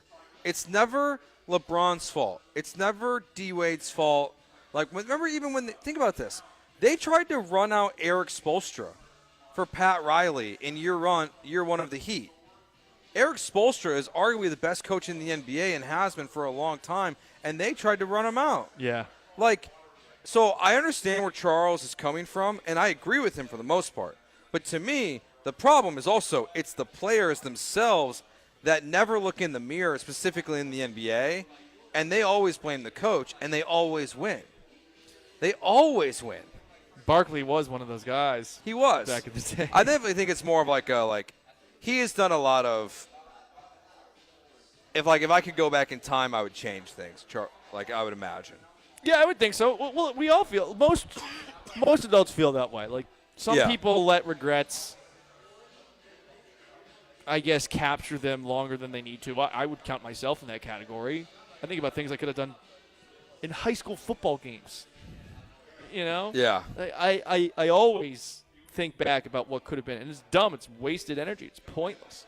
And I would think that somebody like Charles Barkley would think about it from time to time, and rightfully so in certain situations. But for the most part, a guy who's as successful as him is probably doing that very minimally. Yeah. And then, do you agree with this sentiment? I'm just curious that mostly because I do feel like he's very directly talking to ESPN and Fox. I don't know who else he'd be talking to unless he's listening to local radio, and we're in Atlanta, I guess. But I don't know if I totally agree with the sentiment that they are just trying to be friends with the players, like the media, and that's why they criticize the coach. I think it's honestly because most of the time they just don't know what to criticize. Like if Mad Dog's on television yelling at me about basketball, I'm like, all right, dude. You don't want to listen to Mad Dog? Hard pass. No? I like his baseball takes most of the time. Yeah, I don't like any of his takes. Yeah, his baseball takes are fine. I think he's legitimate. I don't even know if they are. He's just a cartoon character, and I don't understand how people in New York thought he and Mike Francesa were like the end-all, be-all. Maybe that's what we need. What? You just need to up 4 octaves, scream a lot. No, because it's and all fall asleep on the air. The fact, yeah, exactly. And we'll be great. The fact that worked in New York is a reflection on the kind of people that live there. These are dirty, dirty people that live in the tri-state area. Double Rod says Nick Wright definitely wants to be friends with some players. Yeah, probably.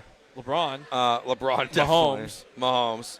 Well, he really wants. But I mean, I want to be Mahomes. friends with Tom Brady. Yeah. But I don't think that's your motivation behind the way you talk about him. You talk about him because he's just your Lord and Savior. Yeah, but I mean also. But not just because. But also. Yeah, like if he happened to be driving through Houston, listen to our show, you want him to know. Yeah. That you love him. Mm-hmm. Very much so. 100%. Yeah, it's just this is what we do. But this kind of reminds me of like the Dusty Baker Joe Espada thing. Where like everyone just blames them for everything that's going wrong. Yeah, 100%. And it's not. It was over the top. Yeah. Last year, simplifying it to Yiner's not playing enough. Yiner's playing every day now. Oh, what's he doing this year? Oh, not that much? Oh, interesting. Oh, the pitchers aren't as good as they were last year. Who's not here? Oh, Martin Maldonado. Interesting. Oh, I thought that those were the two reasons that the Astros lost in the playoffs. But any person with eyes could see that, yeah, Kyle Tucker couldn't hit. The back of the order couldn't hit. The starting pitchers kept peeing their pants. But it was Dusty Baker, and it was Martin Maldonado. And I'm really more so, I think, speaking to the people that actually think that they know ball. Yeah. That are, like, that think that baseball is this really difficult to comprehend game. It's not. It's not. We were playing in the 1800s. Like, stop. People in the 1800s couldn't read. It's really not that complicated. Throw a ball, hit ball. Get guys out. Don't give up 500-foot home runs. Hit the ball with the stick. Yeah. Hope it lands in open area. Me try catch ball, but me not know how to throw a person out. Make sure it hits the ground before you try to run home. Let the ball go into your catching thing.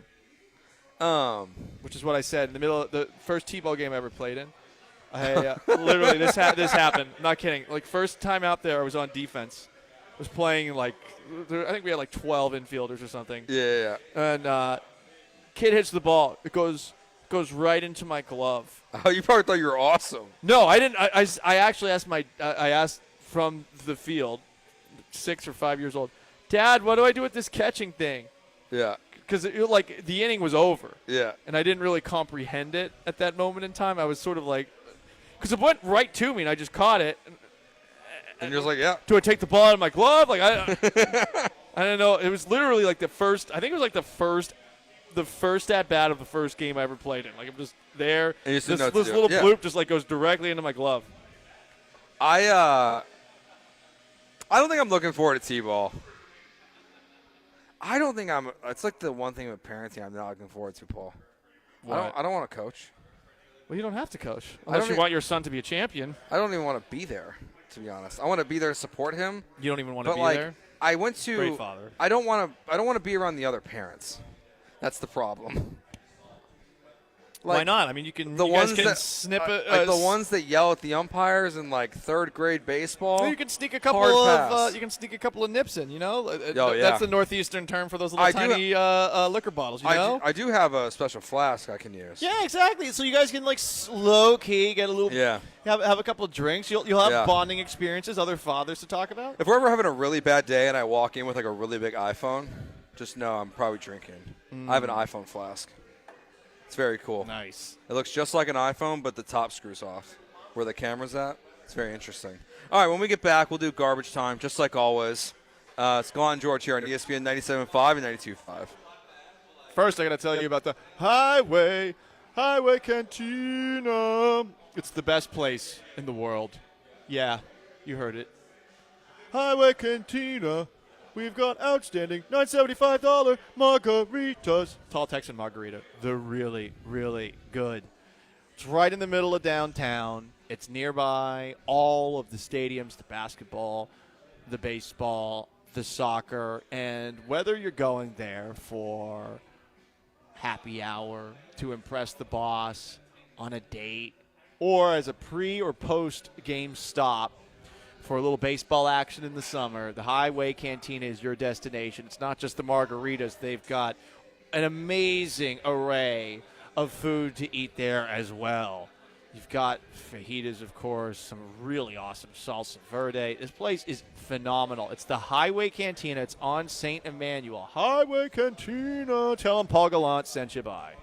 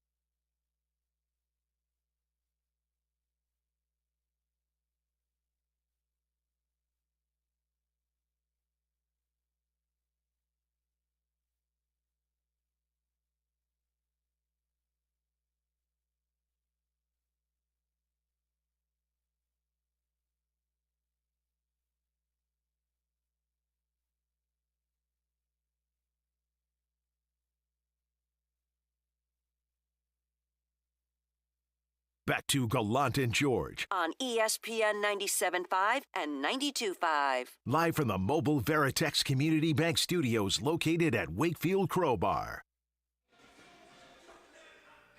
All right, before we get to garbage time, we want to send you to the Highway Cantina. $25 gift card right now to caller number 3, 713-780-3776. That's a $25 gift card to Highway Cantina. Make sure you tune into the Killer Bees. They'll have another opportunity to win one of those as well today. The Highway Cantina. $9.75 margaritas. Let's go. I think I'm going to go this weekend. Nice, dude. I think I'm trying to figure out, go to one of the Mariners games. Kind of want to see Javier pitch on Sunday. And give me some margs on the way. But we will end the show as we always do with garbage time.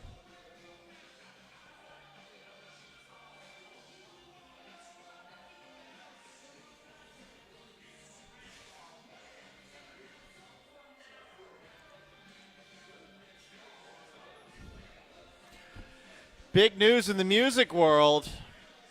Eminem is making an album. Dr. Dre is producing the album.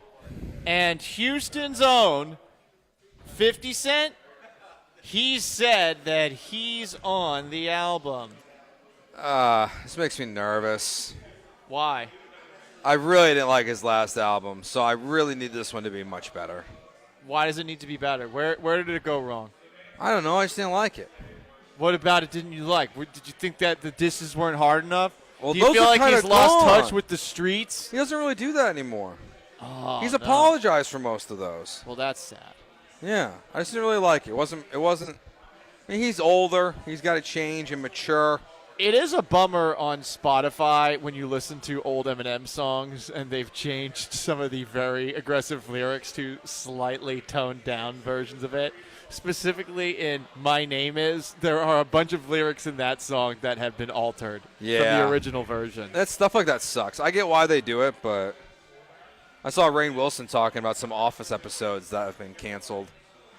And he's like, I hope people forgive us. Dude, I know it's fine. Well, he leans. I know, but he like leans it's fine. apologetically in a direction. When you create something and it's not cancelable in that moment, it's probably okay. If it makes people laugh, it makes people laugh. It's a comedy. It's not.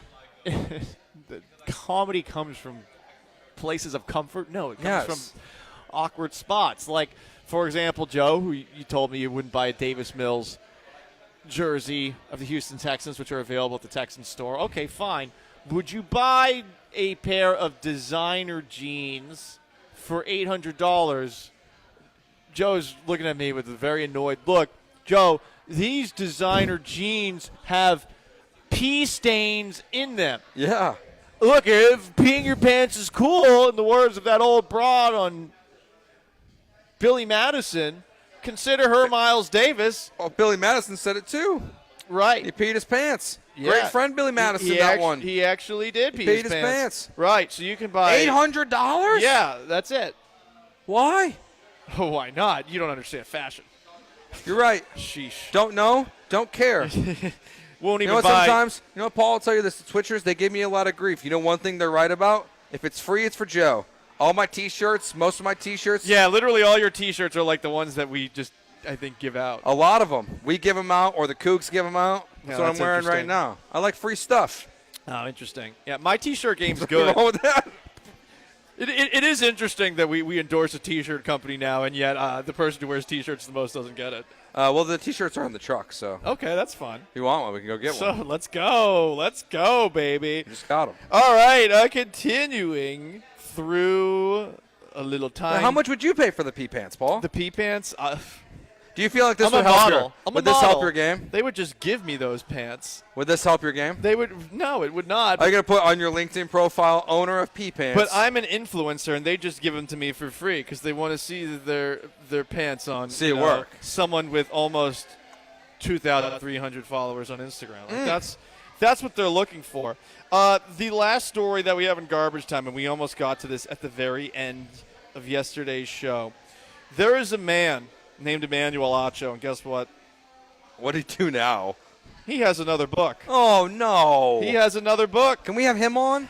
It seems like much in the same way that every sports team has now released a 100 things to know about the Astros or the Rockets. Before You Die, shout out to Brian McTaggart and Jonathan Vega, who do have both of those books.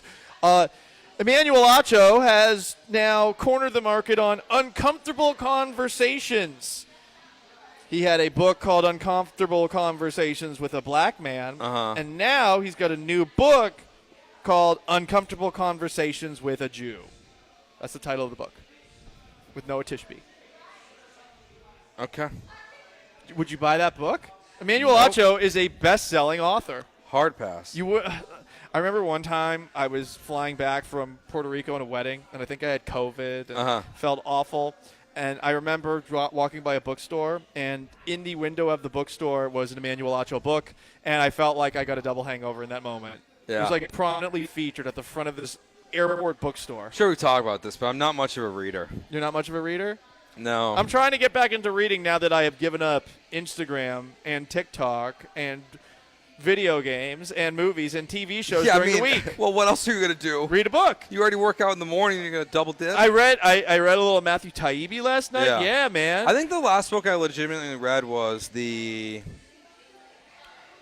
probably the Stuart Scott autobiography. Oh, that'll be a fun one. It was a very good book. I very much enjoyed it. I heard. Is there a 30 for 30 coming on? They are. They did announce they're going to do a 30 for 30. That would actually be interesting. That one's going to be, that last like 10 to 15 minutes of that 30 for 30 are going to be a tough watch. Yeah, they will. Yeah. That's going to be a real tough one. Pour one out to Stu. Yeah. No, I'm not going to buy this book, though. You're not? Okay. No, mainly because I don't really because you're a racist. I don't really like Emmanuel Acho. I want to make sure I clarify. You're racist against uncomfortable conversations. You know what, Paul? Have I made you uncomfortable with this conversation? No, because I knew where it was going as soon as I started talking. All right, that does it for us. I will not be here tomorrow. I got dad duties. So it'll be just Paul Gallant and Sean Mapes back in studio tomorrow. I'll be back with you on Monday. The Killer Bees will be here until 6 o'clock at Wakefield Crowbar. We will talk to you, Paul, tomorrow, me on Monday. Goodbye. Peace.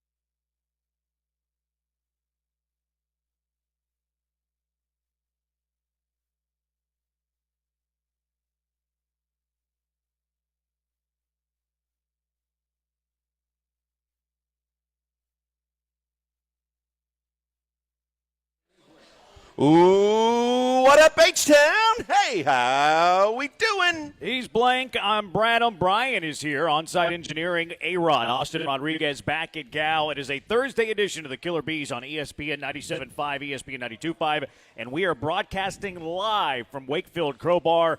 Love coming to this place. It's outstanding. Listen to these specials, by the way. Let's just start with the hook. Today through Sunday for Cinco de Mayo weekend, which is a big deal, as we know, $4 Modelo drafts, $4 Hornito margaritas, $29 Dos Equis Towers, $2 Mango Nata shots. That sounds delicious. Today, if you want to eat, how about a $6 cheeseburger?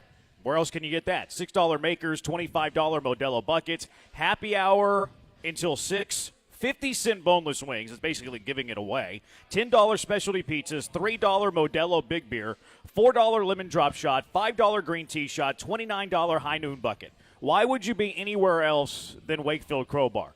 Especially get out of this rain. Also, Tejano night coming up tomorrow night at 8 p.m. with Los Clásicos. No cover, live music, free band. Can't find that anywhere else. How about Saturday? No cover for the Canelo fight, which all of a sudden got very interesting with him running his mouth on De La Hoya, which I loved it. I'm not a De La Hoya guy. So you can watch Canelo fight here Saturday for free. UFC 301 for free, no cover. Where else offers that? And then Sunday for Cinco de Mayo, drink specials, DJ, and mariachi in the afternoon. Also, don't forget that the Kentucky Derby is on Saturday. So this is your spot today, it's your spot tomorrow, it's your spot all weekend long. Cinco de Mayo is a celebration, and if you're celebrating, you should be here at Wakefield Crowbar. Also, we hope all of you are safe. It is very wet out there today. Very, very rainy. Apparently, I had a couple tornadoes go through my neighborhood. I didn't notice that until, they was talking about it on the Facebook neighborhood group that my wife belongs to, and me a little bit. There was a couple a couple of tornadoes in the front of my neighborhood. Yeah, it was scary out there this morning. I was a little bit surprised. I was listening to John and Lance taking the girls to school, and the emergency weather system broke in to let us know that there was a flash flood warning for basically the whole majority of the north side. I immediately thought of you two guys, and I know you lost power, Jeremy, and BMAC, you said Kingwood got crushed pretty hard. The radar was nasty. 1,500 lightning strikes an hour for like a 2-hour window on the north side. Yeah, it was intense. Brian almost didn't get here. Brian was like, "Yeah, I went jogging this morning." I'm like, okay, cool. You exercise. That's neat. No, hold on. I didn't go jogging. I was working, bro. Oh, you were working? Yeah, I was working. Oh, I thought you said work out. No. I was working. But yeah, I was out in it because I was telling this to our promotions guy out here. When I got up in the morning to see if I was going to, the weather was going to cooperate for me to go get some work done. The weather app on my phone showed that it was going to be moderate rain for like 1 hour, and then I get pot committed to the job that I'm doing, and as I'm like halfway through it, just the monsoon happens, and it's a complete downpour in Kingwood for 4 or 5 hours. The water was over the curb basically everywhere. It looked like the opening scene from The Walking Dead with the Atlanta highway, just stranded cars all over Kingwood Drive in Kingwood. So. Shout out to everyone in Kingwood. Hope everyone okay, because I'm sure there were some houses that got flooded out there. Luckily, ours aren't one of them, but I know some neighborhoods in that area that I'm pretty sure definitely got flooded. Yeah, good vibes for everybody out there after a very strange morning. I do like your commitment to be here today. You want it desperately. You want it bad enough. And we appreciate that here no doubt. At ESPN 97.5 and the Killer Bees. All right, let's talk about the Astros game yesterday. Another extra inning game. I hate extra inning baseball. Hate it. Just ending ties. It's probably fair that you're 1-1 after 2. Like, if you had these 2 games, you're probably winning 1. You're probably losing 1. I'm fine with 1-1 so far through 2. If you beat Cleveland in the series, now, of course, it makes today imperative. But as we dive into yesterday's game, what were some of the things that stood out to you the most? Well, I mean, on a positive level, Justin Verlander, no matter how much people are expecting the old Justin Verlander with a lot of strikeouts, Justin Verlander did enough to keep you in the game. He wasn't phenomenal Justin Verlander, but he was good top of the rotation Justin Verlander. He said after the game he felt like he was better than he was to start before. I don't know about that, but I know that he was good enough to win. We had said going into the game that if he only gave up 2 runs in 6 innings, that'd be fantastic. He gave up 2 runs in 7 innings. You'll take that from your starting pitcher every time. So I'll start there with that being one of the biggest positives I'll take away. Yeah, Verlander I thought was really good yesterday. Cleveland's not an easy team to get swing and miss from. That's why I was actually encouraged by some of Hunter Brown's start, take away the first inning and the last inning he pitched, you're getting punch-outs against the guards. You're doing something right because it's not an easy lineup to get swing and miss against. And Verlander only had the 2 strikeouts. He is a strikeout pitcher, a little bit of evidence there. But he was hitting 97 with the fastball, good command, only walked a few, gave up the 2 runs. One was the long ball. You almost got the out at the plate. It was bang, bang. Wasn't a great throw from Pena. It wasn't a bad throw from Pena, but it wasn't like a perfect throw. You needed a perfect throw to get him. It was kind of a hesitation. And it was also on the wrong side of the plate. Caratini had to reach across his body and then again across his body to slap on the tag. It wasn't a bad throw, but it wasn't a perfect throw, and you needed a perfect throw. I'm not banging on Pena for that play. That's asking a lot, but you needed a perfect throw for it to happen. I thought Verlander was really good. That's promising when you're looking at the rest of the season. Now, when he pitches that well, those are games you expect to win. Unfortunately, you couldn't get much going offensively. McKenzie, again, just has the Astros number for whatever reason. Kyle Tucker was that bomb that he hit yesterday. There's not many guys outside of Yordan Alvarez that can put the baseball where he put it yesterday off of McKenzie. It's fun watching him hit right now because it's hard to get him out. He's very fun to watch. But Verlander was really good. Whenever you can't win when Verlander pitches like that, it is super frustrating. And it's also super frustrating because you had a chance in the 8th inning, runner at third, less than 2 outs, a certain somebody that we'll talk about in less than 10 minutes. Couldn't get the job done. And then, extra innings, Dubin pitched. He actually got out of what could have been major trouble. And then the Caratini base running blunder in the 10th. What did you think of that from a Caratini point of view? How much blame do you put on him there? I mean, I understand he's a catcher. He knows he's got to be on his horse to try and score there, but you don't have to try and score there. The fact is that, you're in scoring position, and even if, Kwan doesn't make a hell of a play and you don't score, now you're on third base with less than 2 outs. There's still a pretty good chance you're going to get in. But I think you got to be more mindful with that situation of just knowing the baseball play is you can take a lead off, but you don't just sit there and get on your horse and never look back and realize – when it's far too late, if you realized it all, that you're going to get doubled up and the ball game's going to be over. It's too critical a time right there in the ball game. I'm not going to crush him, but at the same time, because he's a catcher and there was some issues about, should Yiner have been pinch run for and all the different subs you could have made. But at the same time, I understand what he was trying to do. But as a veteran baseball player, I think you just got to be smarter in the way you go about that. A lot of sports radio is like, how strongly do you feel about something? And usually you're trying to pull feelings and emotions out of it. When you look at the Caratini play from an Astro fan perspective, a lot of it is how mad were you with that play? How much frustration do you have with Caratini there? In reading the tea leaves and what I read, I felt that Astro fans were mad and frustrated with that play. Like their anger level was maybe frustration is the word more than anger. I feel like they were like at a 7 or 8 with Caratini, the base running blunder there. I was like at a 4 or a 5. I'm with you. I didn't like it.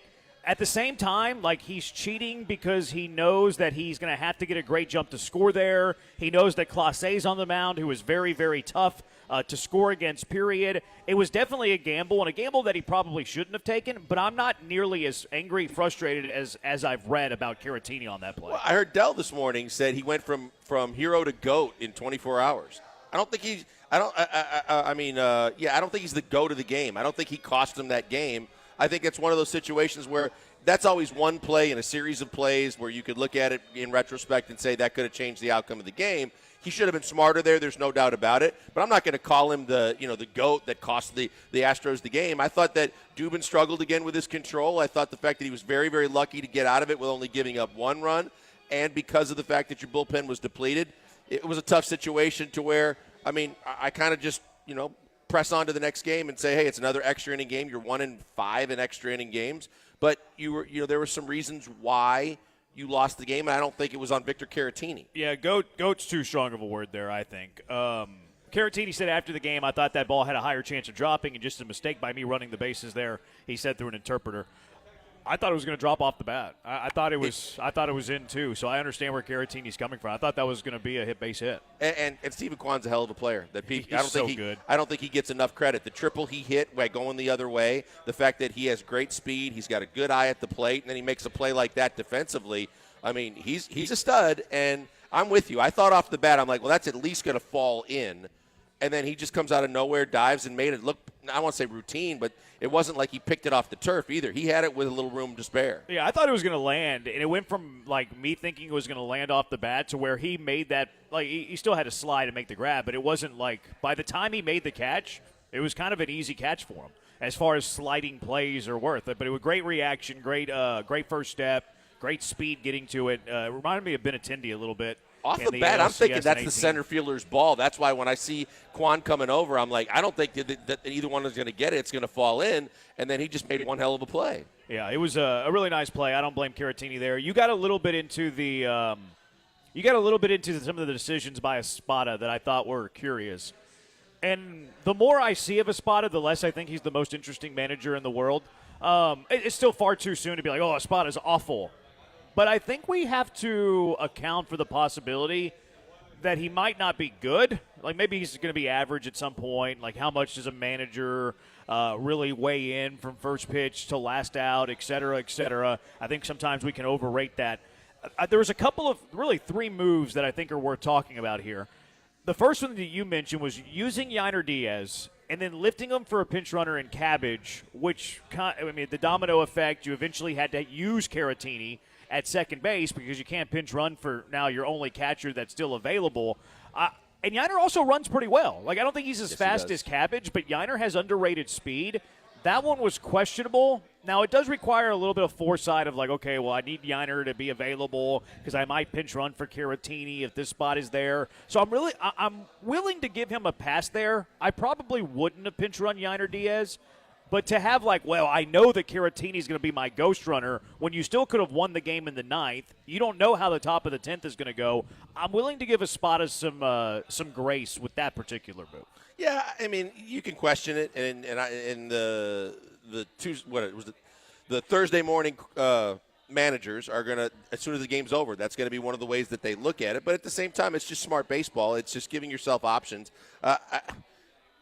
I think one of the things you just touched on was one of the things that was frustrating to me. You get the leadoff guy in scoring position in the 9th inning, you don't get a chance to get him across.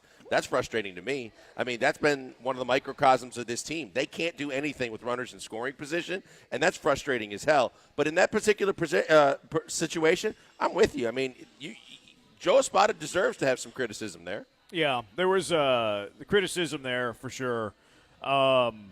The other move that I found interesting, and this didn't really matter, like it didn't come into play, was the defensive alignment in the 10th inning after you use Cabbage as a pinch runner. Because you had 3 guys that you have to kind of float around, right? You have Cabbage, you have Loperfido, and you have Dubon.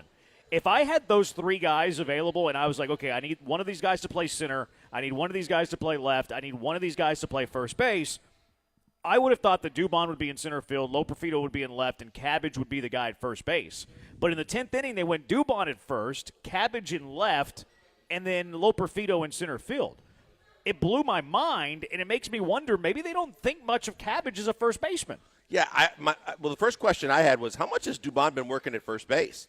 Because all of a sudden, he's going into first base, and I'm going, well, wait a minute. Cabbage and Loperfido have both played the position. You would think that one of those guys should have been at first base, but my first thought was, has Dubon been working out there? Because from what we've been hearing, for the most part, Dubon's just your Swiss Army knife that's been used infield, outfield. I didn't know that he had been working at first base. I know that Loperfido had been getting some reps at first. I know Cabbage has played first in the past. That one, regardless of how you shuffle the outfielders, to me the no-brainer was that Cabbage would have been at first base or Loperfido. See, the no-brainer to me is that Dubon's in center. Like, if I had those 3 at my disposal, Dubon's my center fielder, Loperfido's my left fielder, and Cabbage is my first baseman. That was my mindset whenever he had to make that decision. And it blew my mind that Dubon, who probably, like to your point, would have been the 3rd first baseman I picked, was the guy that was playing first base. So that was interesting. Not that it influenced the game at all or that it was a bad managerial move. It's just like, oh, okay. This might change my feeling about how Cabbage is viewed within the organization. Maybe Cabbage isn't viewed as a first baseman if Dubon's playing first base ahead of him and you're moving Loperfido, who needs to be comfortable, to center field where he has played some center field, but it's not his natural position. So I thought that was interesting.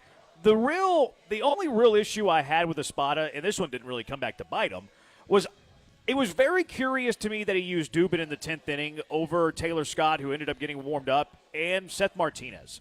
Like, Dubin's ERA is like over 8 going into that game yesterday. Taylor Scott's been pitching well. Seth Martinez has been pitching well all season long. It really confused me why Sean Dubin was the option in the 10th inning, and I think that Espada screwed it up, quite frankly. You look at what has been done, and Dubin was a long inning guy, but when he got any kind of high leverage situations, it seems that's where he tightened up a little bit, lost his control a little more, had the issues where he gave up the runs. Seth Martinez, for better or worse, early in the season, was a guy that was getting the extra inning duty unless they were trying some guy that they were going to send down the next morning because they were stone cold out of pitchers. I could see Scott as well, but if you want to continue with guys, Seth Martinez got into a lot of high leverage situations in the last year and a half, and he got you out of a lot of them too. And I thought that would have been the natural progression. You go with your next most available guy that's been there and done that before. Dubin, I know I've been a fan of a lot of his stuff when he's made appearances, but in that situation, I don't want to say he looked overmatched, but he looked like the emotion of the moment, the stress of the moment was getting to him a little bit. Yeah, I thought that was sure, but like if you're the manager and you're in that spot, who are you using? I'm going Seth Martinez. Who's second? Probably Taylor Scott. Dubin's my third pick there. Yeah, the other two guys were available. Like that to me was. I had an issue there with Espada. Rightfully so. That was a mistake. It really doesn't make any sense to me. I saw Chandler Rome say that the splits favor Dubin. I went and looked him up, and I don't know if I agree with that. I don't know if I agree with that. And how about just like the overall effectiveness of the guy? Dubon's ERA is north of 8. Seth Martinez has been pretty good. Taylor Scott's been not as good as Seth Martinez, but pretty good. Better than Dubin. Well, and the thing I think is it's natural for you to look at this and be another situation where it's the poster child game for why they should have gotten more help in the bullpen this offseason, because he doesn't have the kind of selections that they've had in the past in terms of other guys that are extremely experienced and effective that you can go to. Yeah, but still. But I was going to say, like but even for this season, you got – no, I'm not, because what I'm saying is I saw some people talking about that, and that's why I take it off of Espada. But at the same time, you have to deal with what you have in your pen and you have on your roster. At least with Seth Martinez, more so than the other two guys, he's been there and done that enough to where you can give him the baseball and feel like he's good at getting major league hitters out. He gives you a good chance to get through that inning, as opposed to two guys that, one, he found lightning in a bottle with Taylor Scott, but he's been good, like you said. Dubin's been up and down, but he doesn't have that kind of experience in those kind of moments, and I don't think that was the right call. I mean, you play the hand that you're dealt. You have three options there: Seth Martinez, Taylor Scott with an E, and Sean Dubin. Is there an Astro fan that exists that's picking Sean Dubin there? 713-780-3776. I don't think there is. I think Joe Espada is the only person rooting for the Astros yesterday that's picking Dubin in that spot, quite frankly. 713-780-ESPN HRMP listener line, 713-780-3776. Killer Bees broadcasting live from Wakefield Crowbar, Cinco de Mayo weekend. Drink specials, food specials, free fights. This is the spot to be. Free music tomorrow, too. Live band out here. You want to get out to Wakefield Crowbar starting right this moment all the way until the weekend is complete. Busy show. It's a Thursday, so a Bad Take Boulevard. What career highs will Kyle Tucker break this year? Nick Caserio, too. He tipped his hand that he's going to be looking to release some players. Who are those players? And Cody Davis, beat reporter for the Houston Texans, will be joining us at 3:30 as well. But when we come back, maybe the GOAT of the game, Alex Bregman. How much longer can you afford to bat Alex Bregman in the second spot in the order? 713-780-3776. Killer Bees broadcasting live from Wakefield Crowbar.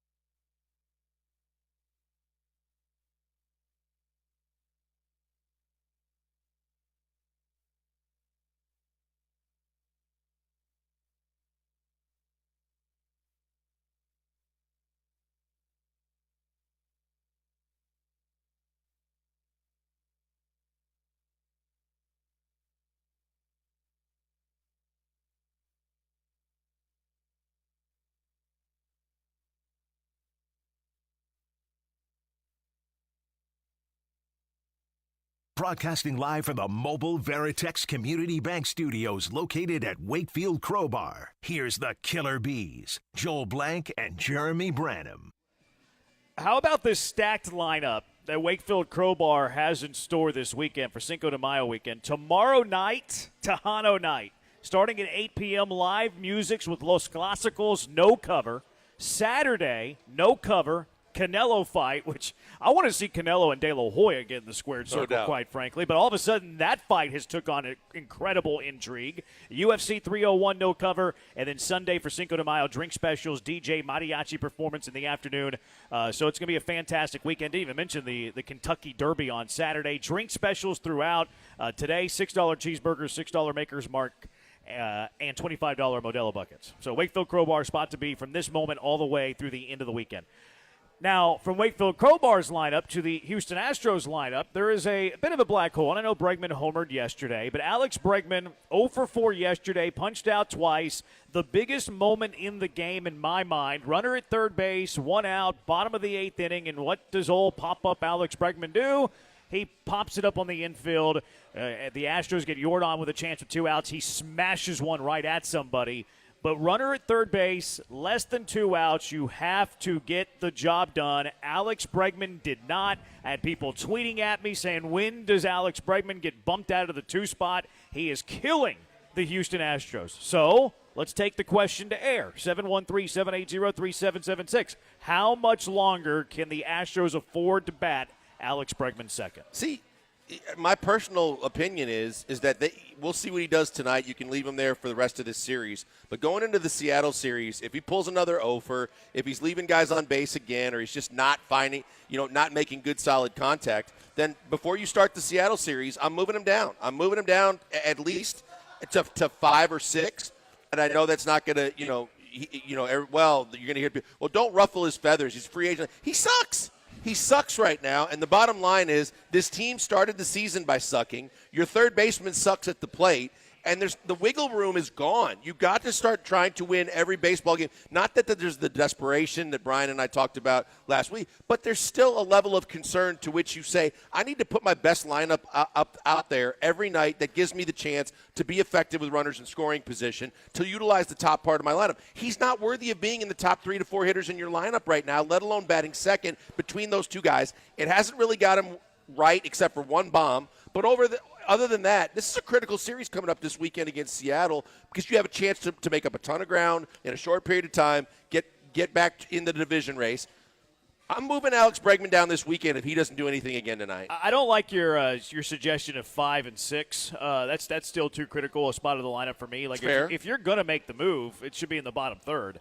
8 or 9. And if you're looking, he needs protection, then it needs to be 9th. And if you're worried about, like you said, bruising the ego, well, you only have to worry about Alex Bregman for the rest of the season. So that part shouldn't really factor in. And I don't care about feelings. I care about winning ball games. I don't care about feelings. They're not going to do it if they continue to win. Like, you win 2 games in Colorado, Alex Bregman could have went 0 for 18. You're not going to make the change. They beat Cleveland in the first game of the series. Yes, he homered in that game. If they win the series against Cleveland, they're not going to make that change. As long as the team is still having success despite Bregman having struggles, they're not going to make the change. I also feel like we're probably a couple of weeks shy of a spot of doing that because that would signal the second pretty big change to the lineup. We know that he started the year. Yordan's going to bat second for us. Well, he made the adjustment. Bregman was reeling in the 4-hole. Let's move Bregman to the 2-hole in front of Yordan, try to get him going. I don't think he's going to give up on it that quick. I still think that they're a couple of weeks away from doing that, and I would agree with the notion. I understand you need to win games. You need to win games in a hurry. You're 10-20. Slow start. It's kind of unprecedented for a team that's had this slow of a start to make the playoffs. You're in a spot where game number 31 matters more than the teams that are off to good starts, game 31s. But I do believe in the big picture view that the Astros need Alex Bregman to be good for the Astros to be good. If Alex Bregman plays this way the entire year, he could bat 9th the entire year, and you're going to be terrible. Like, you have to have Alex Bregman wake up. So I'm committed to this for a couple more weeks, to be honest. I'm just so frustrated with the fact that from him tinkering before the season and gaining weight and screwing with his swing, and now we're and you've got all the defenders about the slow starts that's traditional with him. But the fact is that this team has to have a little bit more priority than in years past in terms of the urgency of games. And you've got guys that are hitting the baseball in this lineup that could probably do a better job in the 2-hole. And you're right. I mean, look, I think that the organization's still going to look at it like they want to continue negotiations with him. Maybe they think they're going to get a deal, and he's still a quality baseball player to where I don't think they'd move him down to as low as like 7 or 8. But I'm not opposed to it. I mean, I'm thinking about guys. Pena's been hitting the ball. Obviously Tucker's red hot, but I don't think you're going to put Tucker up that high. But you got guys that are worthy of being higher. And if he's the casualty that goes lower, so be it. So what? Yeah, Pena would be the move if I move it down. Like, if the lineup came out right now and Bregman's batting 8th, would I lose sleep over it? No, I would kind of be happy. I would too. But at the same time, I do understand the big picture approach and probably lean to understanding and being okay with the big picture view. Talk more about Jordan having only 4 hits in his last 8 games, says 4488. Okay, this is exit hits versus exit velocity. This might be Alex Bregman's burner, maybe. Jordan Alvarez crushed the baseball yesterday. Like, if you're upset with Jordan Alvarez's at-bats right now, I don't think you really know ball. Like, your box score analyzing things, because Jordan's been crushing the baseball. Jordan is fine. Jordan's going to be fine. He just needs to stop hitting it right at people. But he's hitting lasers. The right fielder didn't even have to take a half step in the 8th inning last night.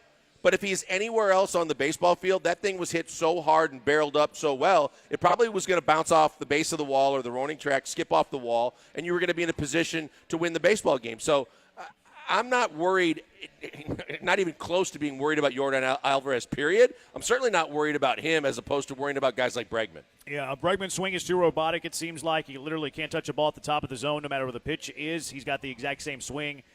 Like, I noticed this a little bit in spring. He's got that fade going, and that's what's leading to these pop-ups. Like, how do you hit you're a golfer, obviously, better golfer than I am. How do you hit a fade? You clear the hips before the arms. Like, the arms are later than the hips. Like, why is he hitting these weak pop-ups? His hips are clearing before the arms are coming through. And he's not finishing either. He keeps his left hand, his bottom hand, above the right hand. You notice he hits like that. So then there's no it's top a fade spin either. swing. Yeah. It is ugly. Well, I agree. It's interesting too, Jeremy, because I think you know this too. He's tight with DeRosa because they're LSU guys.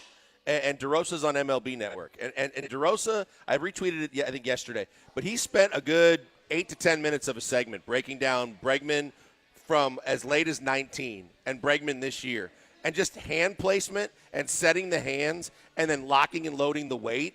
And there is a massive noticeable difference in what he's trying to do differently this year that he hasn't done when he's had a power stroke, when he's been able to put good barrel to the baseball. And I know that those guys are very close. I'm just curious if they don't have a conversation or two outside of what DeRosa put out there, because I think he's onto something. If you look at where his hands are and kind of to your point, they're kind of going up and then they're coming down and then they're coming inside. So it's really causing you to get that kind of weak spinning barrel action as opposed to top spin and pounding down and hitting the baseball down. He's not in a good place. 3311, what's cringier, Alex Bregman's ABs or him yelling Orbito? No, in the Spanish HEB commercial. Well, the HEB commercial is not causing them to lose ball games. Nope. His at-bats are, so I'll go with that. All right, got to hit a break. Cody Davis, I think the best beat writer on the Houston Texans beat. Covers the Texans for Locked On Texans and Texans Daily. He joins us next. Killer Bees broadcasting live from Wakefield Crowbar on ESPN 97.5 and ESPN 92.5. Hey, before we go to the break, a word from a good friend, Doc Linville. Doc Linville, best in the business at the NeoGraft procedure. If you're losing your hair, you got pattern baldness, thinning, and you don't think there's anything you can do about it, I encourage you to check out Doc Linville. And it's easy for you as listeners of ESPN 97.5 to do. All you got to do is go to 975hair.com. and check out what the procedure is. Doc is a genius. He's phenomenal. He's great. He does plastic surgery, spot treatments, Botox. But what I have experienced firsthand is the NeoGraft. If you want to get your hair back, he can get it back for you, and it's your own hair. It's not the gimmicky stuff, the sprays and the creams and the foams. It's literally your own hair. He explained to me how genetically you never lose the hair on the sides and the back of your head. No matter how bald you go other places, he can take some of that, repurpose it, and get you the results you're looking for by getting you more hair on your head. Check it out today. Go to 975hair.com. Sign up for a consultation. It's free for you. Normally, people off the street pay $150. You don't pay a single cent. No commitment, no signing on the dotted line, no money out of pocket. Just ask questions, get answers, and let them explain the procedure to you. it might be the next thing you do, because I did it, couldn't be happier with it, and I encourage you to do it too, because you get results, you see the hair, and in 6 to 9 months when the hair has a chance to get stronger and longer, you're going to love the way the hair looks. Check them out today. Tell them I sent you by. Go to 975hair.com.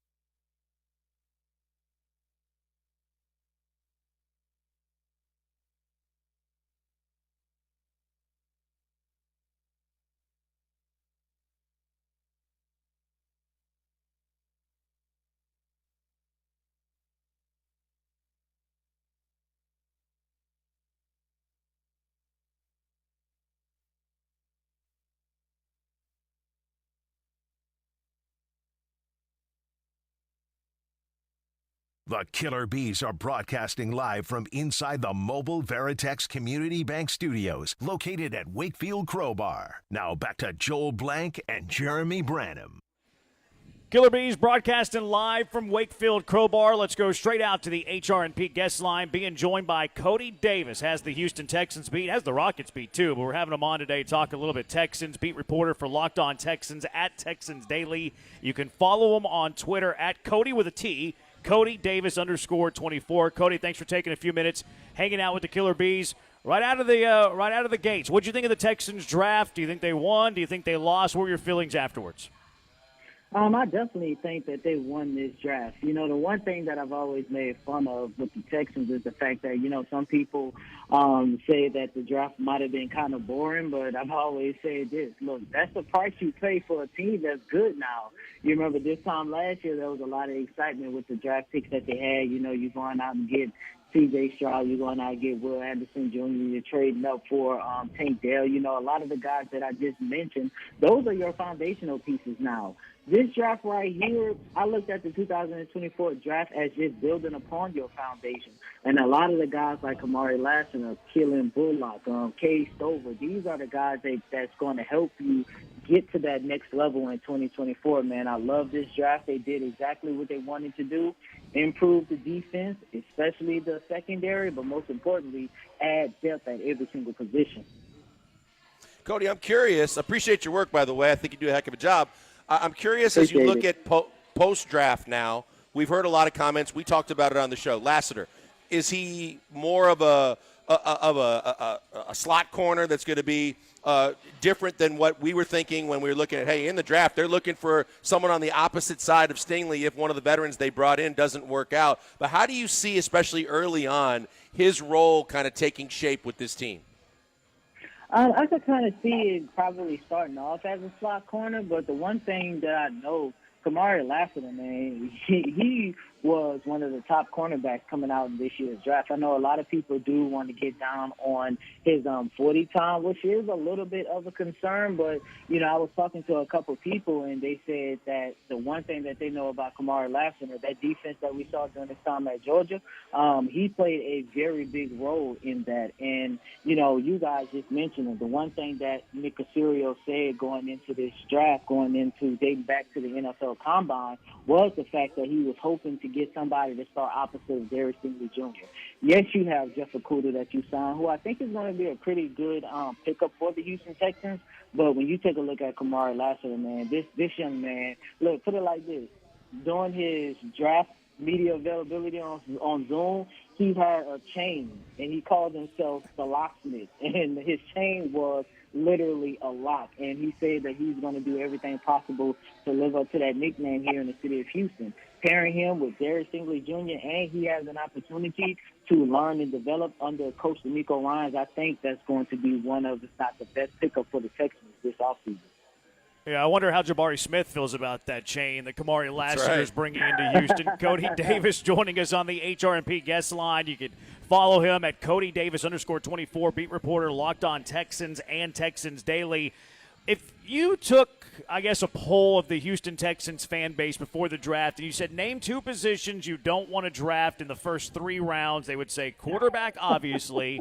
I think the second answer would be tackle. Would be tackle. How much did it surprise you that Blake Fisher was the pick? And it seems like he is a tackle. They're not really interested, in my opinion, moving him inside. It looks like the days of Titus Howard playing inside are done, thank goodness. What's the plan for Blake Fisher? Let me be honest. First, I was taken back, and I did not like the pick. However, when I started thinking of what Nick Caserio said Friday night after we talked about him, he said you never want to have too many tackles. And it made a lot of sense because the one thing that both him and D'Amico Ryans have talked a lot about how they want to structure this roster is to add depth. And when you take a look at the draft pick of Blake Fisher, I look at him more so as somebody who's going to fill the vacancy left by George Fant. Because when you take a look at last year, Laramie Tunsil was dealing with, a couple of knee injuries that he had to play through. But, of course, the biggest one was Titus Howard being limited to, I think, like 6 or 7 games or whatever the case might be. Because you had somebody like George Fant come in and step in and actually fill that vacancy in place of the injured Titus Howard, that offensive line literally did not dip as much.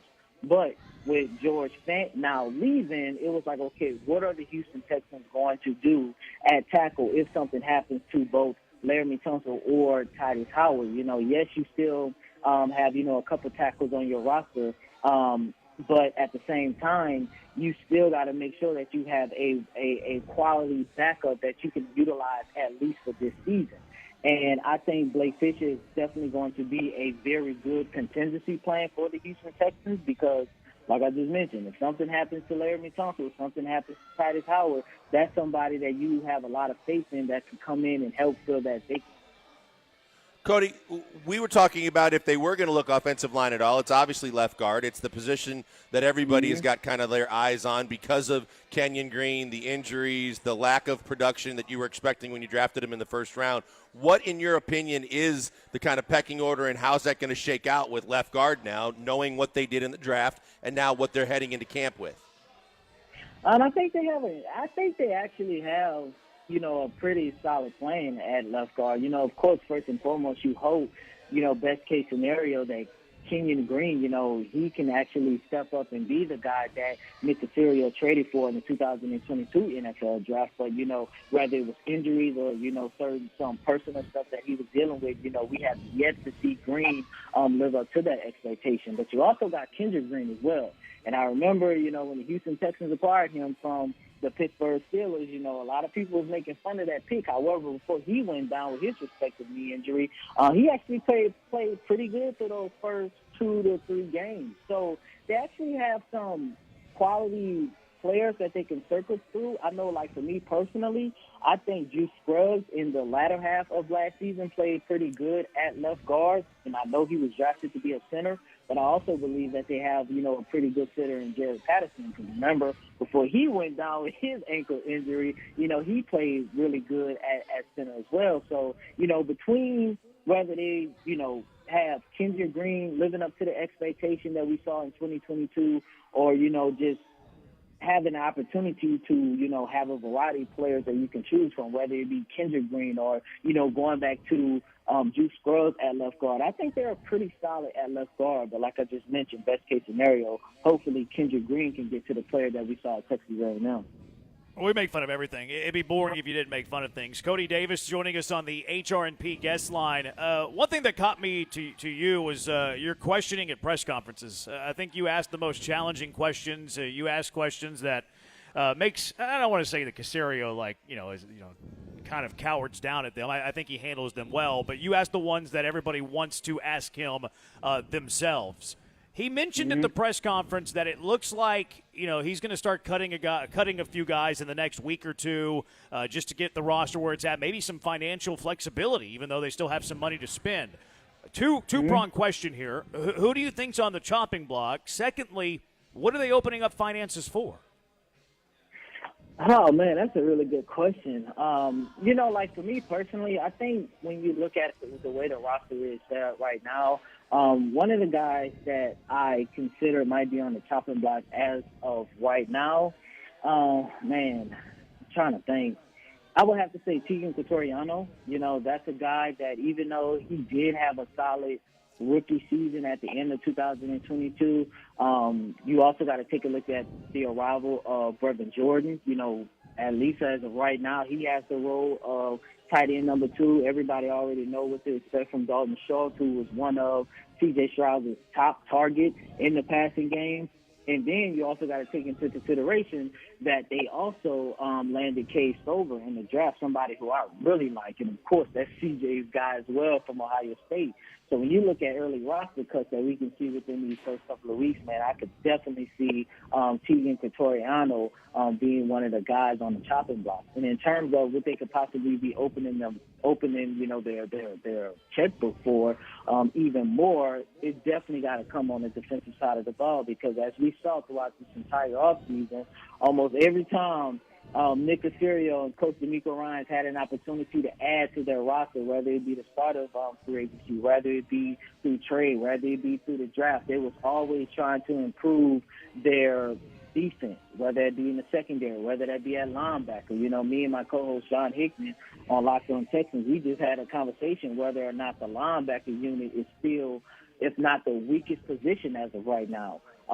So it's like, maybe you have an opportunity to add another linebacker or add another safety that could come in and help, this team not have the bottom half production in pass defense. So, knowing Coach D'Amico Ryans, man, put it like this. That young man was determined to improve this team after the Texans lost to the Baltimore Ravens in January, and he's doing everything possible to make sure that this team has enough to get to that next level in 2024. So, Cody, no chance of another running back? We looked at running back depth. We thought, you got a young running back in the draft. I don't know what's to be expected or what we can think that we're going to get out of Dameon Pierce, but who your number one is. I still think there's some room to improve behind Joe Mixon. Yeah, the running back situation is still kind of interesting. Because, as you just said, running back number 1 is going to be Joe Mixon. However, who's going to be RB number 2? Because if you know Bobby Floyd, man, he's definitely going to want to utilize a 2 running back system. So, to me, knowing this franchise, I'm looking at it from a standpoint, at least as of right now, they're going to allow Dameon Pierce to showcase his work.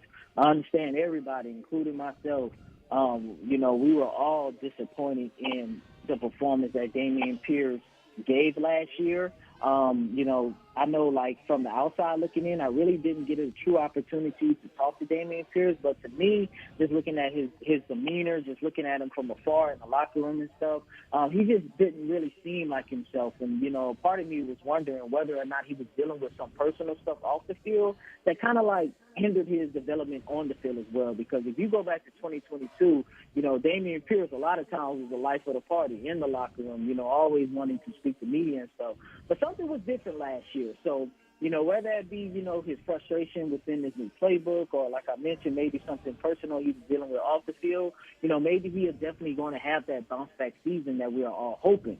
Best case scenario, he bounced back, and you have a offensive backfield between Joe Mixon and Dameon Pierce, and you're looking at a rushing attack that's going to be really good for the Houston Texans. Yeah, bounce back will be real nice. The odds of that, I guess, is everybody's opinion. I guess that's where the debate's at. Cody, Locked On Texans at Texans_daily. Best two spots to find you. You can follow me on Twitter at CodyDavis_24. Once again, it's Cody, spelled TYDAVIS_24. Be sure to follow all my work on Sports Illustrated and on Locked On Texans, the daily podcast covering your Houston Texans. All right, Cody. Thanks so much for the insight. Appreciate the conversation, and look forward to catching up again very soon. Yes, sir. Sounds good. Thank you for having me. Cody Davis at CodyDavis_24 SI, Locked On Texans, Texans Daily. One of the best that covers the Houston Texans, at least in my opinion. 713-780-ESPN. Staying on the topic of the Houston Texans, how many of their games next year are among the top games in the NFL? And is there one that maybe everybody's overlooking? It's the Killer Bees broadcasting live from Wakefield Crowbar on ESPN 97.5 and ESPN 92.5. I've been telling you this for years, that Gentle Ben is the best. And when I say that, apparently I've been underselling it. Gentle Ben is the best, overselling it. Gentle Ben's fantastic. Just pick up some Gentle Ben, try it, and you're going to see what I'm talking about. All of our listeners that do that, yeah, Gentle Ben's pretty good. You're not just feeding a whole lot of BS. Nope, Gentle Ben is really good, I'm telling you. The vodka, fantastic. Gin, great. Straight bourbon whiskey, cask strength bourbon, both are all of them are top shelf. And it starts with the finest ingredients over at Gentle Ben. Classic, time-honored distilling methods, actually innovative methods too. Gentle Ben uses a revolutionary, innovative technology that eliminates impurities for the cleanest, smoothest spirits that you'll ever taste. It's smooth, it goes down easy, you won't feel it in the morning. And one of the reasons that you'll love Gentle Ben is because it does not have harsh solvents in it. These are nasty elements that do not belong in your spirits, and they don't in Gentle Ben. You get all the flavor, none of the burn, unparalleled smoothness, and I mean that. An enjoyable drinking experience. The next time you head to dinner, ask for Gentle Ben. When you're at the bar, ask for Gentle Ben. Look for it at the liquor store. If you're looking for plans, head to the Gentle Ben tasting room in Alvin. It's all a great spot to have some Gentle Ben. Also, they have it at Minute Maid Park. The Gentle Ben bar just to the left of the Crawford boxes. Stop by, pick up some Gentle Ben as you're headed to your seats. Or you can just order straight from the website. That's right. Go to gentleben.com, learn the incredible story, but add the vodka, add the gin, add the bourbon, add the whiskey to your cart. They'll deliver it straight to your doorstep. All of the flavor, none of the burn. That's Gentle Ben.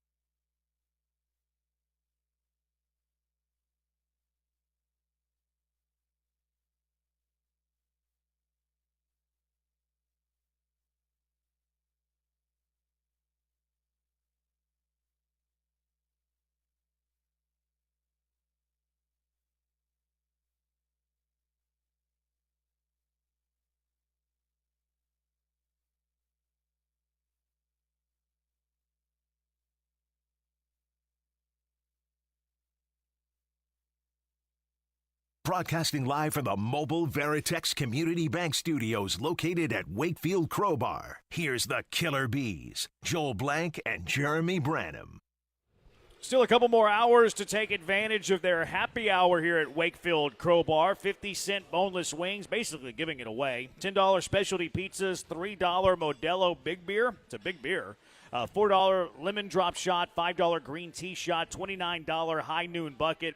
As soon as you get off work today, if you're driving around right now looking for something to do, starting this very moment all the way through the end of the weekend, Wakefield Crowbar is where you want to be. Specials for Cinco de Mayo all weekend long. Listen to this. Tomorrow night, Tejano night, that's in my blood. That's in my blood. 8 o'clock tomorrow, Los Clásicos. Live music, no cover. Where else can you find that? Saturday, the Canelo fight. He's talking all that trash to Oscar De La Hoya. Not fighting Oscar De La Hoya, but he's talking a lot of trash to Oscar De La Hoya, calling him a crook, calling him a criminal, calling him a thief. You can watch that here for free. UFC 301 here for free. Drink specials on Sunday for Cinco de Mayo, including a DJ, mariachi, and then the Kentucky Derby, by the way, on Saturday as well. Wakefield Crowbar at your spot if you're looking to do anything this weekend. All right, top 10 NFL games this year. The Houston Texans land 2 on this list. I was a little surprised by the 2 that they landed because if there's one game that I think has the most intrigue this year between the Texans and one of their opponents, I'd have the Cowboys. I'd have the Cowboys as the number one most intriguing game. You have like this rivalry now between Stroud and Parsons. You have this, it's Houston, Dallas. I think there's a chance that maybe they put it on Thanksgiving Day. Like, that would add, I think, a little bit of stakes to the rivalry. I would have that higher than any other game the Texans play this year. I would think the Chiefs game and the Ravens game, because of last year and the fact that it was a playoff matchup as well that the NFL likes to go to, would be the top 2 on the list. And then if you're talking about Thanksgiving, you're right. They have the option of having a Thanksgiving Day game with either team that play on Thanksgiving. Well, no, not Detroit. But Detroit would come here, so they would never do that. Yeah, so Detroit's not one of those options. But I guess they play 3 on Thanksgiving now, right? And the night game isn't a fixture. Like Dallas and Detroit are fixtures at Dallas, at Detroit. But the third Sunday night, the third Thanksgiving game is always random, right? Right. It's not a fixture. Yeah, so. Yeah. There is that possibility there. I would love if the Texans play the Cowboys on Thanksgiving. I'm rooting for that to happen. So that's a game that I think that I personally would have is like the most exciting game that the Texans are going to play this year. 713-780-3776. Your thoughts on what they are. The top 10 put together by Kevin Patra of NFL.com. The 2 games that he listed, Detroit at Houston, which is like, okay, 2 teams that maybe could be conference championship participants, Detroit in the NFC, the Houston Texans in the AFC. But the highest game they had was Buffalo coming into Houston to take on the Texans. And, of course, the intrigue there being Stephon Diggs. That's going to be a big, big marketing opportunity for them in that storyline for sure. I could see that. They've got a lot of them, to be quite honest with you. I mean, I think that there's a lot of people that have opined to put the Colts – a Colts-Texan matchup up. But as a divisional game, I think if it becomes necessary, normally one of the Colts games late in the year, like last year, it was very fitting that was the matchup that really decided who was going to the playoffs. They love those kind of late-season divisional games. But because of their schedule and the teams that they're playing, I think is it a max of 5 you can have on national TV? I'm not sure. I think it's 5 for football, and then the flex might be able to come into play late in the season. But if you're going to go 5 or less, I think that there's enough game. There are a lot of games to pull from. And when you just talk about the ones we mentioned, Ravens, Chiefs, Lions, Cowboys, and I want to say that, I want to say there's one more that stuck out to me right away. I'm like, well, there's 5 right there you could put on national TV. So their opponents, we know that they're playing everybody in the division twice. Baltimore. Green Bay. It could be Green Bay. At Green Bay? Yeah. Baltimore, home game. Buffalo, home. Chicago, home. Detroit, home. At Dallas, at Green Bay, at Kansas City, at Minnesota, at New England, at New York are the game. And then home New York for Miami. game's big, too, if Rodgers plays. Yeah, and, when it is, when that game is up there, too. The game that they have is the most intriguing of the year.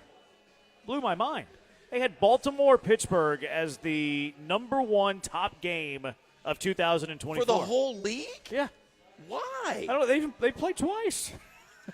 On top of that's that, ridiculous. I don't think it's very intriguing for me. That feels like a take from 2012. Because Yeah. I mean, that's a very classic rivalry that at one time, there was right around 2012, those Ravens Steelers games. You knew you were just going to get a completely black and blue slugfest that was really entertaining.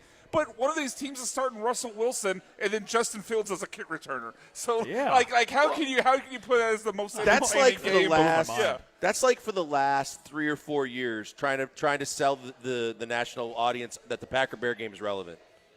I believe Packers Bears is on this list, isn't it? They always force feed. Now it's a little bit more interesting because of the Bears draft. Yeah. But at the same time, what I'm saying is for the last 3 to 4 years, I'll just go back a little bit in history, but even for more than that. Yeah. It's not worth putting. I know there's tradition in history. That's a horrible matchup. I mean, Baltimore's kind of a new franchise. I know that they left Cleveland to go to Baltimore, but it's a new organization, and they gave Cleveland its history back. Like Baltimore, I know they've been around a little while now. They've had some rivalries with the Steelers, but it's not like it's the Packers and the Bears that goes back 100 years. That one blew my mind because I don't think Pittsburgh's going to be that good. And then when you look at the second game on this, Kansas City at San Francisco, that's the game of the year. I get that. That's the game of the year. That's the game of the year. How in the world is Baltimore, Pittsburgh ahead of Kansas City, San Francisco? Way, it's a bad take. Because here's the thing. You think about it last year, right? Until the swoon of the Eagles, the game that everybody circled on their calendar as the must-watch was the Eagles and the Niners. I think it was in November. But it was the game because of what they did the year before. Sure, they're the NFC title game the year before. Both teams came out of the gates hot. At least the Eagles did. They were, 10-1 at one point. Yeah, the Niners were pretty hot. The Niners had a little bit of a slump after that. They had like a 3-game losing streak, but either side they had like 5 games. But nonetheless, everybody thought that's a roster capable of going to the Super Bowl. So everybody, I circled it. I was like, damn, I can't wait for that game to see how those teams look head-to-head. And that's the kind of thing I'm thinking about with a Super Bowl rematch. That was a pretty damn good football game. If you think about it, there were 2 evenly matched teams. I'm curious. That would be my number one. Yeah, it blows my mind that's there. 4963 says that Baltimore left Indianapolis. So? Well, Baltimore went to Indianapolis. No, hold on. The Colts left Baltimore to go to Indianapolis, and then the Browns went to Baltimore. Yes, the Browns went to Baltimore because remember it was Irsay got the moving trucks, or they got the Mayflower overnight. The Mayflower. The Mayflowers. That's what moved the Baltimore Colts to Indianapolis. Yep. I love how he put the city though. Baltimore left Indianapolis. The city of Baltimore left the city of Indianapolis. The other games that they had, number 3 is Green Bay in Chicago. Yeah, it's more interesting this year. But look, as a Packer guy, I don't think that's a big game. At least it hasn't been. I understand people want to see Caleb Williams. Well, I feel like Sunday Night Football is going to force that matchup on us every single year. Always so at least now it might be compelling. I'll say that, but it shouldn't be number 3. Yeah, number 3 is probably high. It is compelling to me. All these NFL games are compelling because it's the NFL. San Fran and Miami because you have the old San Francisco, with McDaniel going to Miami. Baltimore at the Chargers. You get the Harbaugh Bowl. Oh, that's big. That's good. Yeah. So that's good from the storylines. Buffalo, Houston, 6. Washington, Dallas. 7. Who cares? Yeah, Washington might be one of the least entertaining teams in the league. I guess it's there because the Dallas DC obviously is now the head coach of Washington, but I don't think anyone's really tuning in for the intrigue of that. I mean, maybe Jaden Daniels has intrigue, but he's going to have to play well, and a rookie quarterback playing well doesn't happen very often. Atlanta at Minnesota. This is the Kirk Cousins Bowl. But still, other than that, these are probably 2 teams that aren't in the playoffs. And Kirk Cousins boring. I think Atlanta could be. Who watched the show on Netflix, quarterback? It didn't come. He did. Yeah, that show was great. No, finish this. Let me finish the sentence though. Who watched that show on Netflix that came away thought, man, Kirk Cousins is a really interesting guy? Everybody. I think a lot of people did. On. They did. He has shirts that look like drapes. He shops at Kohl's. I think Kirk Cousins won people over. His trophy room, which was like the saddest little 5x5 closet I've ever seen. The weirdest thing that Kirk Cousins does is he has that little itty-bitty TV in his game room, and it's off-center. That disturbed me way more than it should have. I just don't think the Kirk Cousins Bowl is going to move the TV needle. No, I'm with you. Detroit, Houston 9, and then Philadelphia at Cincinnati number 10. That one's pretty sick. That is a good one. That's a good one. That one's spicy a bit. I like that one. Now, as a biased fan, I would say the opener was it Brazil? Brazil, Friday night. The Friday night game with Green Bay and Philly. I think that has the potential to be a really good game. Yeah, I would throw that up there. I would have that ahead of their number one. Oh, for sure. I would have that ahead of Pittsburgh and Baltimore. On the Twitch, grinding coffee and whiskey, he says Houston and Chicago. That could be an interesting one. I wonder who Joe roots for there. I think he roots Texans. I don't. You don't? Nope. No, he already had his chance. I thought he converted. No. It was all a show. He decided that he was putting the Bears up for adoption. He was done. He was through. There was nothing more he could take or do. And then all of a sudden, boom, just like that, here he comes back again. Now they've got Caleb. Yeah, now they got Roman Caleb, Doomsday, and he's tweeting about, I love this pick, love that, go Bears. He hasn't given up anything. I think Houston Dolphins would also be up there for me over a lot of the games on this list. Yeah, I would have that up especially there. with the 49ers connections with everyone, with the And coaching Waddle staffs comes home. involved. Yeah. Waddle coming home to Houston. That could be a lot of points scored in that game, too. Yeah. Oh, yes. Oh, yeah. Hopefully For the Texans' sure. defense a little better by then. All right, 713-780-ESPN. What was omitted from your list? 713-780-3776. Let's talk about this Astros bullpen. I thought Espada handled it poorly yesterday, especially in the 10th inning. What is your bullpen pecking order? 713-780-3776. Killer Bees live from Wakefield Crowbar on ESPN 97.5, ESPN 92.5. Hey, before we go to the break, a word for X Golf. Look, the weather, it looks dicey out there. It might be dicey this weekend. You might have already booked a tee time, and you don't know if you're going to be able to play. You can if you go to X Golf. X Golf is always available, whether it's dark outside or the weather might be frightful. It is so delightful at X Golf because they're the best golf simulators I've been on. They're the only X Golf simulators in the area, and it's fantastic because the golf simulators are realistic, and that's everything. The putting, the chipping. Yes, I said the putting. It's the best putting golf simulator I've found. And you can play 18 holes on 50 different courses across the country and the world, or you can just work on your game like a driving range and hit balls, even hitting your own golf balls that you play on the course by putting them in the simulator. And the best part of it is it's not just about the golf. It's also about the sports bar atmosphere of having all these TVs, all this great food, and great beverages too, all under one roof in one location. You can go there to hit balls and play 18 holes in about an hour and 15 minutes, and then you can hang out in a sports bar atmosphere, soaking up all of that goes with a great sports bar, the TVs, the food, the drink, and the ambiance of people watching. It's fantastic. Chris has done a fantastic job. You need to go there. If you're a golfer, you'll be there once. You'll be there a ton of times. If you're a sports bar fan or you're just out in the Katy area, check it out because it could be on your regular rotation of places where you can hang out and have a good time. It's X Golf in Katy. Check them out online right now.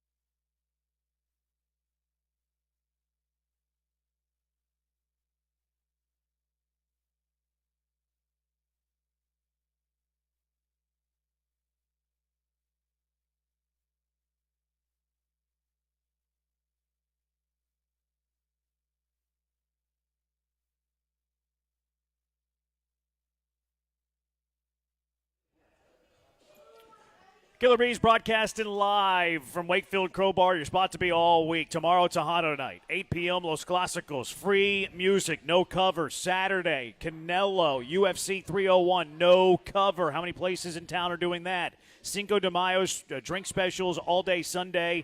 DJ mariachi performance in the afternoon. Kentucky Derby on Saturday. Happy hour for the next 2 hours. 50-cent boneless wings. $4 lemon drop shot. $29 high noon buckets. Thursday specials, by the way, $6 cheeseburgers, $6 makers, $25 Modelo buckets. Get to Wakefield Crowbar. We'll be here to 6, but the party going on all weekend at Wakefield Crowbar.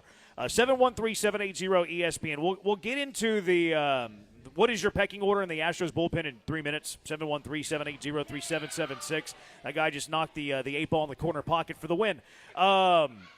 This guy texting in says that his prediction, well, it might not be a guy. I shouldn't do that. It's very sexist to me. My prediction for opening Thursday game is Texans at Kansas City. I could see it. I could too. Yeah, that's definitely. Will they go the Super Bowl rematch there, though? Well, but you think about it. Last year it was Detroit and Kansas City, and Detroit pulled off the stunner early on to kind of establish themselves as a contending team. I think that they could do that. I could see it. I think that it's in play. I think it's a good. And honestly, good I think it's a good move. If that's the game for the Texans, I think it's advantage Texans. I think the Chiefs come out slow. They got beat last year by Detroit. Fat and happy. Yep, fat and happy, and maybe with all their vets sitting in the preseason, I think it's a chance to catch them too. I wouldn't mind that matchup at all. Yeah, that's a good call. I think the time to get them is early. I like that point of view. Also, some news from Ari Alexander. He just tweeted this out. Christian Javier will go out on a minor league rehab assignment this weekend. Oh, so the a lot of people were expecting him to start Sunday. Yeah, the idea that Christian Javier was TBA is not true. Christian Javier is not the third man. He is not TBA. Christian Javier going on a minor league rehab assignment, which Dana Brown said Wednesday to the quarterback that they're getting Javier back next week. And he said that Wednesday? He did. So maybe one rehab assignment, and then he's back next week. So he went from TBA to TBD. What does that mean? To be delayed. Well, I know what TBD stands for. I'm seeing where your to be delayed. Oh, to be delayed. See, delayed. there you go. That's why I asked. Yeah. Yes, to be delayed. Christian Javier. Grade the joke. 713-780-3776. 4-2. I'll go 5-4. It wasn't his worst. No, it wasn't his worst. Definitely not. All right. Whew, I feel so much better. What is your pecking order in the Astros bullpen? Because I think Espada screwed it up yesterday in the 10th inning. If I'm being completely honest, 0002. You got to admit that Dusty's gut feelings have been better than Espada's analytics. I would agree with that. Yes. I would agree with you that. have to. Yep. Yeah, I would absolutely agree with that. So your 8-man rotation right now that you currently have rostered is, and this is alphabetical. Brian Abreu, Brandon Bielak, Sean Dubin, Josh Hader, Seth Martinez, Rafael Montero, Ryan Presley, Taylor Scott. So what is your pecking order? You can reverse engineer it. I think I'm going to reverse it. The It's easiest way to go. do it. Yep, I'm going to go. Hader's obviously the 9th. Presley is the 8th. Abreu is the 7th, and that can always fluctuate based on matchups. I'm fine with that. But those are the 3 main guys. Okay. Then Montero, which I'm not giddy about, but I think he's your 4th best relief pitcher, is going to be the 6th guy, and he's been that guy. 4th guy. My 4th guy, right? Oh, you meant 6th inning. 6, yeah. I got you. 6th inning guy. And he's the guy that I don't feel great about, but I know he's been in that role. I'll hold my breath a little bit, but I think because of who else you got to choose from, I think he's that guy. Okay, so then if those are the first 4, Seth Martinez to me is 5th. Because of the fact that he's been there, done that, and he's gotten you a lot of positive results over the last year or so. So I would say that's 5. Then 6, 7, and 8, I don't really – to me, I look at it and say it's probably Taylor Scott simply because of when he's been in this year, as much as no one expected a whole lot from him. I think he's been relatively good for this team. And I think, again, because you have limited options, he would be my 5th guy. And then I think that from there you go Bielak. You go Bielak ahead of Dubin? Bielak and then Dubin. I would have the only objection I have to yours is I would have Dubin ahead of Bielak. And I don't disagree that that's a possibility. But everything else is the same. Dubin's got better stuff. Yeah, I think Dubin's better. Now, Bielak, I think, is better for his role where he can give you 3 innings, and he's got kind of a rubber arm, and he sucks, so you don't care if he gets lit up. I have the same thing. Hader, Presley, Abreu, Montero, Martinez, Scott, Dubin, Bielak. I have no objection I think where it becomes like either or is, do you take a guy that's got more experience and has had a little success in the major leagues with Bielak, or do you take a guy that's got better stuff but hasn't really been kind of indoctrinated to everything Major League Baseball? It depends on the when role. He's using it. It depends. Right. Like if you're looking for 1 inning But in like the last 8th night. down by 2, well, I'd rather have used Dubin than Bielak. Oh, for sure. But I'm saying from a Dubin perspective, that was a tough thing for him because I think that was as high leverage of a situation he's been in. Yeah. But I mean, if you're talking about which of the 2 would you rather? Yeah. I don't believe. I'm not a big Bielak fan. I do think they'll send Dubin down before Bielak because Bielak doesn't have options, and for some reason they feel like they need to keep Brandon Bielak in this organization. Plus Dubin needs to pitch like kind of pretty often because he's still very young. I'll so hear I don't that. really have a problem with that. But with all the starters you're supposed to be getting back, if you're really looking at Bielak as a spot starter and a long guy, you can Seth Martinez could be that guy. There's lots of guys that could be that guy. I'm not worried about losing Brandon Bielak. No, I'm not worried about it either. But he's the emergency starter in case somebody gets scratched whenever you're in Chicago and you can't get somebody up there quick enough. And he's also the guy that's mopping up games. So like. It doesn't really matter who that guy is. It doesn't really matter what that guy's ERA is. I don't think that Brandon Bielak is going to be in the organization for the entire year. But I do think whenever Javier – that's kind of interesting, though. Like when Javier gets called up, who gets sent down? Because I actually think it's going to be Arrighetti. I do too. I really do. But I think that even as much as maybe short term the answer is you keep Bielak up and you send Dubin down, I think in short order Dubin's going to be the guy that fills the Bielak role, and there's going to be no more Brandon Bielak. Well, I think that, when Javier gets brought up, I think, and let's assume that everybody else still stays healthy. So Javier is going to be up next week, maybe. I think the move there is Arrighetti because they're going to want Arrighetti to stay extended, and still want him stretched out as a starter. When Urquidy comes back is whenever you're going to have to make the decision on Dubin versus Bielak. And I think that early on it will be Dubin with that move right there. He's still going down? Yep. Yeah, I agree. But I think that by midseason or a little bit after that, when you have a little bit more stability with all the starters you've gotten back and you know where they sit and how they're throwing, that I think that it's eventually going to be where Bielak, I agree, he's not going to be a part of the organization unless he clears and they put him on Sugarland afterwards. I think Dubin eventually becomes that guy because I think his stuff is better. All right. So I mean, we pretty much agree across the board here. Hader, Presley, Abreu, Montero, Martinez, Scott, and then Dubin, Bielak, kind of depending on the role, whatever. Which kind of begs the question, why in the world was Sean Dubin in the game in the 10th inning yesterday? What was he doing in the game in the 10th inning yesterday when you had Taylor Scott ahead of him on the pecking order available, who was warming up, and then, of course, Seth Martinez there, too. Any objection to this one, Brian? We all agree? Yeah, I think the top six is really without a lot of debate. I mean, the only debate comes down to Dubin or Bielak as your seventh and eighth guy, and we could probably see by the time the Astros get all their arms that are injured back, both of them wouldn't even be on the roster anyway. Yeah. Ideally. Well, and I think that the problem that we have is because of the limited options and because these are the guys that we're forced to deal with and Espada's dealing with, you look at it and say you hope that when you get the starters back that in short order you can find better options than these guys if you want to upgrade some of those top six that we were talking about. Astros lineup is out for today's game. A lot of people are not happy with it. Can I guess why? Yes. Because our boy Joey Loperfido. No. Joey Loperfido's not in the lineup? He's not in the lineup, but that's not the reason that people are upset. I thought that's upset. why people would be upset. Because LT Allen is a lefty, so like it kind of makes sense. Give the guy a day. He's had an eventful whirlwind. Maybe he's a pinch hitter or something. But a lefty, Loperfido's numbers against lefties aren't bad, though. They're not as good against righties, but they're not bad against lefties. He's not awful against lefties. But, hey, give him a day after a whirlwind. I have no problem with that. It's because Bregman's still second. Altuve, Bregman, Jordan DHing, yes. Tucker, Pena, Yiner catching. Singleton, Dubon, Myers. So that's the Astros 9 today. But the biggest objection is that Alex Bregman's batting second. Still. I could see, too, to the Loperfido point, that you got Jake in there because he hits lefties well. So that's fine. I mean, as we discussed, I would rather not have Bregman in the 2-hole.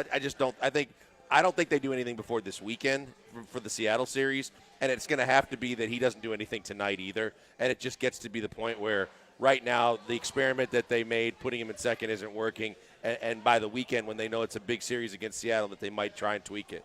713-780-ESPN. Our biggest fans just walked in the door. Great to see you guys. 713-780-3776. Kyle Tucker hit a bomb yesterday. Kyle Tucker's baseball savant excites me. What career highs will Kyle Tucker surpass this year? 713-780-ESPN. Killer Bees broadcasting live from Wakefield Crowbar on ESPN 97.5 and ESPN 92.5.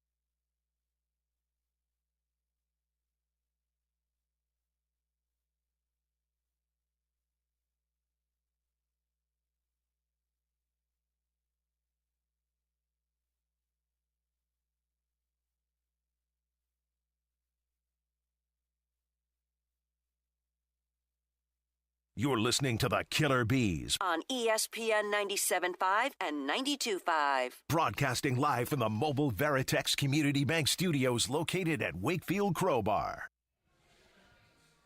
Killer Bees are live indeed from Wakefield Crowbar. Thursday specials, $6 cheeseburgers, $6 makers, $25 Modelo buckets.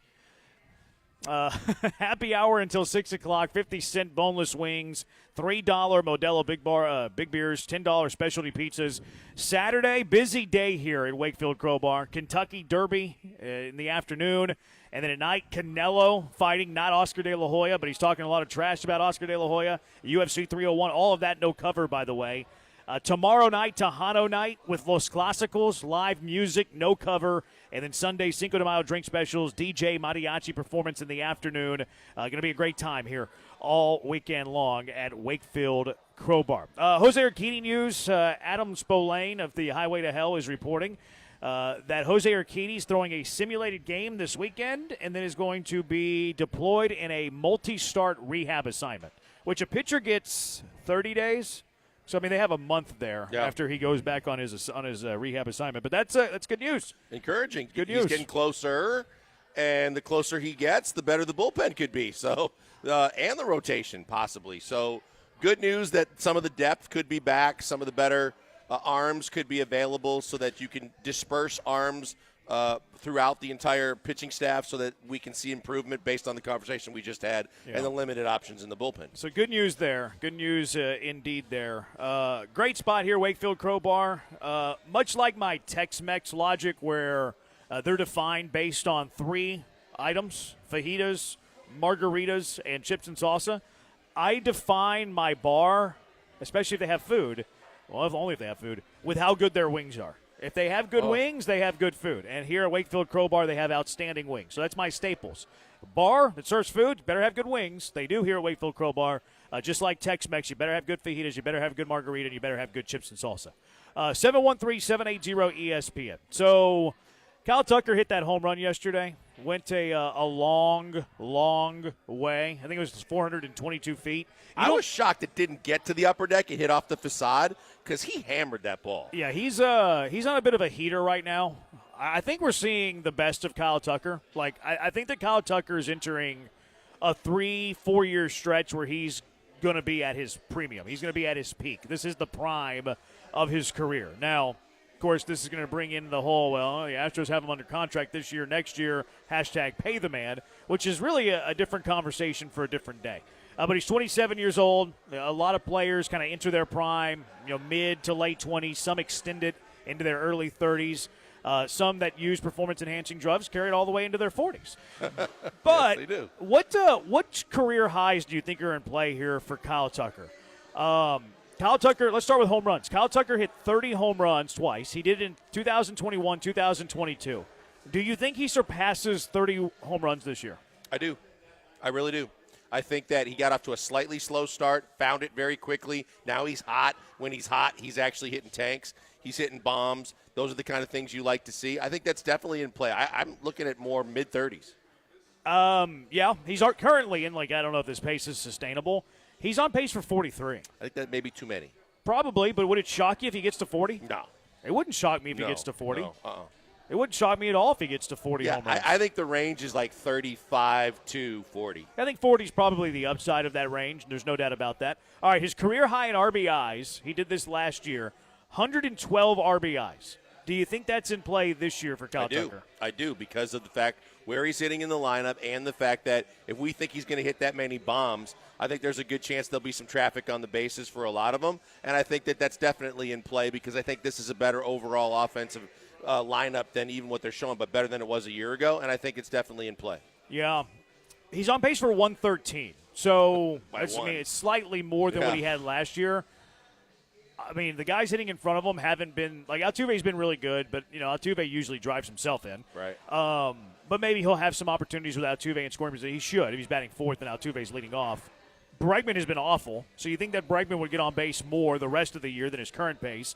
And then Yordan, his numbers aren't what you expect from Yordan Alvarez. So I think the chances are actually going to go up for Kyle Tucker, and Tucker's currently on the pace to break the RBI total.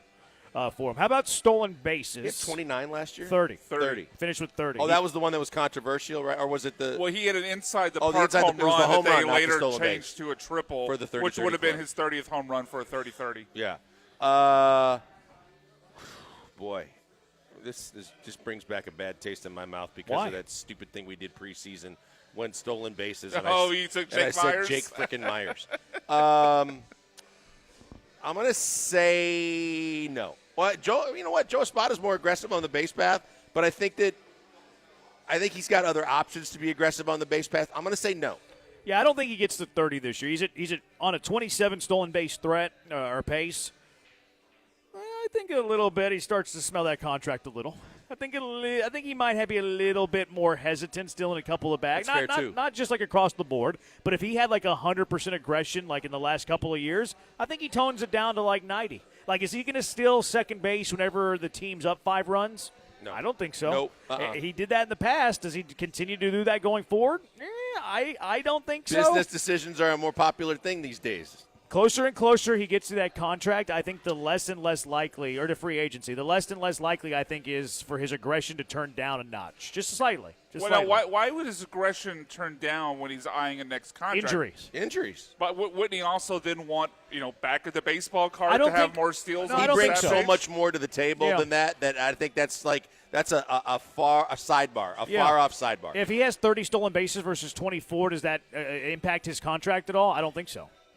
It's just I guess it's giving the agent in the negotiating room another thing to point to. Like, I mean, look, we could say, and I agree with you, that 24 isn't actually less meaningful than 30. Yeah. But being able to say I was 30-30, or hell, even on the way upside 40-40, is something that would be powerful. I think at a negotiating. I think as long as you have 100-plus RBIs and 30 to 40 bombs, general managers and teams know exactly what you can do, and they know you can run. You're capable of doing it, and they're probably going to want to use that once they sign you as more of a tool. I think the big thing is the more substantial numbers like HRs and ribbies. No, I think it's a good argument, and it certainly is something you put on a resume, right? I think that it would impact arbitration more than the open market because I mean it's a good point, it's a good argument. But put yourself in your GM shoes now. If you put yourself in your GM shoes and everything else is the same, with one exception, Tucker 30 stolen bases versus 22, is it going to impact what you offer him? No, it wouldn't. I'm not coming from that aspect. I'm coming from the aspect. I think the agent might ask for a little bit more if he's able to. They always put these stats out. Kyle Tucker or whatever the player is, the only player to do this many things. I always did that with James Harden. Acuna was the first one to go nuts. Like he's the only player to have this, really manufactured stat line. So if Kyle Tucker could put himself in some sort of conversation like that, I think that gives the agent extra ammo to maybe ask for a little bit more. I see. I think it's a good counter argument. I just don't put much weight in it. Was Acuna the first one to do 40 bombs and 70 stolen bases or something like that? Acuna, was yeah. he really 40-70? Yeah, no one had even done 40. No one had even done 40-60, and he did 40-70. He did 40-70 last year. He did 40-70. I didn't even realize he did 40-70. I know Which his numbers completely were overshadowed stupid, Corbin Carroll, I think, going 30-50. Yep. Like, no one even talked about it because Acuna went 40-70. Yeah, what a season. How about batting average for Kyle Tucker? His career high in average is 294. Did that in 21. He's currently at 298. I could see it. I think it's in reach. I think definitely. And again, I think it's a better offensive lineup. I don't know, depending on what they do in the 2-hole, it could be even better. But I think that from a hitting perspective, he seems to have found his groove. He again, the way he hits lefties, he and Yordan both tells you that he has no problem hitting for average. So I think it's attainable. I think his batting average would actually finish higher if the Astros weren't good. I think you would get better pitches to hit. Because you get 6th through 9th inning and a team's up by 4 runs against you. You're not going to be pitching Tucker as carefully as you might, and you're going to get lower leverage pitchers. Yeah. So I think that the batting average actually increases whenever you're not as good a team in a weird way. And then the final one is OPS. His career high prior to this year was 917. He also did that in 2021. His OPS currently is at 978. I think definitely. I think if we're looking at those kind of numbers and the home run numbers going up, the average, I think that's absolutely in play. I think he crushes this one. I think he shatters This it. is the only one besides home runs that I'm super confident in. Like I think all the ones we mentioned, I think he's got a chance at. But home runs and OPS, I think he smashes both of them. Yeah, I do too. 3167. As soon as Breggy leaves this offseason, I can see them extending Tucker. I can't. I don't either. I just can't. I just think that what he's looking for is going to be totally different than what Jordan signed for. And he's going to be looking to break the bank, and he's looking to do it for a lot of years. And I don't think the Astros are going to be on board for that. I think that what Kyle Tucker is going to get on the open market is going to be higher than the Astros price range. Is it over what Bobby Witt got?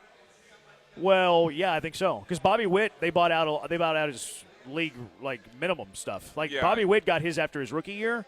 So they bought out his two. I think he played 2 seasons. Okay, so they bought out 1 year of pre-arbitration, and they bought out 3 arbitration years. Right. So if you do that, you bought out 4 years of club control. That's automatically going to be cheaper. Kyle Tucker's contract is, unless they do one this offseason, would buy out at minimum 1 year of team control, and it's very likely that he just enters free agency with 0 years of team control left.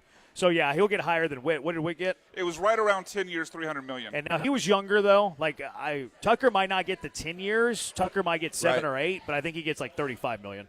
Because I think that's probably, if I'm Kyle Tucker's agent, that's where I'm starting at. 310. Yeah, from an agent perspective, I would negotiate. You want 10 years. Yeah, I would negotiate off of that, but that's where I'm starting with. Now, I would also say that what Kyle Tucker gets in free agency, I will advocate the Astros not sign that.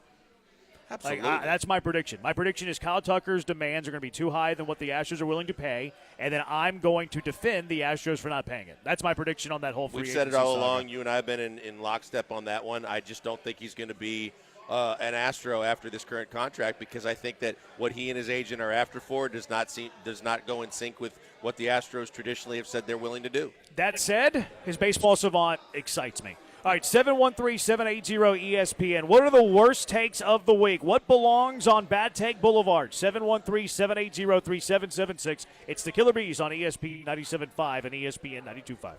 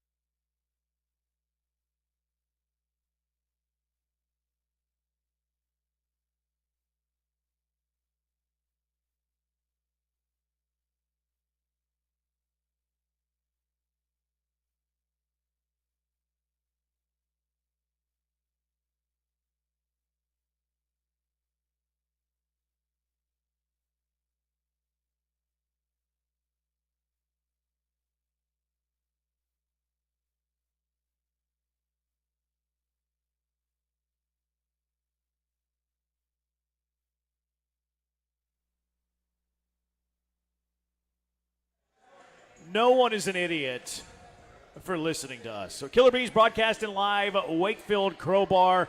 A bunch of specials. We'll talk about those a little bit later. All weekend long, Cinco de Mayo, though. Tomorrow, Tejano night with Los Clásicos, 8 p.m. No cover. No cover Saturday for UFC 301, the Canelo fight. And then Sunday, mariachis, DJ, drink specials as well for Cinco de Mayo. All right, what belongs on Bad Take Boulevard? 713-780-3776. Here's the first one. This one comes from Stephen A. Smith. Listen to Stephen A. Smith's take on Mike Trout after his injury. I've grown disgusted with his lack of availability. But these oblique injuries, you're running around the base, you catch a hamstring injury, you're running out for a fly ball, and all of a sudden something gets tweaked. What the hell is going on? I think you talked about karma with the New York Knicks. How about this? How about this, doggy? Maybe it's karma for him that he stayed with the Angels. What does that mean? So stupid. Karma man. that he stayed with the Angels? We're not going to respect loyalty here? Steve and I on baseball, it's just, and you and I have had this conversation before. I don't care how big you get and how many production assistants you have. Some of his faux pas on baseball have just been brutal. But his takes, he just doesn't follow the game like that. But that's ridiculous. Yeah, you're not really respecting loyalty. You're not, like, what did you want him to do? You wanted Mike Trout to demand a trade and leave the Angels? Like, that's what we're rooting for now? That's what we're celebrating? And when you're not demanding a trade, we're going to mock you and ridicule you for being loyal to the team you signed a contract failure with. Because you didn't want to leave the Angels. It makes absolutely no sense to me.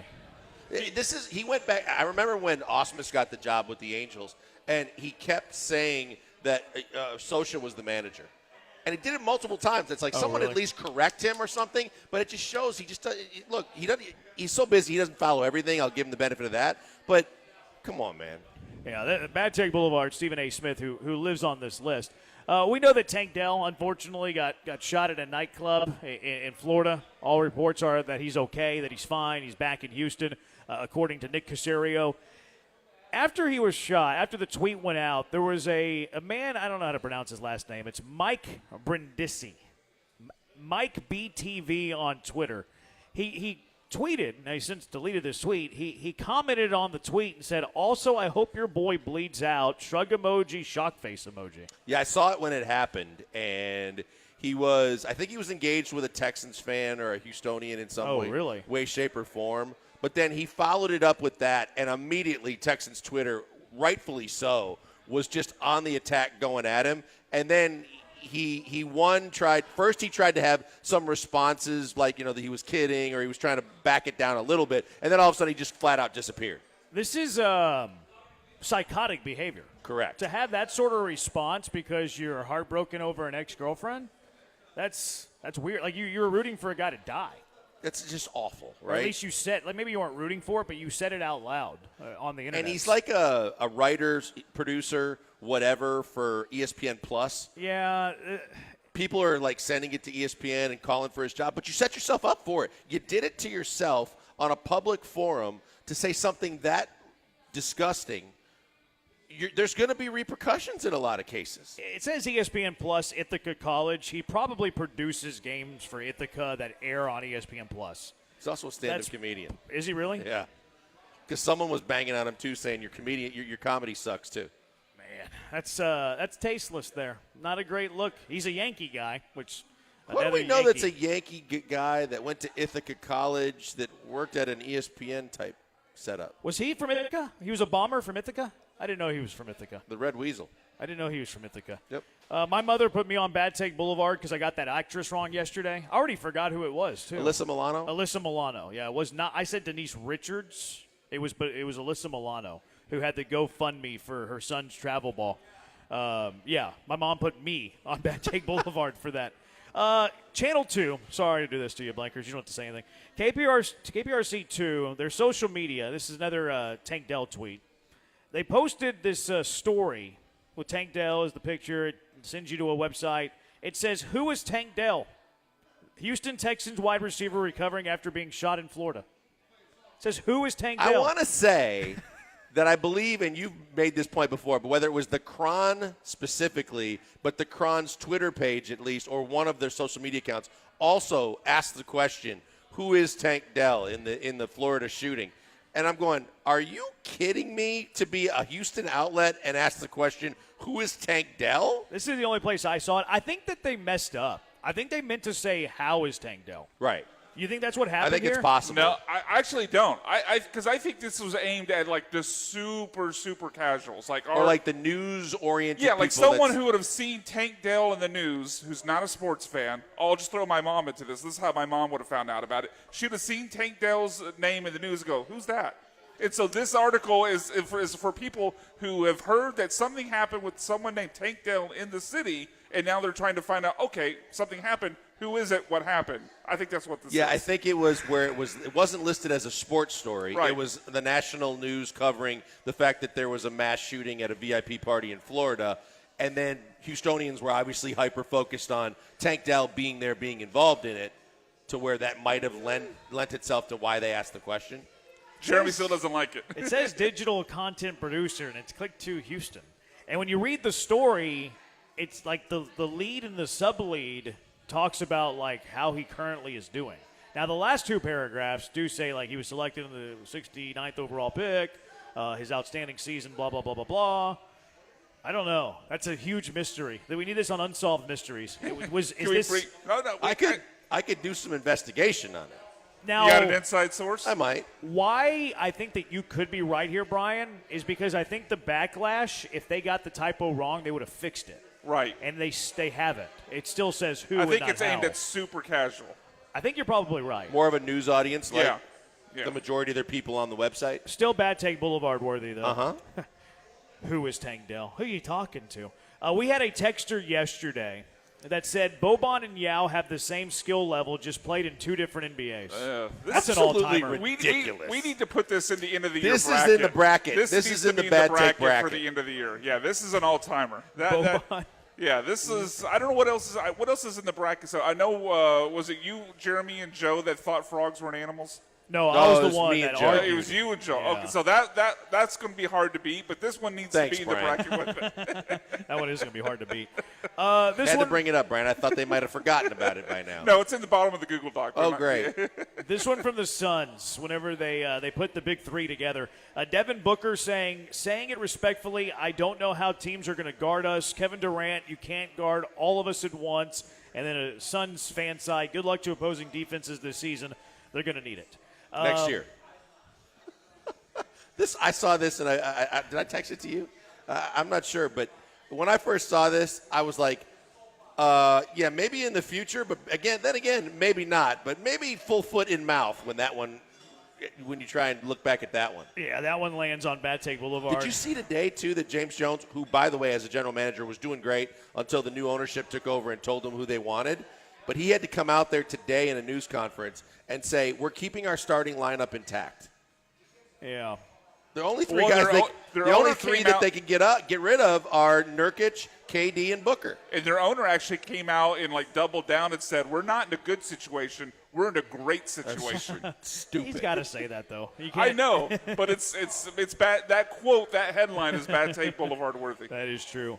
3404. What if by who is Tank Dell? They're trying to paint a picture of who he is to everyone or how he fits into this news story. I think it's probably Brian's point. That's kind of going along with what I said, yeah. To the super casuals. And then 0002, Stephen A. Smith, said a dead guy was still a great player. Bad Stephen A. I don't remember that. I don't remember the net player. Well, actually, this texter might be thinking of Colin Cowherd with Dwayne Haskins, right? I think that might be right. I think that's what he's the thinking one that about. I'm reminded of is there was a Monday night game where one of the Chargers starting tight end was out for the year. Yes. And he was like, he's going to be a big factor in Right. the game tonight. And he went on and on and on. It was like, he's out for the year. Yeah, and to expand upon your Was point, it we were Hooper? I don't remember the exact name, but you made the point that Stephen A. often gets these things wrong on baseball. But as you point out, He's not. It's not. He's not. No, it's not unprone limited to it for football as well. Really, the only thing you can kind of trust him on is Knicks basketball, and even then, he's talking about guys like Quentin Grimes that were traded away. So, but he's made his living covering the NBA forever. Well, he's made his living saying every NBA star is going to be a Knicks player. Yeah, well, he started the whole rumor that no one could back up that Booker wants to be a Knick. Yeah, no, I saw that. That is our illustrious list of Bad Take Boulevard. Today in the NFL is the deadline for teams to pick up the fifth-year option for 2021 first-rounders. Texans don't have one, but we're a year away from the 22 class, which means they have Derek Stingley and they have Kenyon Green. Make your call right now. Will those two guys, none of those guys, have their fifth-year option picked up in a year? 713-780-3776. Killer Bees broadcasting live from Wakefield Crowbar on ESPN 97.5 and ESPN 92.5.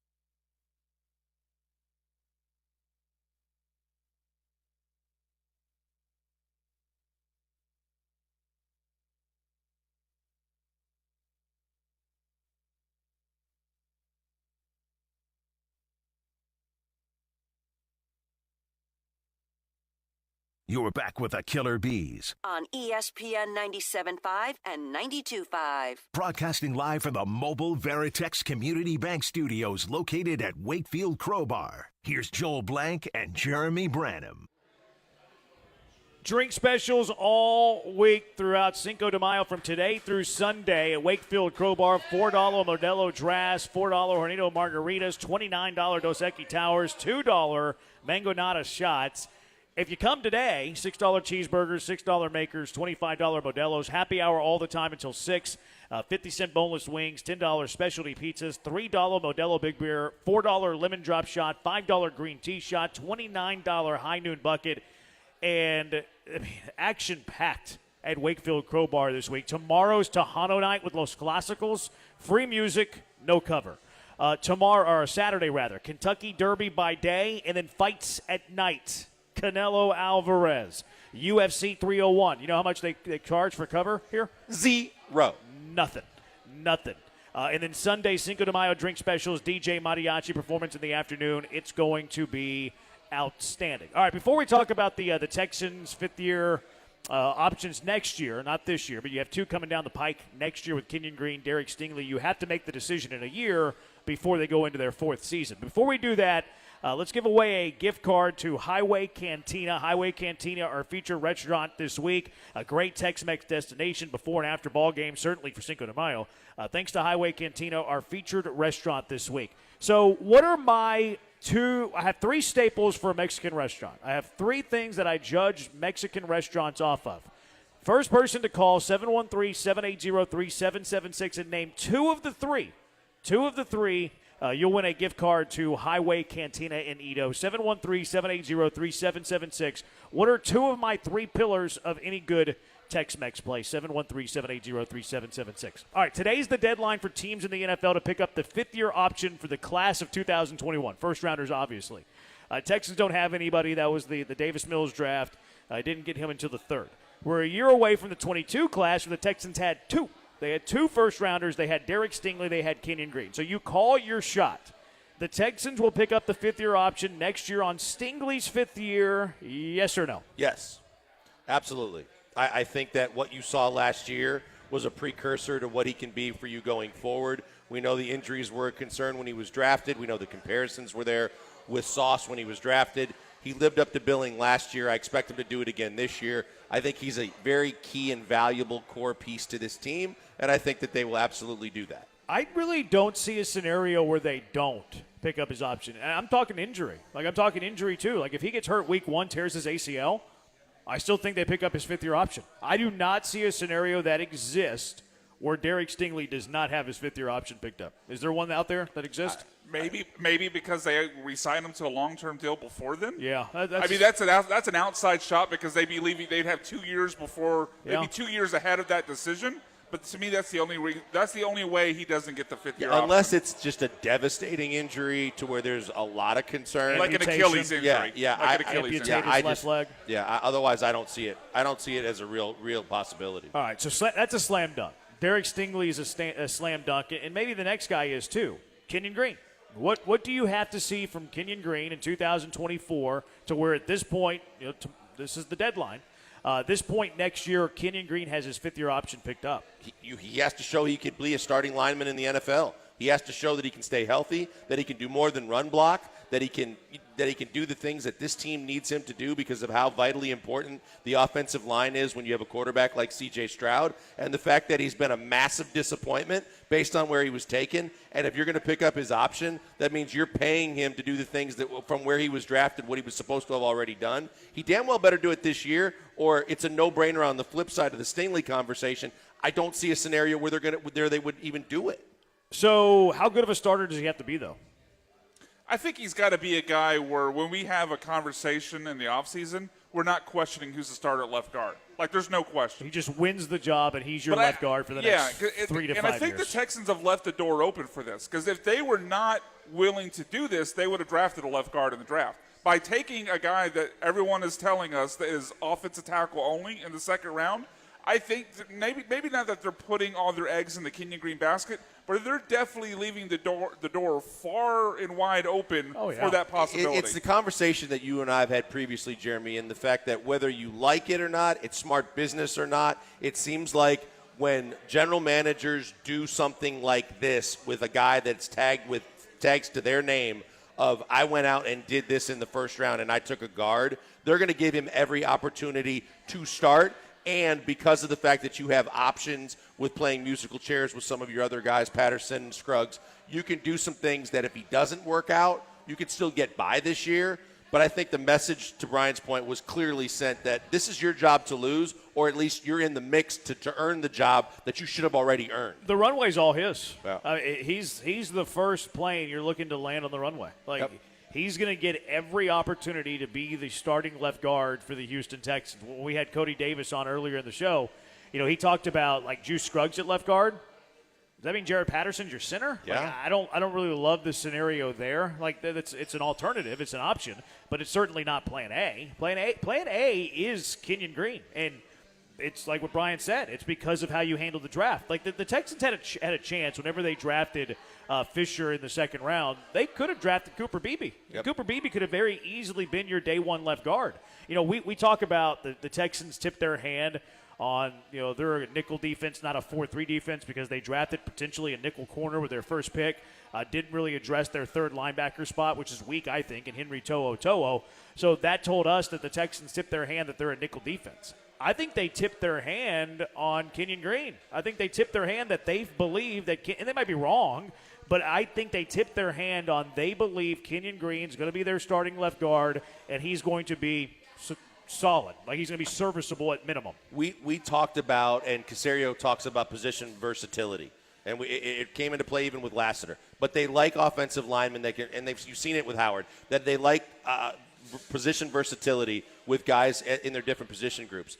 The fact of the matter is you have position versatility on your roster right now to cover for Kenyon Green if he doesn't end up being the guy, but they have every intention of giving him every opportunity to finally prove, and probably in his last shot at it, to prove that he is worthy of being the starting left guard on a good football team. I'm going to nitpick you a little. I don't think they have positional flexibility. I think that they have the depth. Because I don't think that they have players that they think that can play multiple positions on the offensive line.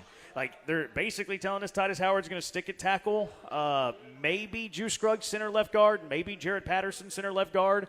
But I really don't see many offensive linemen on this team that can play like tackle guard center. No, but Juice center tackle. Juice can play guard and he can play center. Patterson can be a guy that has some flexibility. Yeah, those are the only two I see. And Howard. I know that Howard doesn't want to do it, and they probably but he would. Stinks at it. And they'd probably. Well, I think Juice Scruggs stinks at being a left guard in this league too. I think that he should just be the center. And you got Patterson as a backup, and maybe Patterson's a guy you can work on some position flexibility with. Yeah. But I think in my heart of hearts, and I said this prior to last season even starting when we knew what was going to happen with Kenyon Green, I'm tired of the musical chairs. The offensive line still needs to also develop continuity no matter how good each individual might be at their position. And you've got too much talent on that offensive line now to be moving Howard down to the other side and to guard when you sign him to a big money deal to be your right tackle. Yeah, offensive line isn't 5 fingers, it's 1 fist. That's right. Space City Kev, plan A should be Green. Plan B should be Patterson playing center. C would be Howard. I don't think that I wouldn't go as far to say that Juice Scruggs stinks at left guard. Wasn't great. But I think he was like average. I think he was serviceable. I do agree that his potential and like his skill set is at center. I'd rather him be my center for the next 5 years than left guard. I really don't want him at left guard either. Other text on this, 5798. I pick up Derek Stingley's 5th-year option right now. I get it, but you don't really need to. Right. Because, if he does get that, never mind, I'm not going to say it. Kenyon Green will have to prove himself as a capable lineman this season to even be considered for the 5th-year option. I like Brian's parameters. I like his foundation, his baseline. Like, he has to become the guy that at minimum is your left guard. You look at the depth chart, he's your left guard. You're not having the conversation of, well, are they going to draft one in the second round to replace him? Are they going to sign a veteran free agent to replace him? I think that he has to answer those questions. 0315 says, pay Stingley now. He'll be one of the best, if not the best defensive back in the league. I see where he's coming from here. They pay him early. That way it looks like a discount later. The problem, though, in the NFL nowadays is when players feel like they get underpaid, they just demand a new contract. So, like baseball, it doesn't really take care of the problem. Yeah, you're not going to save anything long term. Like baseball, whenever you lock up a young player, you've locked him up. Like he's not going to demand a new contract, so you've locked him into a fixed number that you like. He could demand it. He ain't getting it. Where have you ever seen that in baseball?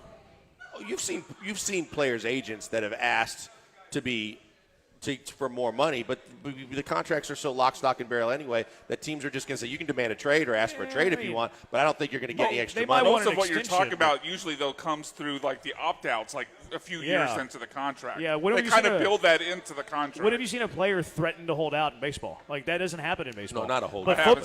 Football, it's like, okay, they went from being the 3rd top paid cornerback now to their 20th, and they're like, well, give me a top 5 money. So locking up a player early in football doesn't really add up. Like, it doesn't make a whole lot of sense. But I see where you're coming from, because I do agree in Stingley's long term. The only thing that's a little bit of a hang-up, not that it's a hang-up, it just lives in your mind, injuries. Yeah. And Stingley's has shown that he's had 1 year of it. 6761 says that Green should have been cut. He's an Aggie bum. We're not going to read Aggie bum on the flagship for the Texas A&M Aggies. We can't read Aggie bum when we're the flagship for Texas A&M. Nice try, 6761. All right, 713-780-ESPN. I'll make this statement. Nick Caserio is easily the best GM of the big three in this city. If you want to argue me, 713-780-3776. But who is second? Who is the second best GM in the city of Houston? It's the Killer Bees broadcasting live from Wakefield Crowbar on ESPN 97.5 and ESPN 92.5.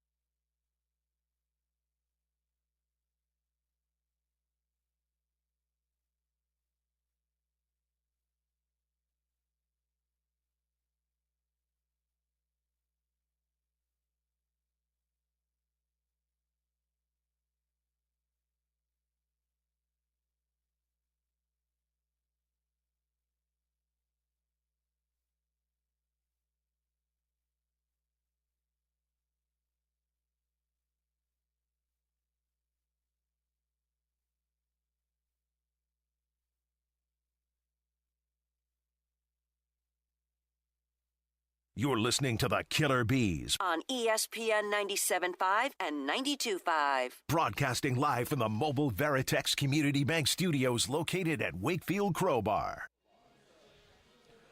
Welcome back in, Wakefield Crowbar, Killer Bees, ESPN 97.5, ESPN 92.5. This is the place to be right now, as you can tell. All of our listeners are here, all four of them.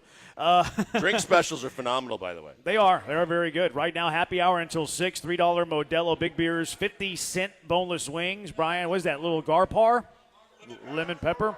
Lemon pepper boneless wings, $3 Modelo Big Beer, $4 lemon drop shots, $5 green tea shots.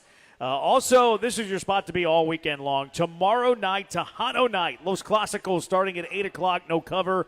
Saturday, Kentucky Derby by day. A bunch of fights at night. Canelo Alvarez fights.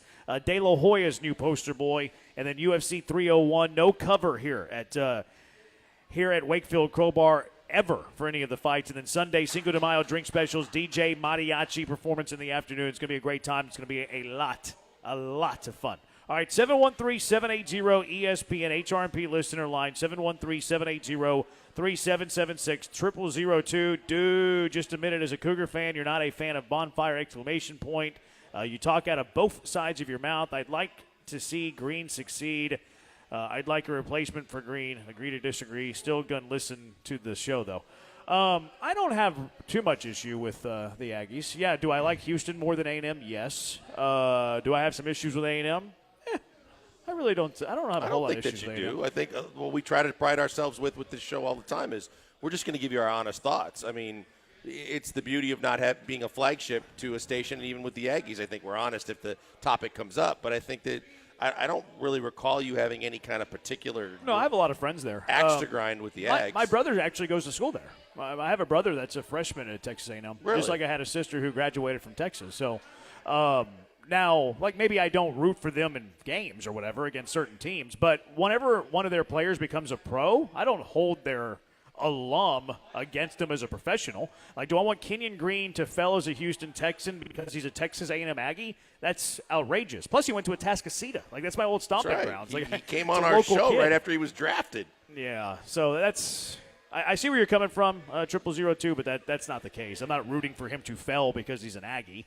I'm rooting for him to succeed because he's a Texan and because he's an Atascocita Eagle. All right, anyways, Nick Caserio is easily the best GM of the big three in this city. Cash or trash? Cash it. I think it's not even close. It's not. Brian gives us thumbs up because he's got lemon pepper boneless wings in his mouth. Who's second, though? I think that's where the conversation begins. Is it Dana Brown? Is it Rafael Stone? Who's the second best general manager in this city in the big three? It's hard for me to say. But okay. I think it's Rafael Stone. I think because of the fact that what we don't know, but what we've heard of and what we've seen so far is that Dana Brown is more of a puppet than he is a general manager. That whether he's capable or not, we may never know. But it seems like the Crane gang is what's pulling the trigger on all the moves and making the decisions with the Astros. And it's been very disappointing because a lot of the moves since Dana Brown has been here are being tagged to Bagwell, blamed on Bagwell and Crane. And that tells you all you need to know about who's actually making the decisions. Whereas I think Rafael Stone does have to get some sign-off and approval on some things. But I think that Rafael Stone is a guy that's going to be allowed to do his job. And more times than not, the young players, the young draft picks that they've had have had a better chance to succeed than they have to completely fail. And I think that he's done a good enough job, and because of the fact that Dana's hands are tied, that Stone is second. I don't even know what we could give either credit or take away credit from Dana Brown for. Like, I mean, when you look at some of even the moves he has made, like re-signing Altuve, like every GM would have re-signed Altuve.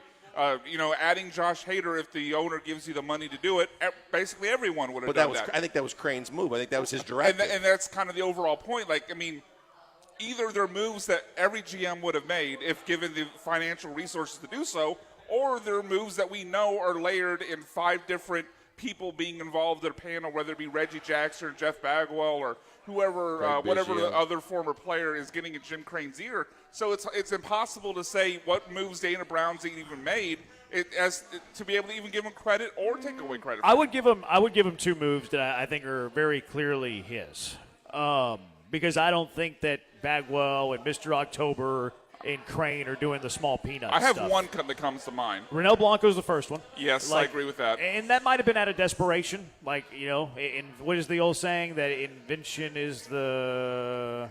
Desperation is the mother of invention. That's it. Desperation is the mother of invention. Like, it might have been that. It might not have been like with Dana Brown, look at this Renell Blanco. This guy's going to be a starter. It might have been desperation, invention, blah, blah, blah, blah, blah.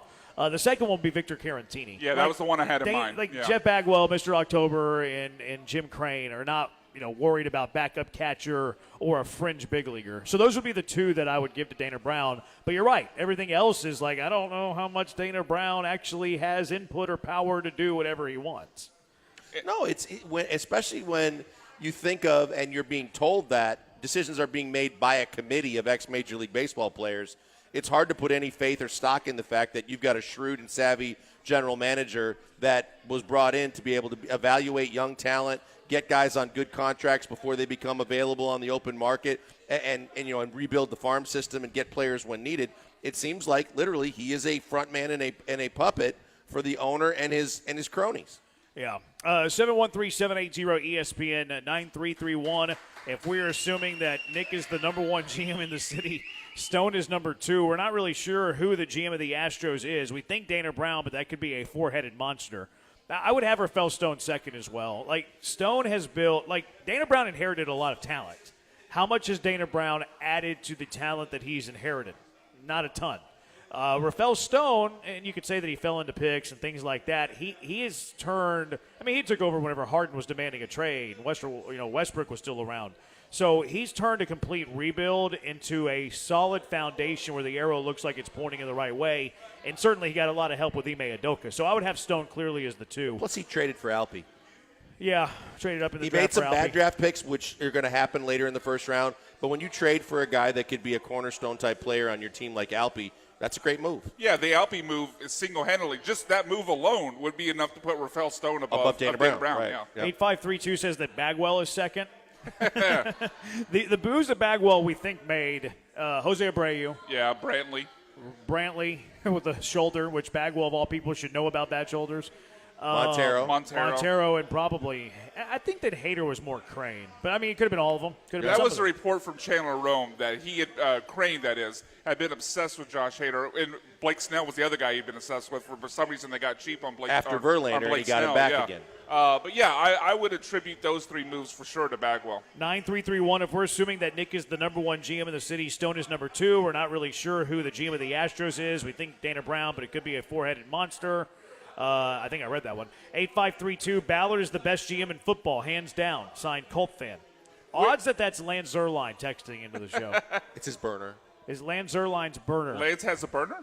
I don't know. It just could have been his real number. We wouldn't have known the difference. No. 6517. Rafael Stone, Dana's head of scouting, not general manager. I think that's fair.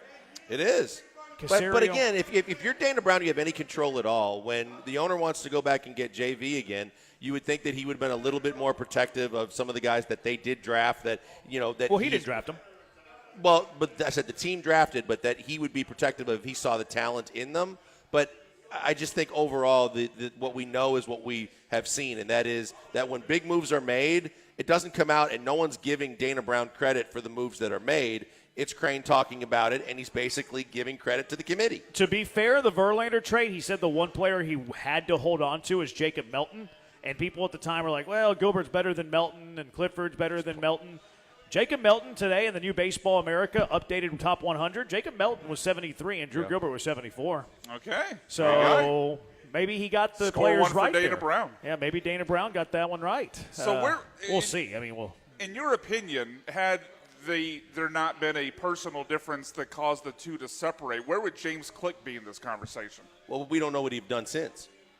Well, I guess just based off what you know. Yeah, the body, what you know, the body of because I think it's safe to assume he wouldn't have made the Abreu deal for sure, and I don't think he'd have done the Montero deal either. And I think that would he have done the Brantley deal?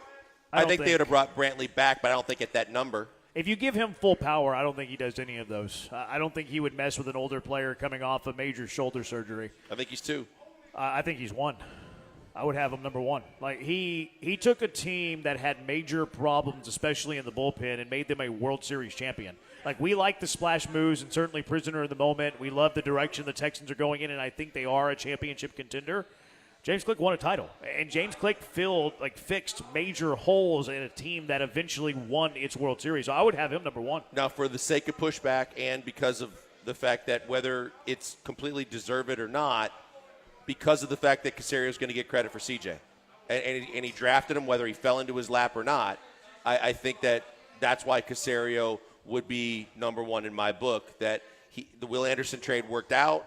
The fact that you got your quarterback, your franchise quarterback, I think the pushback would be because he did those things and those are credited to him, that he would be a slight notch above Click. You want stars or you want titles? Well, I understand what you're saying too, but I think that we know how hyper important the quarterback position is in professional sports. So whether right or wrong, he's going to get the extra credit for getting the franchise quarterback. Do you want stars or titles? I want titles. Click's one. I get it. I know where you're going with it. I just think that if you throw the question out to the general public, I think the reason why Caserio would probably nudge out Click is because of CJ. Beaumont Todd says that second best GM is Kelvin Sampson. If we're throwing him in, he's number one. Brandon T, has someone won the gift card, was just on hold for 20 minutes? Yes. Yeah, someone won. Sorry, Brandon T, to keep you on hold. Yeah, Austin told us the second caller that called in got it, so someone was clearly paying attention. 1264, remember before the trade deadline last year, Dana Brown said that Gilbert was untouchable. GMs are going to talk up their prospects, though. Like, GMs are going to say really good things about their prospects to keep the stock high on that player. Dana Brown, Spencer Arrigetti's a Rookie of the Year candidate.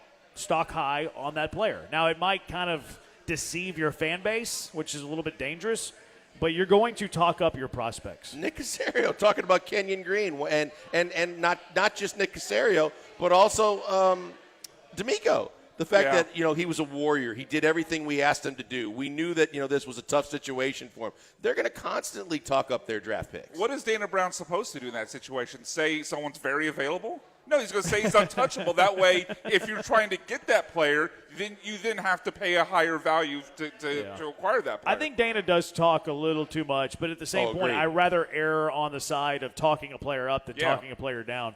So I would take that. Just for overall future value, whether it be in the short term or the long term, GMs are always going to oversell their stock. They have to. Yeah. Now, you can temper expectation a little bit at the same time, which I think was where Dana struggles and where Caserio probably maybe goes a little too far. Caserio is making big moves, says 1489. Dana Brown not even into the conversation. Brown can't even get us trash off the scrap heap, says 6517. It's not from a lack of trying, though. I mean, Dylan Coleman, Parker Mashinsky, Joel Coolnell, Oliver Ortega, who got immediately got hurt. Ortega. He picked up a lot of guys on the trash heap. They just didn't really stick. He brought Souza in, right? Last year? Yeah, he had to have, right? Because he wasn't in the organization. Right. Yeah, he would have had to have brought him in. It's unfortunately he got hurt, too, because I think he would have been in this bullpen. It's hard. It's hard to be so critical of him, though, simply because he just basically is neutered. He has no control. This texture, Click won a title. He would be number one. Dusty Click, make Astros champions again, 2025. Cool, I'm down. Either one. I would even consider, and Hinch is not going anywhere with what he's doing with the Tigers right now, but I would say that we had the texture the other day. If you had the choice of either one, they're better than what you got. I would take Hinch and Luno, and I would take Click and Dusty back again. If you could have the option of one, Dusty, Click, which one of the two are you taking? So I don't get Luno or AJ? Nope. You have to pick the one. And then I guess you have to live with the one that you currently have. I just think that it's still a better situation to go with Dusty and Click. No. You Dusty or Click. If you pick Dusty or Click, I take Click. Yeah, I would take Click, too. Seems too good. Assuming Click actually gets to be GM, right, not whatever Dana Brown's doing. Joe was here with the analytics of Luno and AJ. Joe's been here with Dusty as well, but he knows what to expect of a Click and the decisions that he makes, and they're on the same page analytically enough to where he'd have a better roster because Click would have not done what we've said, probably improved the roster where we thought that they had holes and needed it and where he thought so, and they'd probably be a better team on paper no matter how they were playing, and you would assume they'd play better too. Yeah, I would take Click as well. That would be the one I took. Give me Click and Espada. I think Dusty's better, but I would take Click and Espada. All right, 713-780-ESPN. Killer Bees broadcasting live from Wakefield Crowbar. Mentioned Nick Caserio. Caserio says that he expects to release some players in the next few weeks. Who is on the chopping block? Killer Bees from a live Wakefield Crowbar on ESPN 97.5 and ESPN 92.5.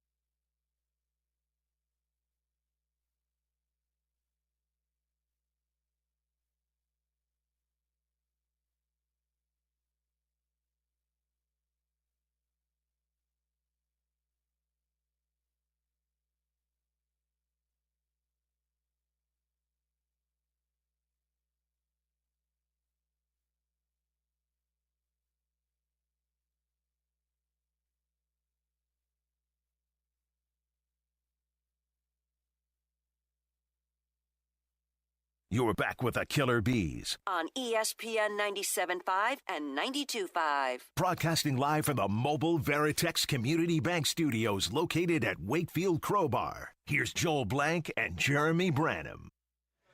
We are live at Wakefield Crowbar. We're taking advantage of some Thursday specials. $6 cheeseburgers, $6 makers, $25 Modelo buckets. Happy hour for the next 37 minutes. 50-cent boneless wing, $10 specialty pizzas, $3 Modelo big beers, $4 lemon drop shots, $5 green tea shots, $29 high noon buckets. How about this coming up this weekend? Starting tomorrow night, Tejano Night, Los Clásicos, live music, no cover, starting at 8 o'clock. Saturday, Kentucky Derby by day, bet on the ponies. And then at night, Canelo, talking all this smack, which it's... I love listening to him cuss in English because his accent in English is hilarious, especially whenever it's a bad word. But Canelo fights tomorrow night, UFC 301. Both of them have no cover. Going to be fantastic. And then Sunday, Cinco de Mayo drink specials, a DJ mariachi performance in the afternoon, too. This is your weekend plan, whatever night it is, Friday, Saturday, or Sunday. All right, Nick Caserio says that he expects to make some cuts in the next few weeks.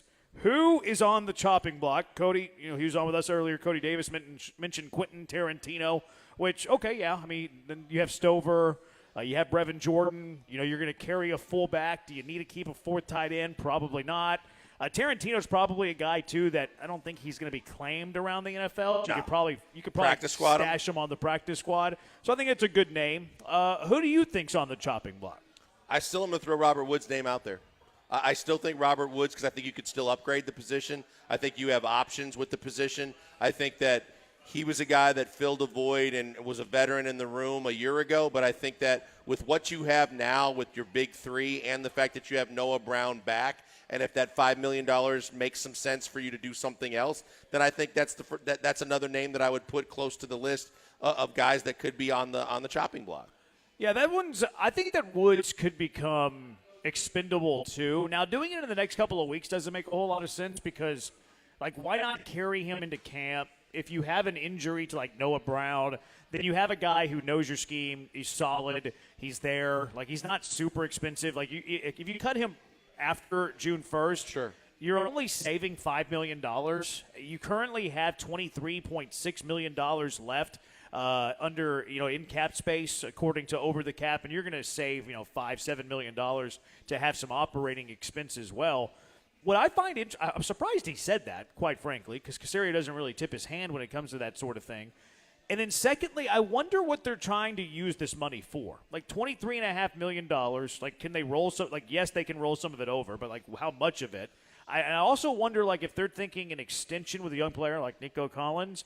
And if they could use some of the cap savings this year to pay part of that deal for Nico Collins. I'm not a cap savant when it comes to the NFL, but I wonder if that's the thinking there for I think Caserio. It's possible, and I think the other thing that when you hear him talk and when we start looking at the roster is that, yes, they could field a roster that's good enough to take the field tomorrow, but at the same time, we still know that you want to have depth on this team. You want to have flexibility and insurance all at the same time with the corner position. If the guys you brought in might not be as good as some of the veterans that are still out there that we talked about, that might be a better upgrade at the other corner position. If you look at a linebacker and you want to upgrade To'o and you think that there's a linebacker that's still on the open market that's a veteran that fits the scheme a little bit better, you have the option to do that, and you don't have to go bare minimum on the salary. No matter how much you spend to sign all your draft picks, you could get that extra $5 if you need it. You're right. You don't have to do it right away. But still, because you have 20+, I think that there's a chance that, though, and again, don't sleep on the backup running back position. That's also another one. Yeah, I just don't know how much of any of that's costing you. I don't see that costing a whole lot. If one of these corners want to play for you, we threw out a few names yesterday, Xavier Howard, Gilmore is a name that I would be intrigued in. I think Gilmore's better than Okudah. 5? Yeah, that's what I'm that's not a lot. I think Gilmore and Howard both might ask for 8. Okay, just say it's 8 then. But it's still not that bad. Even if it's 8, that gets you down to 15. So why are you trying to save money? I think it I think it factors into an extension for Nico Collins. It's possible, but also when you start talking about depth in the room, in the wide receiver room that know the system and know the plays and know everything, you still have guys, and of course they have to play, but Hutchinson and Mechie also have been in the room for over a year to where if you lost Woods, there are other guys, if Noah Brown would suffer an injury, that could step in as they did a year ago. You hope that Hutchinson would play better. You hope Mechie's a different player. So, yeah, it's not as, foolproof as taking a guy that has the NFL experience of Woods. But if it helps you to get a better player depth-wise at running back or at corner or at somewhere else, and you can get maybe two of them, then maybe it's something he considers. Yeah, I like the idea of corner. Cody mentioned safety. I think you're out of safety now with the drafting of Bullock. Now, linebacker's one that's interesting because after Al Shire and Christian Harris, it is a steep drop-off. Yep. And even if you're playing nickel, it's you could use a little bit of linebacker depth in case one of those guys, no one's playing. Guys get dinged up. Yeah, I wouldn't. I think it's a good call, and I hadn't really spent a whole lot of time on that. I think you can upgrade backup linebacker. I think that's a spot where I would be willing to spend some money. Yeah, I mean, can you think the average fan could even name the fourth linebacker on the team? No. Third, yes. When you get past Christian Harris, Al Shire, and Henry To'oTo'o, right. Name the fourth linebacker. I don't think I can either, to be honest with you. I can because I'm looking at their depth chart, but I couldn't have before I looked it up. No, you got guys named Delshon Phillips, Jacob Phillips, probably not related, Neville Hewitt. I mean, I haven't heard of any of these guys. I remember Hewitt. Hewitt was the special teams guy. Yeah.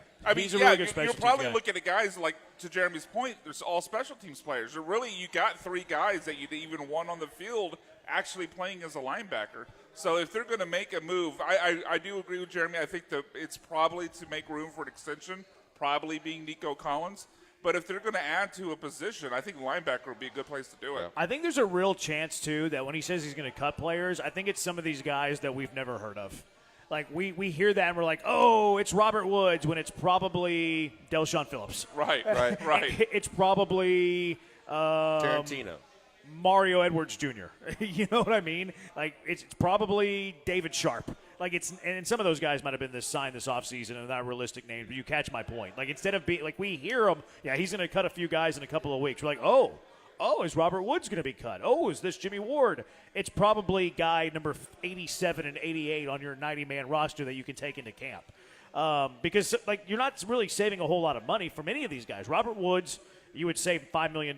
But you already have $23.5 million in cap space. Why do you need that money? And if you had a wide receiver injury during camp, you're going to wish you had Robert Woods. Jimmy Ward's only a savings of $3.8 million. You're not doing that whenever if you were to cut him, you're starting a rookie or you're starting Eric Murray.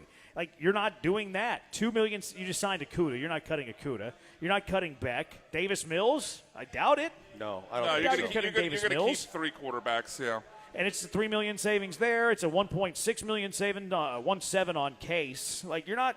I think it's a bunch of names we haven't heard of. I think you're probably right. I think that they're not going to. The only thing that you're looking at is his commentary that he's constantly trying to upgrade the roster. He's looking to improve and add depth.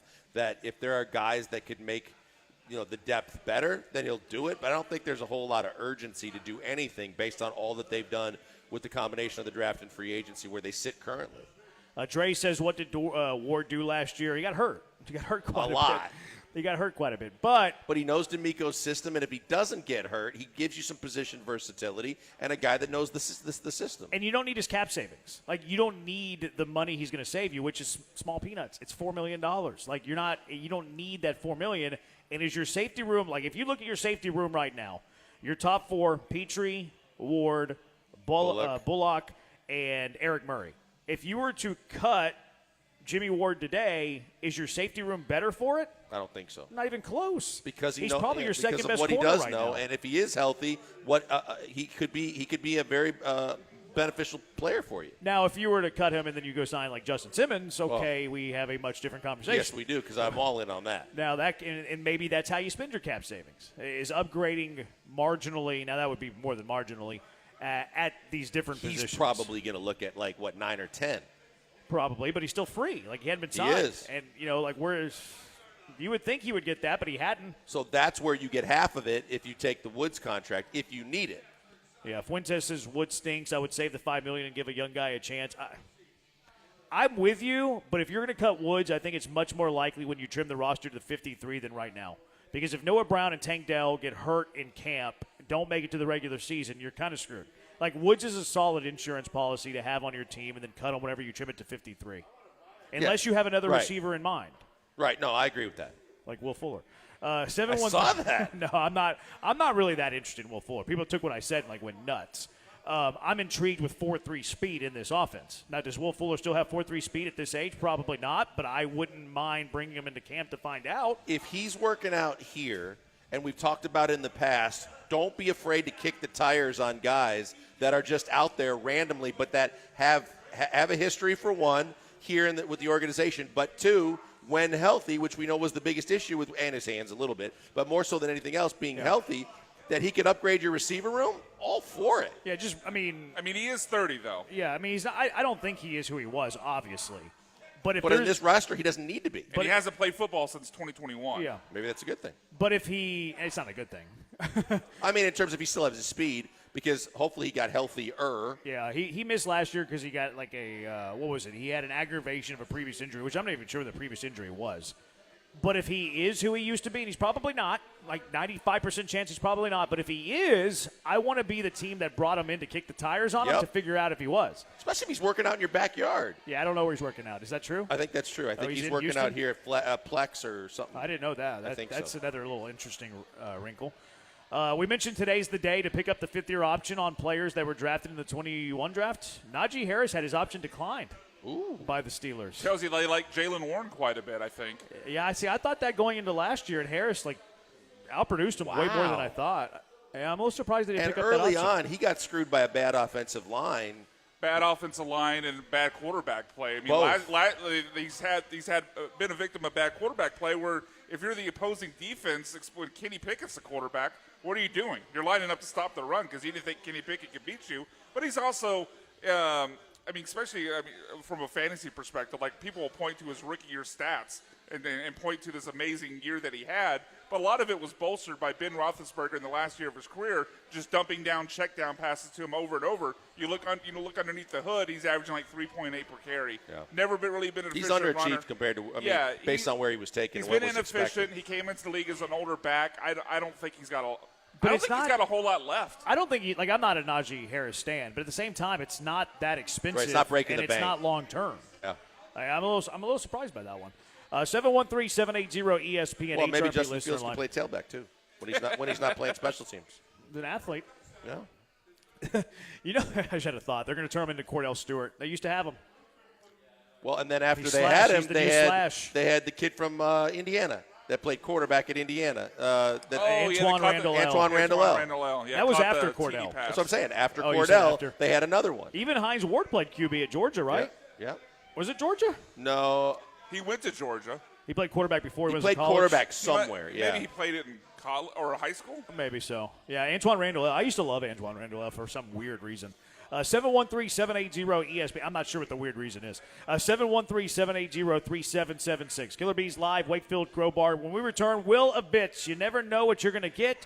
You just know that it's going to be radio gold. Killer Bees broadcasting live, Wakefield Crowbar on ESPN 97.5, ESPN 92.5.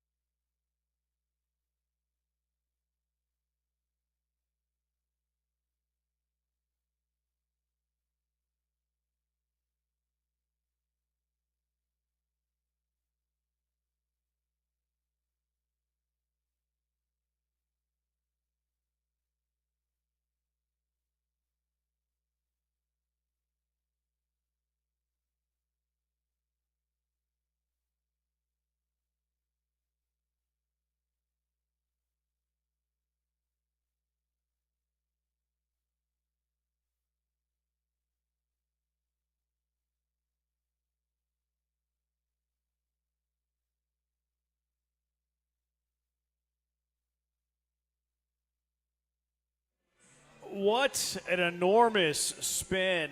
We'll get to the food debates in a moment. 4199, I feel we need an upgraded defensive tackle. I don't think that they feel that way. 1509, Foley was never truly healthy, but you can't teach Siri speed. Siri could run. Yes, he could. And then 73008, it's not Bullock, it's Bull-uck. Okay, I just pulled up the USC pronunciation guide from last year. B-U-L-L-O-C-K in all capital letters. What do you think that is? That's lock. Bullock? Bullock. I've always been told that L-O-C-K is lock. Yeah, So- I'm pretty sure that's Bullock. I think Drew might agree with you. So the pronunciation guide from 2023 says Bullock. I've also heard USC. I can't remember. I've heard multiple people. I think it was the USC player that they drafted in the late rounds, 7th round, the defensive end, who was talking about him. And he said Bullock too. That's why I picked it up on. But the pronunciation guide says B-U-L dash all capital letters L-O-C-K. That's a definitive Bullock. That's Bullock. This texter is saying it's not Bullock, it's Bullock. The pronunciation guide says that it's Bullock. So I'm just going to go off of that, not random text message on our HRP listener line. But we do appreciate you listening to the show. All right, let's get to our food debates. Did you see the turkey leg up? Turkey leg caught fire again. Again? How many times is this? Twice. Twice. Yep. Now, they did send an update and said that it wasn't, like, the area they got on fire was not essential to, like, their day-to-day operations, and they were open the next day. They were open on Monday. They weren't. They said that the last time when it got their financial operations and business office, which was across the street. Yeah, it's weird. Like, this is Hey, we're still open. We're still open, but there's a lot we of have some smoke issues. with this. They've been on fire twice in non-essential areas. The ex-husband who was, running around on his wife had the little pop-up shop across the street. But it was instead of the turkey, it was I don't even know he had a seafood name. or something. Seafood Hut? Something Hut. Seafood leg hut? It was a spite store, whatever it was. It was a spite store. It was a spite store. I can't wait for the 30 for 30 on the turkey leg hut. Oh, it's going to be fantastic. I want to read the book on the turkey leg hut. It'll be the first book I ever read. But yeah, it's incredible the news we get from the turkey leg. Have you had turkey leg? I have not. I have not. I haven't either. I really want to try it. I almost went Monday. Where is it located? I think in the third ward. Okay. Off just a little bit outside of Midtown. Yeah, I do want to try it. Like, I really need to get there before it burns down for the third time. I better hurry up. Because the divorce is still going through, and it seems like it's getting uglier by the day. I need to hurry up and get over there before the building burns down. I can't believe they're still open. Yeah, I mean, these turkey legs aren't going to sell themselves, Brian. But it says they're on Almeida Road. I guess that would be. Almeida is what turns into Crawford. Okay. The fact that they're still open for business means the turkey legs are still in stock and ready to go. I love regardless turkey of the me too. But regardless of the finances and the other bonfires that are being set, the food's still good and it's still available. What are their hours? Do you still have it up? No, I can find it though. Give me just 2 seconds. They do a lot of stuffed turkey legs, I think. I've never going had a original. stuffed I turkey haven't leg. either. Yeah. I'm going original. I would too. Like, I love a good old original turkey leg. At the festival or the fair or whatever. The two best turkey legs I've ever had, one was Thorne Stadium whenever I was young, right by the airport on Beltway 8, and the second, the Renaissance Festival. Renaissance Festival is one, and then the Wisconsin State Fair. I bet you the rodeos are good too. So you got time to get there tonight. They're open till 10 o'clock tonight. They're open till 10 tonight? 10. I thought they were like a lunch spot. Friday and Saturday they're open 11 a.m. to midnight. I was going to say, I thought they served beverages enough to stay open till at least close to Only bar day time. they're closed is Monday. Open every other day but Monday. How early do they open? Tonight's 10 o'clock, Friday, Saturday, midnight. No, how early do they open? Oh, sorry. 10? Looks like 11 11 a.m. every day. Oh, so you can get there for lunch. I mean, I could stop by there for lunch and then drive to the station. Or, when I'm remote at U of H, is probably the better time. There you go. Yeah. Okay, I'm going to try to make that happen next week. Turkey leg review. I mean, I got to hurry. Who knows when they're going to burn down for the third time. All right, the second one we got for you, Laura, who does our HR, our payroll, wears a lot of different hats. She sent us an email the other day asking us what request we have for our new vending machine. Okay. I've never used our old vending machine. Have y'all? Yes, we have. Wait, you've never used it? We both have. You've used it? Oh, yeah. I've never eaten out of the vending machine. I didn't eat. We used it to buy sodas. Tuna.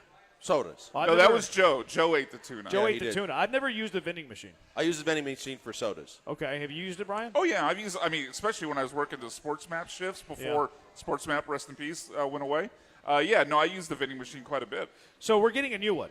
It's a refrigerated vending machine. She asked us to send her request. What are our must items that we have to request? 713-780-3776. We both have the same one for a beverage. Refrigerated vending machine. Coke Zero. Yeah, Coke Zero. Okay. Yeah, I literally told, there's more that I want, but I literally sent the email to Laura saying, just make sure it has Coke Zero. Me too. And then she's like, well, bottle or can? I go, either. It doesn't matter as long as there's Coke Zero. Joel and I literally have the exact same response. Yeah. Okay, that's not a bad. I'm trying to quit sodas. I mean, there's more things that I want, but that's the must. Have you? I was at the airport the other day, and it's the first time I've seen this. They had refrigerated salads in a vending machine. Yeah. They in a big tub. Yeah. And then you Even get it, and then you shake it all together. They have some of it too. Those kiosks where they stock the pre-made salads where They'll have, on the go. Too. You just drop your credit card real quick, pick it up, and go. But a vending machine was weird to me. I'd never seen that For before. freshness, I would doubt the freshness of the vegetables. I hope that they refill it every day. Yeah. I hope they I don't know that they do. Yeah. Well, hope, not probably. An Astros win streak in the vending machine. I don't think you can find that there. 3243. I hope that you're not doing that stuff at work. Yeah. So is there anything that we need in this refrigerated? I'm probably not going to use it. I also put popcorn on there. Okay. Yeah. The refrigerated part of that's critical. No, well, you know what? For the kernels, it is. If you're doing with the microwave popcorn, you can't have popcorn before a show though. Why? Yeah, it's going to make salty. It's going to make you all phlegmy and your voice kind of scratchy. And then you don't have time during the breaks even. If you were going to do it, I mean, we got 3-minute breaks max. You're not going to have time to get that pop to get back. Yeah, you're going to have to. That's like a drive home snack. Yeah, that'd be a drive home snack for sure. You can get the unless you're driving home to get the turkey bags of the popcorn. You don't have to get if you don't get the microwave, then you can get the skinny pop. Or okay, yeah, you could do the skinny pop. Yeah, that's true. It's already pre-made. It's good, and they're good. Yeah. Yeah, I still think it's a salty snack before a show. I could do it. I don't know if I'd recommend that. Do you have things that you swear off right before you call a game? Oh, I've always heard dairy is you cannot that's something I swear by. I will not have anything with dairy right before I'm going to go on air. Try to drink because it makes me all phlegmy. Just water. I'll have coffee, but coffee I don't love before a game. It just kind of gives me some energy. Coffee's tough because it can cause you could be a reason to have to go, and I don't want that during a game. Yeah, that would be the coffee's risky because coffee's a natural diuretic. Yep, sure is. But I try to avoid salty because it gets your mouth all kind of scratchy like you were talking about, and then I try to do anything that any foods that I know can lead to a certain activity. Sure. Yeah, I try to avoid that, and before the show too, I try to eat light, drink just water. Stuff like that. Well, usually you're eating soup before the show.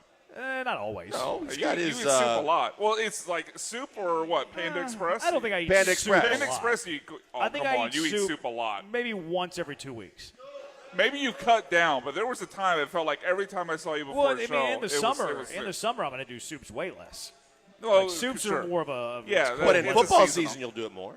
Yeah, it's a little cooler. Yeah. Honey Glazed Branham says put sushi in those vending machines. Oh, that's they did put tuna in there. They did put tuna. They did have tuna, but it was they could live on there forever. Let's see. A couple of turkey. Get some gas station burritos in there. That sounds terrible. Oh, no, thank you. Turkey Although legs that gas good. station by the station has those gyros that are all world. They're actually really good. Yeah, the gyro. Yep. Yeah, it's a Valero gas station. You wouldn't expect it. Those gyros are They have a really good. They have a Greek restaurant. It's at the corner of Richmond and South Rice. And their gyros are fantastic. Well, yeah. I've been meaning to try it. Turkey legs are good. Try a stuffed one and a regular one with sauce. They got a couple different flavors. Very good. Okay, I might try that. Okay. Oyster Hut was the name of the there you Spike go. I store. knew it was seafood. Okay. Insurance scam hit. I think that's what we're all saying. And then 7308, who was getting a little sassy with me about the Bullock, says apparently his last name's Bullock. He says it's very disconcerting to hear my own name pronounced that way. The Rockets have one too. Reggie Bullock. Yeah. That's right. It's not Bullock. That's right. It's Bullock. Yep. So it's not just specific to him. But he early in his career for multiple years he was Bullock, and then he changed it to Bullock. Bullock is the more popular way to say it for sure. That's why I've been saying like Keith Bullock, Reggie, the linebacker. Reggie Bullock is the first time I had heard it pronounced that way. But then when they Texans drafted this guy, I heard everybody else talking about him. They were saying Bullock. So it must be Bullock. And then I just looked at the pronunciation guide, and it's Bullock. All right, what is your car wreck of the day, Bullock? What is your car wreck of the day? 713-780-ESPN. What are you nominating for the car wreck of the day? It's the Killer Bees on ESPN 97.5 and ESPN 92.5.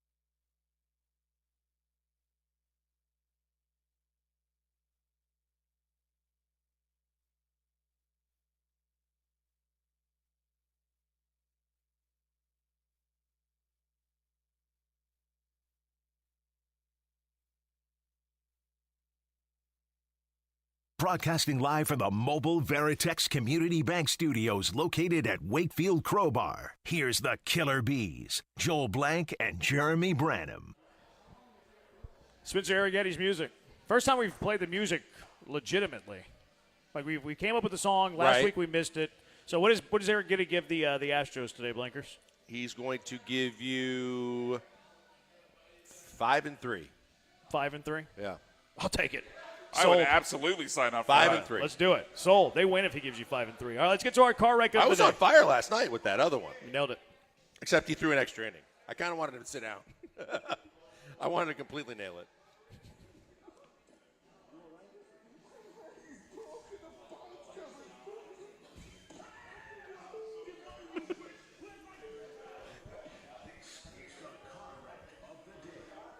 $2180 says Evergreen Astros car wreck. A couple of texters are mad at us that we gave Turkey Leg Hut some free advertisement. They say it's terrible. So I guess different strokes from different folks. Some people like it, some people don't. I feel like, yeah.